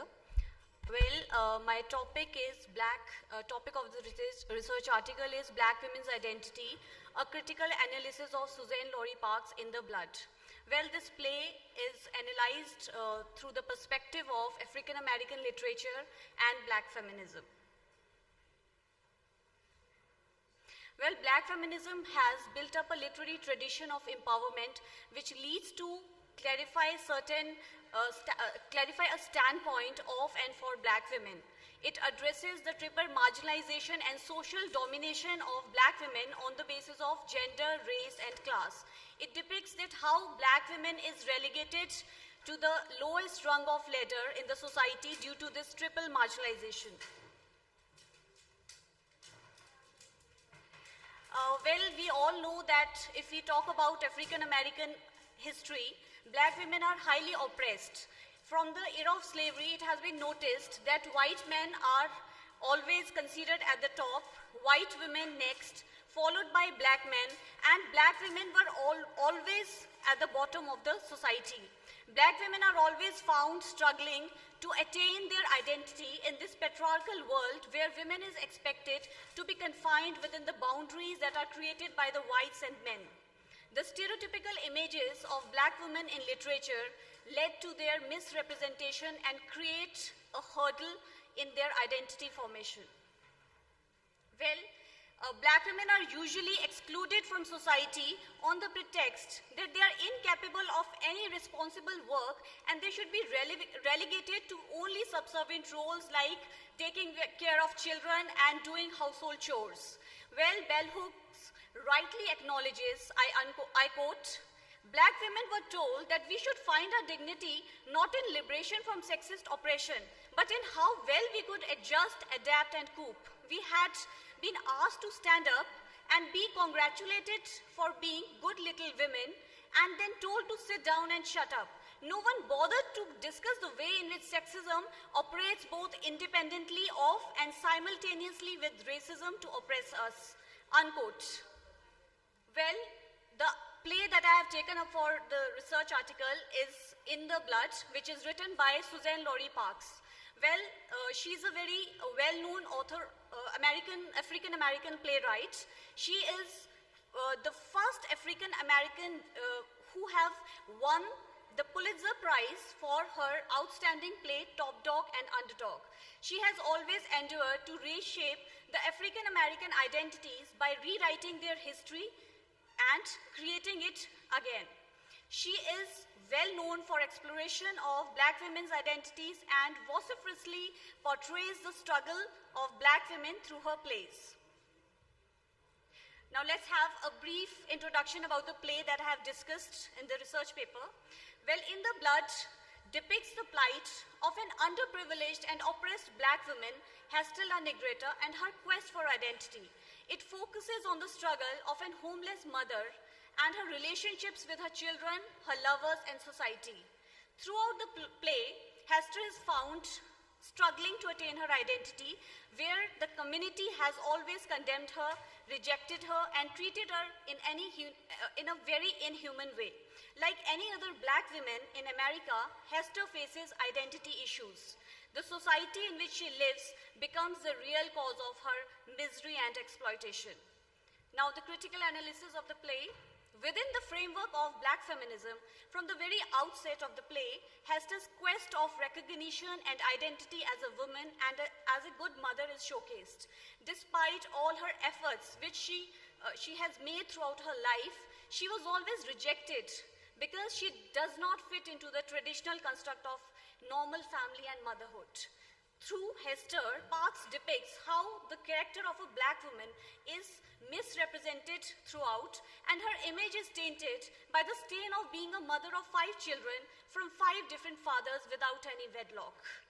She emphasizes on the fact that nobody has ever raised any question on those fathers who have abandoned Hester and their children and who have refused to take any responsibility of theirs. But yes, everybody has questioned Hester and treated her as an outcast throughout the play. Parks condemns the two-facedness of society where separate parameters are set up in order to assess men and women. Throughout the dramatic narrative, Hester is exploited and used by many. Chili and Reverend, the father of her 2 children, they refuse to own up their role in violating her. Similarly, the welfare lady, the doctor, the Omega Grenga, her white friend, has no kindness towards her. Instead of helping and supporting her, they have always ostracized her, which led to her tragic end. They have always triply marginalized her on the basis of race, class, and gender. Instead of providing any assistance, they have blamed Hester for her sad plight. According to them, Hester herself is responsible for living a life of destitution and a life devoid of respect. Now, the major themes that are covered in this paper are objectification of black women, quest for identity, and motherhood. These are the themes on which white women writers have always emphasized upon. Well, if we talk about objectification of black women, black women's rights to define themselves is taken away from them by objectifying them. Treating black women as animals, not as human beings, is in itself a form of objectification. Bell Hooks rightly asserts, I quote, as objects, one's reality is defined by others, one's identity created by others, one's history named only in ways that defines one's relationship to those who are subject, unquote. Parks raises the question on the objectification of African American female body, which is clearly visible in the play. In one of his visits to Hester, Doctor announces that Hester will have to remove her womanly parts because of the number of children she has had, each by a different father. He blames Hester for her irresponsible behavior, which consequently leads to unwanted births of children, creating problems for the civilized society. As a result, like animal, Hester must be corrected. So here it is clearly visible that Hester does not have even authority to regulate her own body. Other person is taking decision for her. The other theme that is discussed in the paper is search for identity. Black women are always found struggling to attain their identity in this patriarchal world where a woman is expected to be confined within the boundaries that are created by men and whites. The racially constructed gender images of black women had stigmatized them as lecherous, unchaste, and immodest. Parks asserts the importance of reshaping black women's identities through interrogating the predominant ideologies that are based on the interconnectedness of race, gender, and class. Well, Hester always searches for a sense of belongingness and self-worth in a world that constantly devalues and exploits her. Throughout the play, she seeks recognition from the people around her, including her estranged children, her lover, and even the broader society. Her assertion for identity is a major theme in the play, as she has always tried and endured to live her life on her own terms. Despite all her efforts, she was always rejected because she does not fit into the traditional construct of a normal family. The play begins with a prologue in which chorus mocks her as being an illiterate woman who can't read, can't write. In addition, they all refer to her as slut, a hussy, a burden to society. They call her as, that's why things are bad like they are, cause of girl like that. She got 5 of them, 5 brats, not one of them got a daddy. Now the next theme that I focused on is motherhood. Motherhood plays an integral role as far as the black female reconstruction is concerned. Hazel Kirby in Reconstructing Womanhood identifies, I quote, within the discourse of the cult of true womanhood, wifehood and motherhood were glorified as the purpose of a woman's being, unquote. Parks brings to the forefront the theme of motherhood, and she showcases Hester's deep love and concern for her children. It takes back us to the black mother figure, always seen as loving, solicitous, safeguarding, nurturing, and self-sacrificing. Although the chorus calls Hester's 5 children as bastards, but Hester calls them her 5 treasures who have given meaning to her life. In this picture, it is shown that how she is a self-sacrificing mother, and the dialogues, the conversation between a mother and children are depicted here. You ain't hungry, Hester, I'll eat later. Jabber, you always eating later. Hester, bedtime. Bully, can we have a story? Hester, all right. Amiga mocks her for being a self-sacrificing mother who is always committed to her kids and neglects herself. Amiga, who herself makes money by selling her babies without feeling guilty, tries to drag Hester into the same by convincing her to follow her way, to use her body to get money. But Hester prefers her treasure over money. Hester strives hard to be a successful mother and an ideal mother. Hester as a mother has no support from the society, but she relentlessly endures to fit in the conventional model and construct of a good matriarch, though her efforts prove futile at the end when her own son calls her slut. Now, Parks parts away a bit from the idealized icons of motherhood. She has represented mothers not only as nurturing, but as a mother who is murderous also, who has murdered her own son. Hester represents all those suffering black women who break down and end up destroying themselves, their family, and their children. Hester becomes both a victim and a killer as a result of societal and cultural pressure which she failed to survive. Successive abuses and atrocities led Hester to kill her own son. Hester kills her favorite son Jabber as he repeats the word slut, which he has always refused to do so in order to protect her mother's sentiments. This act of Jabber depicts that he no longer loves and cares her mother, but he has become just like any other person in Hester's life, which has led to her suppression of her own self. Well, now I would like to conclude. In the Blood is a compelling narrative of the patriarchal and white domination faced by black women. It reflects broader struggle of black women for their quest for identity in a society that both dehumanizes and exploits them. Suzanne Lori Parks outlines that though black women did not gain that absolute freedom and complete individual identity, but to a large extent they have made a place in a male and white dominant society as they assert for their rights by stepping out of the ideological dominance that is sheerly based on the marginalization of the intersections of class, race and gender. Regardless of the obstacles in her life, Hester makes the best of the limited resources she has with her to create her individual identity. Her resilience is a quiet and subservious act of protest against the world that seeks to crush her spirit. Parks highlights how black women can turn from being passive to being resistant, who speak out against their suffering and distorts the false images that are created of black men by the whites and men. Thank you.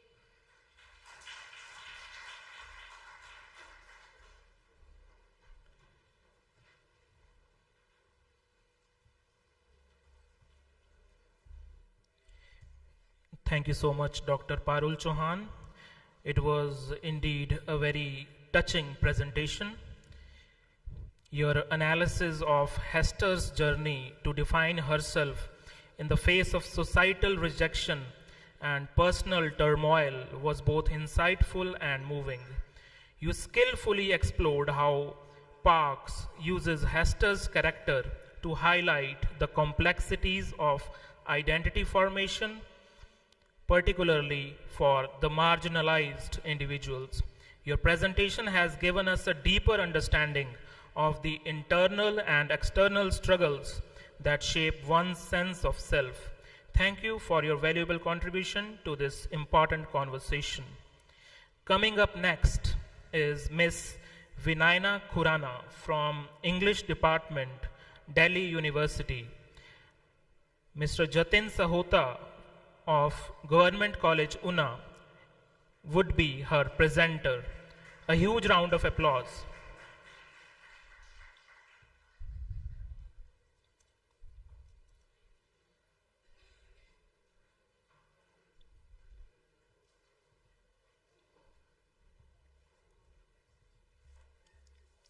Good afternoon to one and all present here.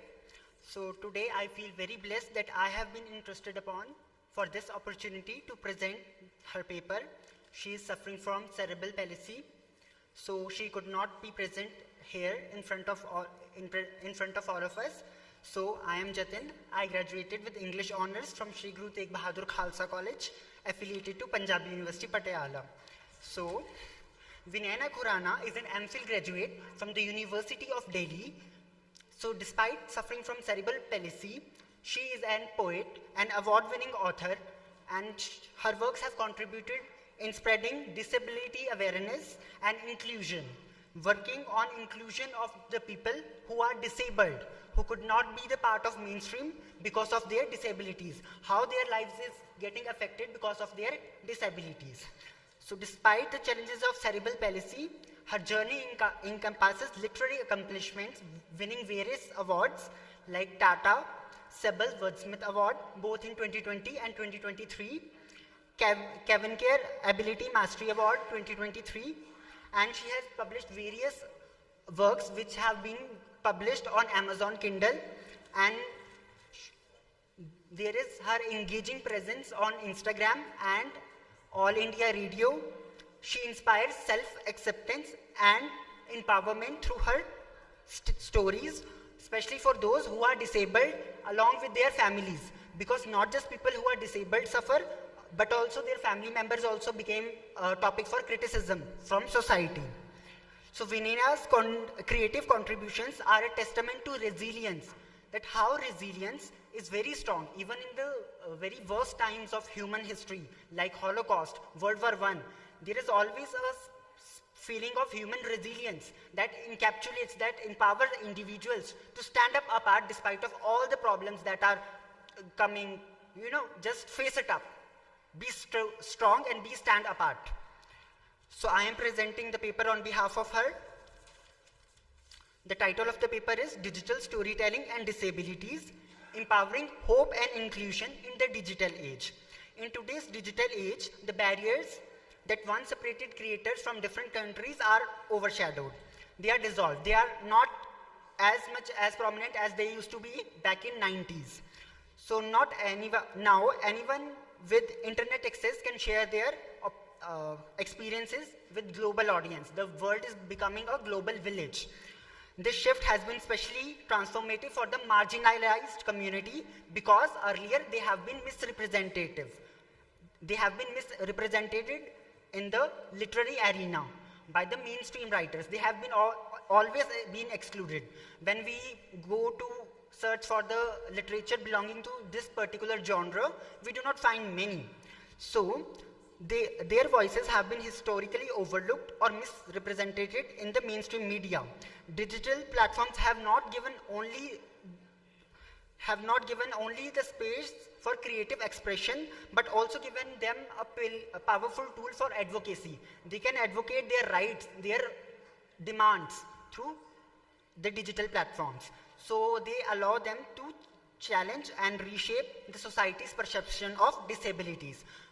There is a term in literary arena, disability gaze, that talks about that when we think of a word or a name, Jatin or any other name, we tend to think the person is fat, thin, maybe dark, black, doesn't matter. But we will never come to a point when the person is actually disabled. So these writers are focusing on how they have always been excluded from the mainstream writings, presenting their own point of view from first-hand experience.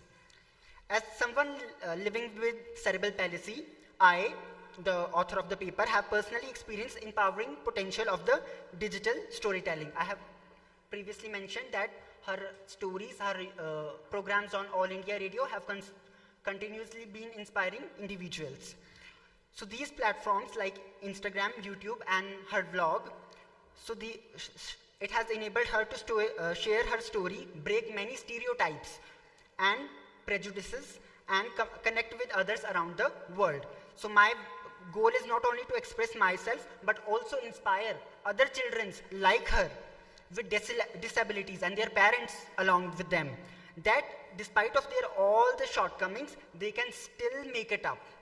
So despite the challenges we face, individuals with disabilities can also have a full-fledged, meaningful life. They can also survive. So they are trying to show their first-hand experiences. This paper explores digital storytelling as both as an art form and a tool for advocacy. They want to put their rights in the mainstream. When people with disabilities take control of their own lives themselves, so the result becomes a vehicle for social change. Literature has always been a storehouse for various kinds of writers who come to explore their own ideas, and they are following the same convention, so sparking critical conversations around exclusion or inclusion, accessibility, and resilience. Through my own journey, the journey of the author, I show how personal narratives told through first-hand experiences, lived experiences, can break down many misconceptions. This paper is mainly about how when we think of person with disabilities, we always get to think, oh, he's very something to be pitied upon, or he's a very tragic figure. But no, that is not the case always. Break down misconceptions and pity that often cloud public introspections of disability. At the core of digital storytelling is like a universal truth, stories that connect us around our differences. For people with disabilities, storytelling is not just about telling their own personal experiences, it's just more than that. It's about representation of the entire community. Those people will follow them, will get inspired from them. Maybe that can bring a very revolutionary change in their mindset. For too long, the narratives around disability have been told by those who have not experienced it personally. First-hand experience we have just discussed, often reducing it to either a tragedy or to be overcome, or just an inspiration, mere inspiration.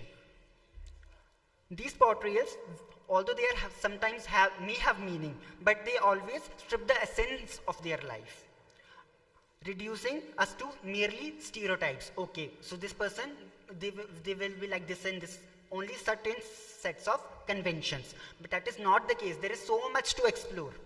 There is so much to inspire. There is so much to tell. Through digital platforms, we have the chance to reclaim our own stories, now the full spectrum of our experiences, which are as complex and as valuable as everyone's else. So, according to the Universal Declaration of Human Rights, every human individual have this liberty and have this right to claim their own rights to live with have a meaningful life. In my digital storytelling journey, I have shared not only the challenges, but also the small moments of joy and victory. When you will check out her page, even I just checked out that who this person is, I got very much inspired.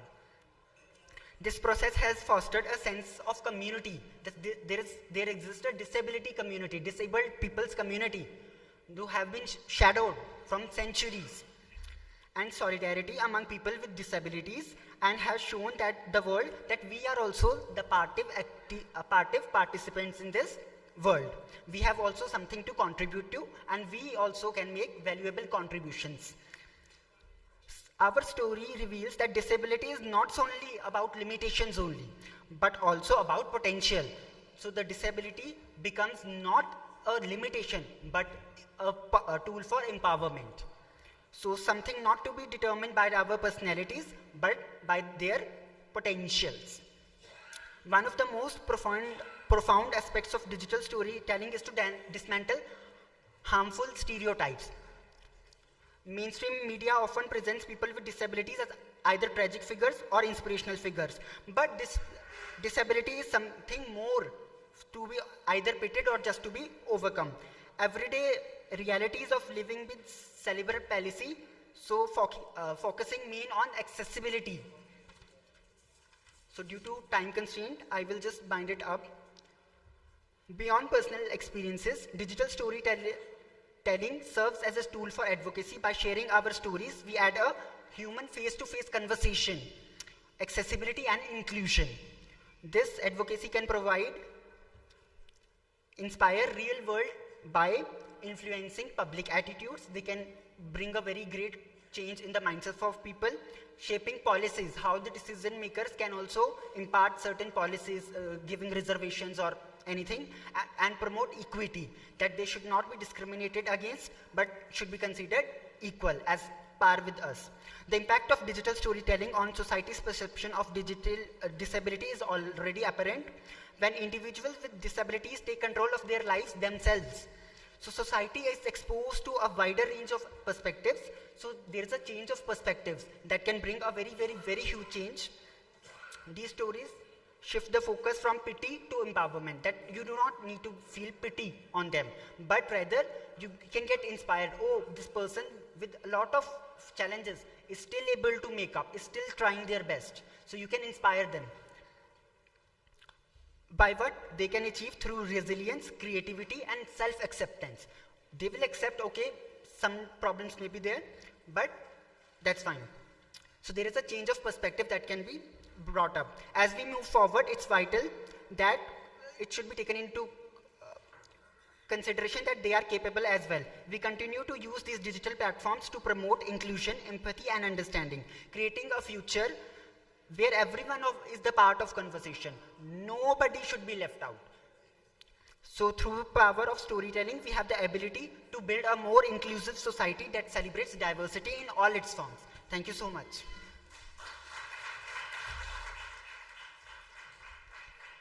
Thank you so much, Jatin Sahota, for presenting on behalf of Vinayana Khurana. It was really a very beautiful presentation.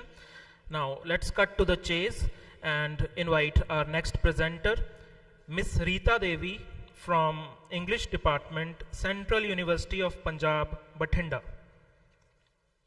A round of applause, please.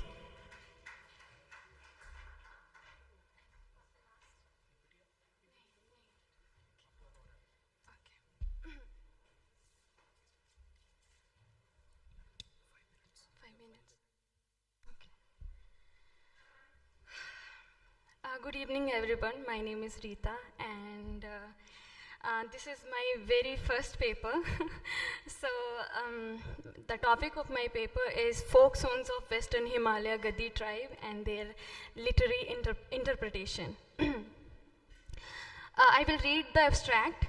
This paper attempts to study folk songs of Gadi, a nomadic tribe based in the foothills of Western Himalaya. Traditional Gadi transwomen who work as shepherds face several difficulties in their lives. The study examines narrative while investigating the folk songs, literary and textual elements. Some selected songs discuss their adaptive traits and natural experiences in their life. Other chosen songs discuss partner love, old age, women marital affairs, and various facets of Gadi way of life and nature existence, emotions and feeling are discussed in this work. Also, it talks about the various physical and mental constraints of aging, and as well as the ecological difficulties faced by Gadi shepherds. Data was gathered directly from the village women and from YouTube videos. And the questions which I try to raise in this very paper, that what occasion these Gadi people sing these songs and how they are pertinent today, and how technology is serving in their preservation and admiration, and how we will be able to transfer these songs to another generation. For the summary, if you allow me, I would like to sing the songs, like the very few lines of the songs. This song is about the first song. I took the 6 songs for this paper, and the first song is Gud Ke Chamake, in which, just a minute.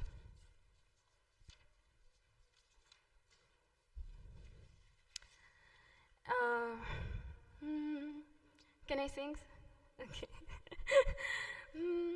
Gudi ke chumke bhawa megha ho bari rani chambiyali re desa ho. So in this song, the old man is feeling void and emptiness, and he's asking that to the clouds, and he's personifying the clouds as a brother that do bring some rain, and he want to cry in the disguise of also the cloud and the poet or the folk, the old man they both are talking to each other that from where this rain came and from where the black cloud came. He was like, from my chest, as a gush of emotion. He used the metaphorically, he used that. And the next song is about old couple who is old, and they're discussing that how they will climb the mountains with their weak legs. So this is like that. Na boryo jangalo ma jor meri hai jodiye asumari gana ho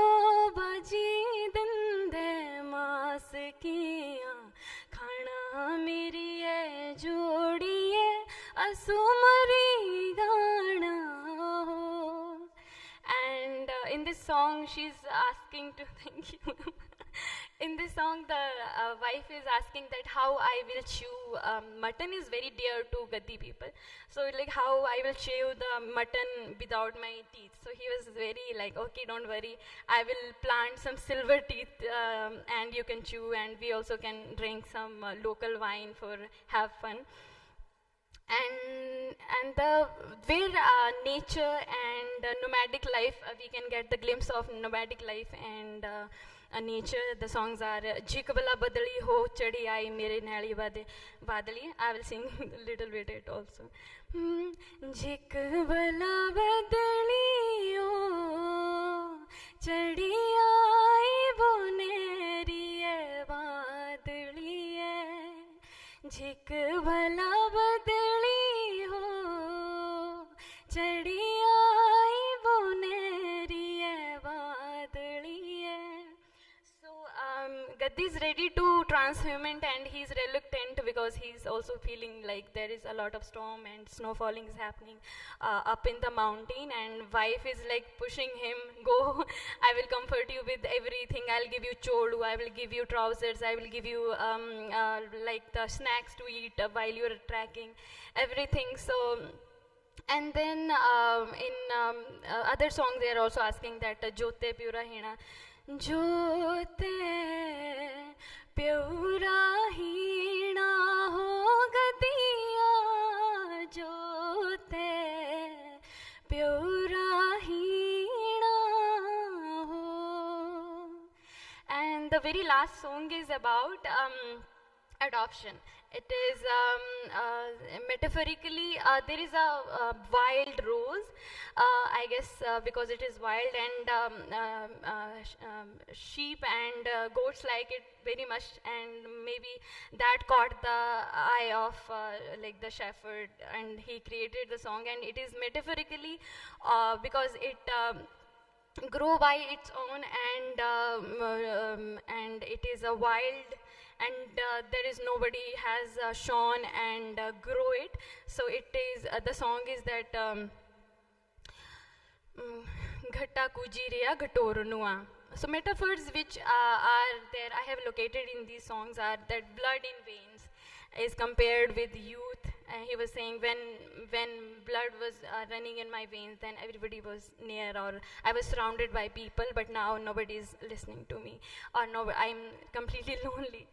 And then black clouds as gush of emotions, rain as tear, and wild plant as a orphan, showing of plant adoption. But Muska Sahoni, handsome young boy who has been adopted by king and queen, and then flowered decoration on turban, adoption and acceptance, chest as a sky. And then I'm going to sum up as I know that everyone has to leave. So during my field work, I asked question people like who are Gaddis, and that what is the future, and what is the what is the digital landscape is serving, how digital landscape is serving these songs preservation and admiration. So I asked my some old people, like, so they were like कि अगर school में बच्चों को school में सिखाया जाएगा गाने और नाचने के लिए, then definitely these songs will be carried forward in next generation. And one of my friend, he was very hopeful that maybe because these will be there for 200 years, and yes, digital media is serving very well actually. Most of the emerging or popular singers are Gaddi now in Himachal Pradesh. You all have witnessed that. And also there are many social groups like Facebook and Instagram that like people are there in lakhs, and they are sharing every day these songs and everything. So we are hopeful that this is not going to be one of the endangered culture or dialect. And yes, these songs simply portray the cultural aspects of Gaddi life. Thank you very much. Good. Thank you.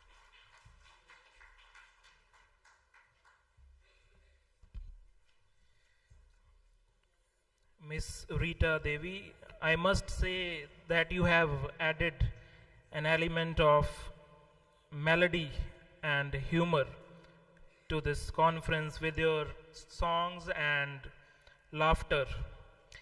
Anyways, moving over to the second last presenter, Miss Pratishtha Thakur from the Department of English, Himachal Pradesh University. Miss Pratishtha Thakur.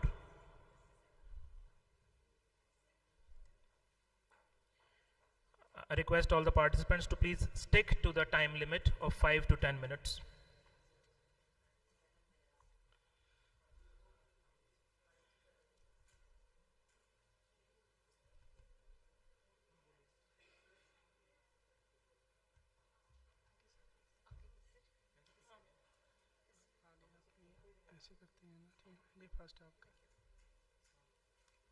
I would like to start with a small story from my childhood. I was 12 and all I remember was it was a dark evening, and I remember my father driving the car and my grandfather sitting up front with him while I was at the back. And I remember that we were going to see the Devta, so I was very excited as it is. And we entered the temple, boarded this narrow flight of wooden stairs and entered a dark dingy room with a little light bulb in there. And I see a man with long hair and big silver earrings enter the room with a pahari cap, thin man. And then, my father and my grandfather asked him a few questions. He sits down, picks up a handful of rice, says something in some strange language that I did not yet understand, flings it across the room. And the moment he does that, that's when the electricity decided that, okay, it's time to stop working. And I, sitting at the back of that dark, dingy room, was absolutely petrified of what I had just seen. I was seeing a man talk in a strange tongue that I did not understand. It wasn't the typical Pahari that I had grew up listening. Years later, I realized I had just met the Gur, the mediator, the person who acts as a medium between the deity and its men. Well, good evening to everyone present here. The session chair and co-chair, the academicians present here, the teachers and the research scholars. I'm Pratishtha Thakur, a PhD research scholar at the Department of English, Himachal Pradesh University, Shimla. The idea for this paper came from the theme itself, obviously, which says that literature or literary spaces as a bridge across disciplines. I had a problem with the word bridge. I feel like literature, maybe let's just rephrase it a little. Maybe literature is a unifier. To admit that it's a bridge is to acknowledge the fact that these two disciplines are independent of each other. And me and my guide sat and we thought that maybe it's time to take on a different perspective on the theme itself. So, and when we say that these domains are independent of each other, we also realize that in marginal literature, this boundary is blurred. Examples like tribal literature and Dalit literature for that matter. So the presentation is divided into three parts. The first part is mainstream and domains of exclusivity. Second is the desire for multidisciplinarity and how to execute it. Where do we find this multidisciplinarity? The third is the importance of multidisciplinarity and how it is inherent to life. So after 20th century, we see that literature and literary domain, academic domain, goes from criticism to theory. We see that there are specializations now. For example, the feminist literary theory develops, which talks about women's experiences. The Marxist literary theory develops. It talks about class struggle and class conflicts. And other academic domains also become exclusive. And I like to think of it as being categorized into man-centric and nature-centric domains. Man-centric domains being anthropology, sociology, psychology. You can put the science-related subjects in the nature-centered domains like botany, zoology. Environmental sciences becomes a specialization in itself. But this is the mainstream idea. And a text or a literary text, as we know, it's always, since life itself is made up of several aspects. You can't write a text based off of one teeny tiny perspective or just one aspect. So, inclusivity can, as I said, can be found in marginal literatures, and Mamang Dai's The Legends of Pensam is a wonderful example of the same. It was published in 2006, and this text talks about the Adi tribe of Arunachal Pradesh, to which Mamang Dai also belongs. For example, there's a character named Hokso, and Hokso, being a tribal man, understands autism. He may not know the term, but when being told the symptoms of this particular disorder, he understands that some condition like this exists. And he's very inclusive of Jules. So in the text, there's this character, Mona, who's Mamang Dai's friend, and her French husband, Jules. Now, Jules has the ability to communicate with men from all walks of life. And Mamang Dai realizes that her friends from the village that she belonged to, Hokso and Rakut, they too could communicate with anyone they want. It's a universal language. It isn't bound by anything. The Adi tribe of Arunachal Pradesh follows a religion. It's called the Donye Polo religion. And Donye Polo literally means the sun, the moon. And they worship these entities because they feel that these are concrete manifestations of a larger cosmic force. And here we can see that man is going to coexist with nature. Similar to the story of Gur that I told you, they have a Miri. He's called a Miri, he's a shaman, the rhapsodist, as they say. And there's this chapter in the text called The Heart of Insect, where a traveling group of men is haunted by the spirit of Dimitayang. It's a lonely spirit that clutches men in an embrace of ice if they were to offend it. And what happens that is, in this chapter, there's this huge storm raging, and one of the men, he's terrified, and he calls out to his ancestors, stretches his bow, and shoots an arrow into the utter darkness, only to realize that his arrow has shot through a living creature. What's that living creature? It's a small, tiny praying mantis. First, the supernatural precision of having shot of all living beings a praying mantis, but then to realize that there are consequences to doing the same. Nature would not forgive them.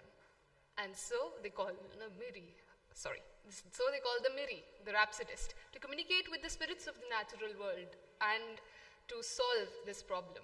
So here in their culture, the consequences of unintentionally killing a man and unintentionally killing an insect that we might consider insignificant are the same. And so they have their own ways of dealing or mitigating the damage that they bring to their environment. They have a hunting practice called kiruk. The literal meaning of kiruk is hunting itself. It's a ritual.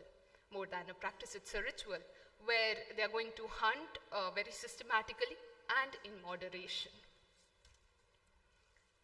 So finally, we look at multidisciplinarity in theory.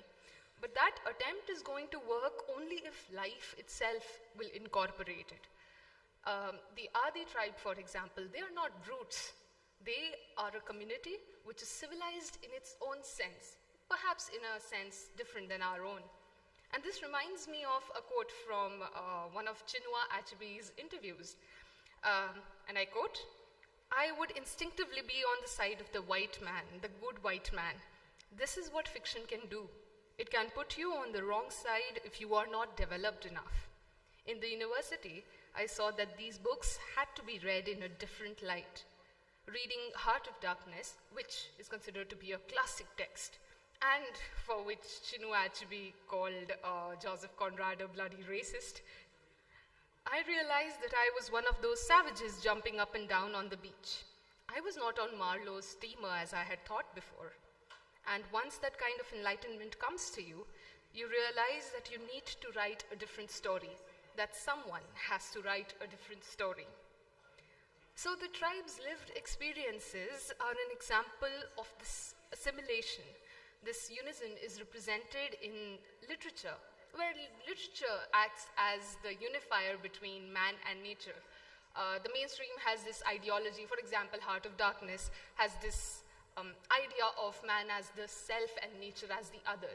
We see that in tribal and marginal literatures especially, this boundary is blurred. And so the Adis are aware that urbanization will find its way to them. But their conviction to hold on to and protect their tradition and beliefs is what's going to help them sustain their coexistence with nature, which is something that we can see in the closing lines of the text, The Legends of Pensam by Mamang Dai. And we see here that there's a juxtaposition of natural elements like the trees and the river and the ocean. But in the distance also exist the narrow apartment blocks, the grubby streets, the cement walls through the hills. So the final line is an amalgamation of the two elements that coexist with each other. Now they're not apart from each other. And hence there is an openness to accept change.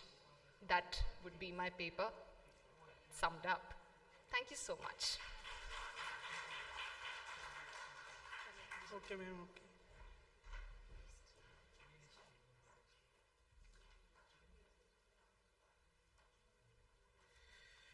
Thank you so much, Ms. Pratishtha Thakur. It was really a very insightful presentation.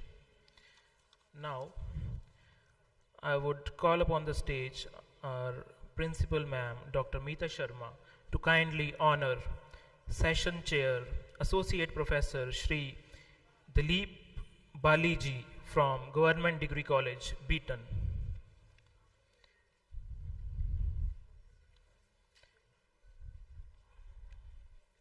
I would also request the senior faculty members to join us on the stage.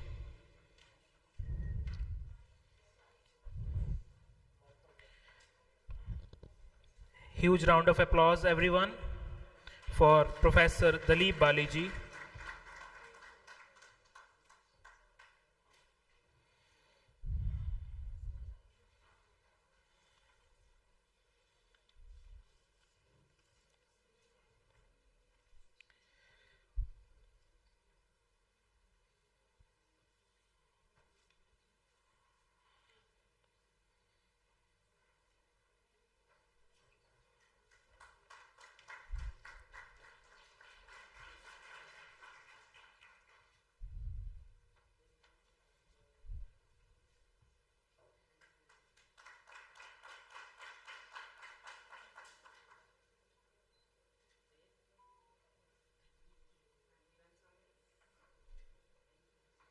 Thank you so much, sir. I would request the members to please remain on the stage. I would request the convener to join us on the stage for the certificate distribution ceremony. Now it is time to honor our participants with certificates of appreciation. I would also request Session Chair Dr. Gurpreet Kaur and Plenary Speaker Dr. Neena Guptavich to join us on the stage.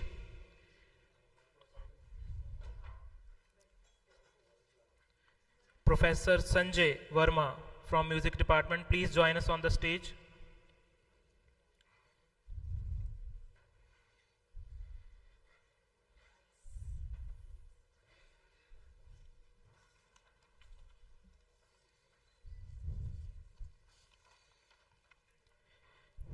Now it's time to honor our participants with their respective certificates. The first one, Kartike Malviya from Center for English Studies, JNU.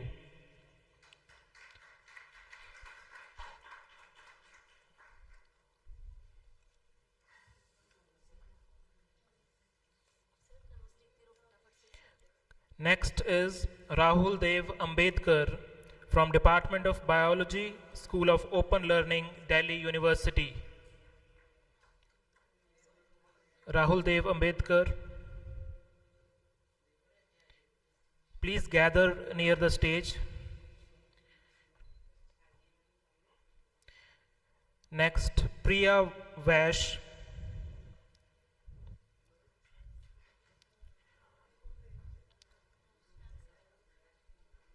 The clapping should not stop.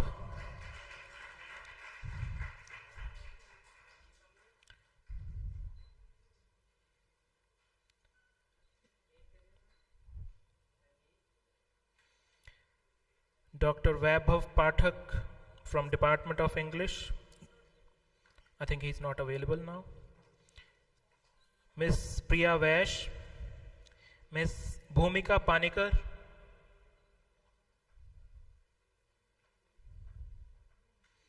Mr. Satvik Tandon,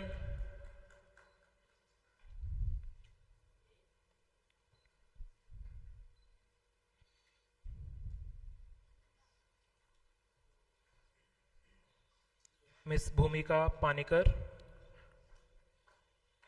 from Devi Ahilya Vishwavidyalaya, Indore.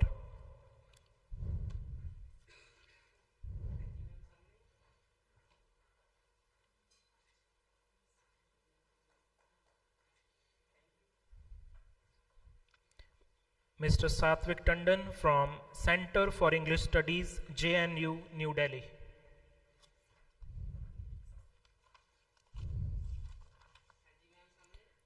Miss Rita Devi, Mr. Vivek Kumar,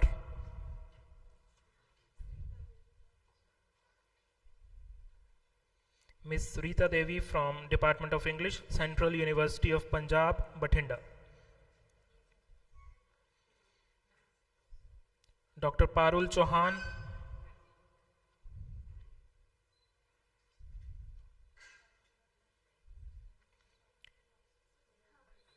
Mr. Vivek Kumar from Department of English and Cultural Studies, Punjab University, Chandigarh.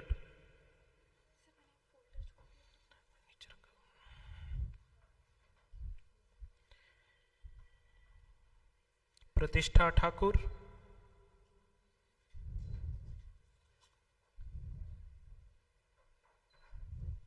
Dr. Parul Chauhan from Department of English, Jawaharlal Nehru Government Engineering College, Sundarnagar, Mandi.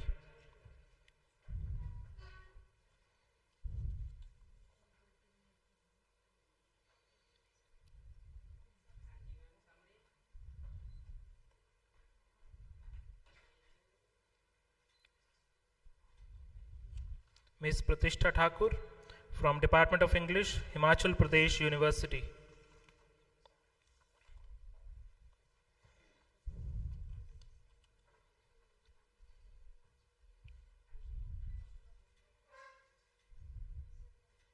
Ms. Aishwarya Bhardwaj, Mr. Ankit Kumar, Ms. Aishwarya Bhardwaj from Department of English, SVST PG College, Una, Himachal Pradesh.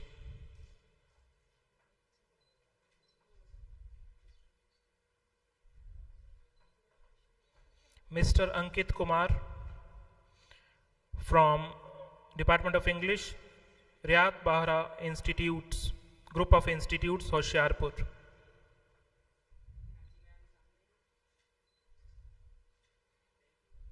Dr. Kamakshi Lumba, Miss Radhika Dhasmana,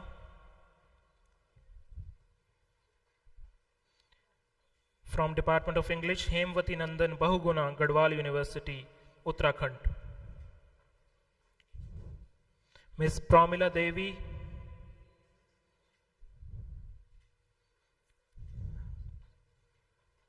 Miss Nandini Kasana,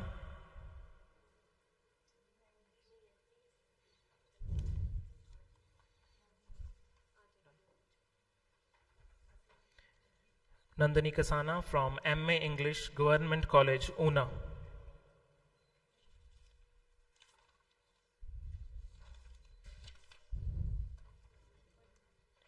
Thank you so much, respected members.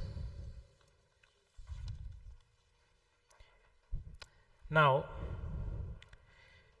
as we bring our first day of the conference to a close, respected members, please join for a group photo.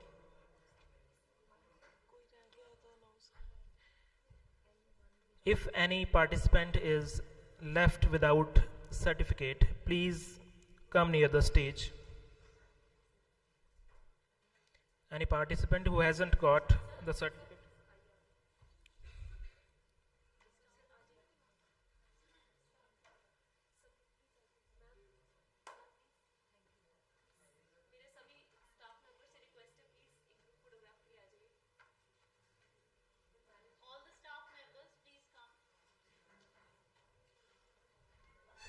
All the staff members of Government College Una are requested to come forward for a group photo.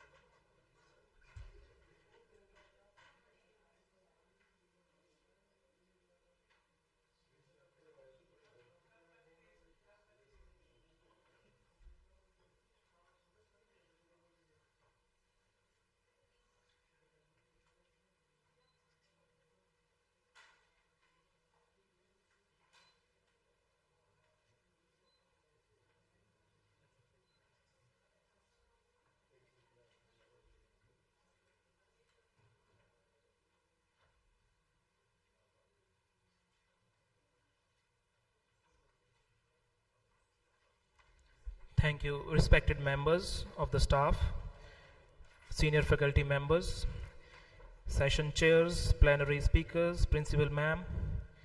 Now, I would request Professor Puneet Prem to please come on the stage and deliver the vote of thanks. Please, sir.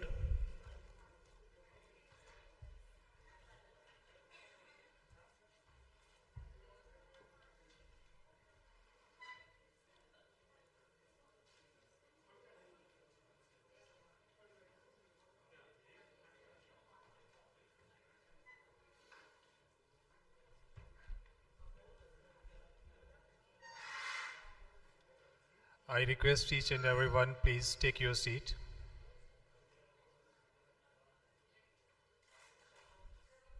I repeat, please, a very good evening to all of you. When I was sitting there, facing toward this side, I was finding that this is the one of the most fantastic view in this hall. But when I reached over here, and facing you guys, then I find that the most beautiful part of this conference is the spectrum of this august audience.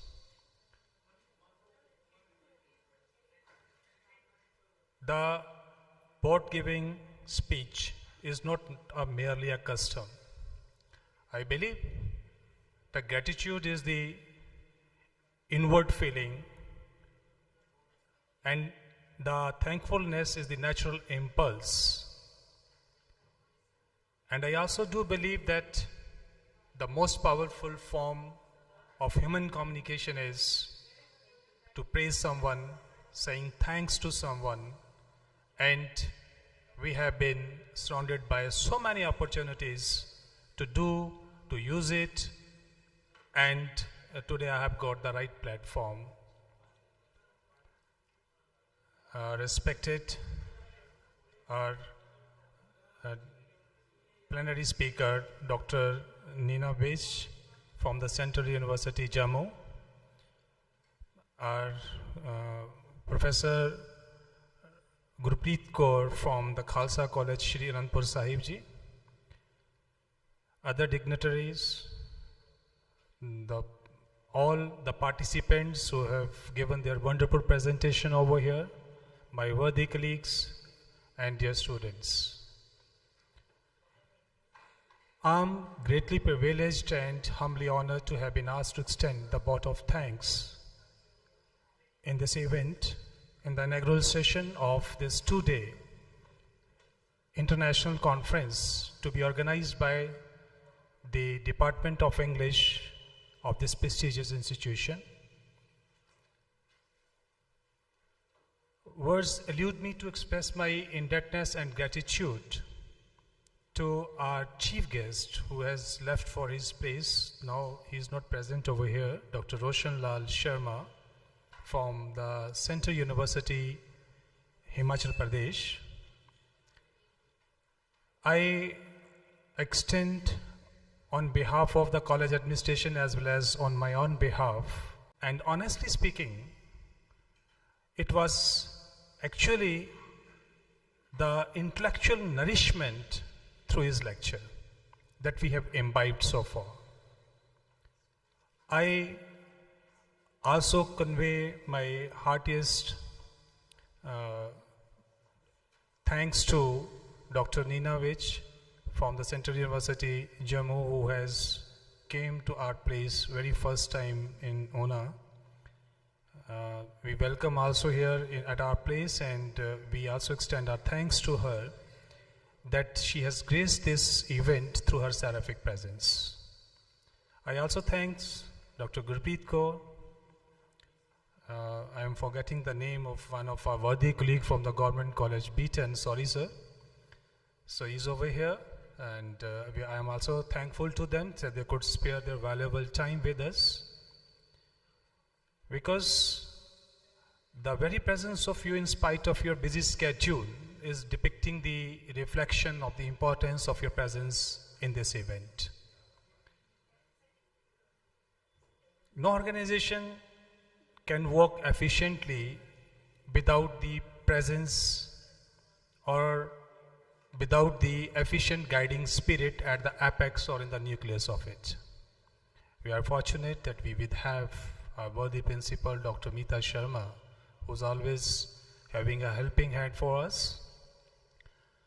It's not merely a gilded phrase or a perfunctory rhetoric. That is, I'm simply saying in favor of her, that we have really cherished it and we have experienced it. And big thanks to her for giving us this platform and for her consistent efforts for the upliftment of this institution. I also thank our few of the guests who are presently not over here, Dr. Balwinder Rana, there was the principal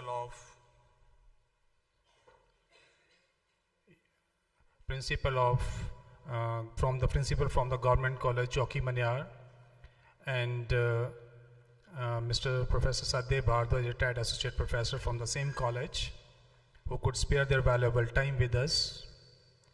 I also extend, or I owe my express my deep sense of appreciation to all the members from the Thinkers Inc. Club, from the Department of English, who have significantly contributed to this event to make it a big success.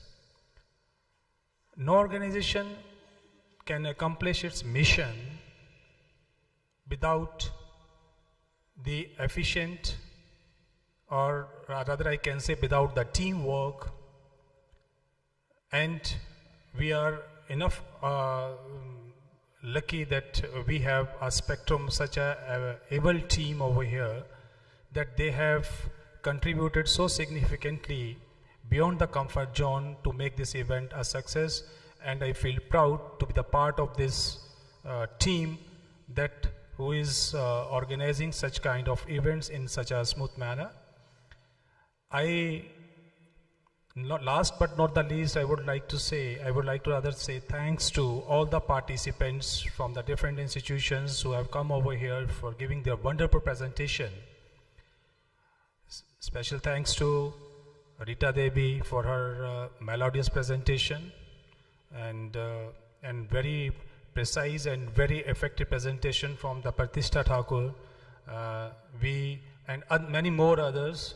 So we are very thankful for them, and we are also thankful to the press, print and the electronic media for giving their wide coverage of this conference in their esteemed platforms. And last but not the least, I would say thanks to all the employees, class 4 employees who have contributed significantly for this smooth conduct of this conference. So thank you very much, and once again a very good evening to all of you.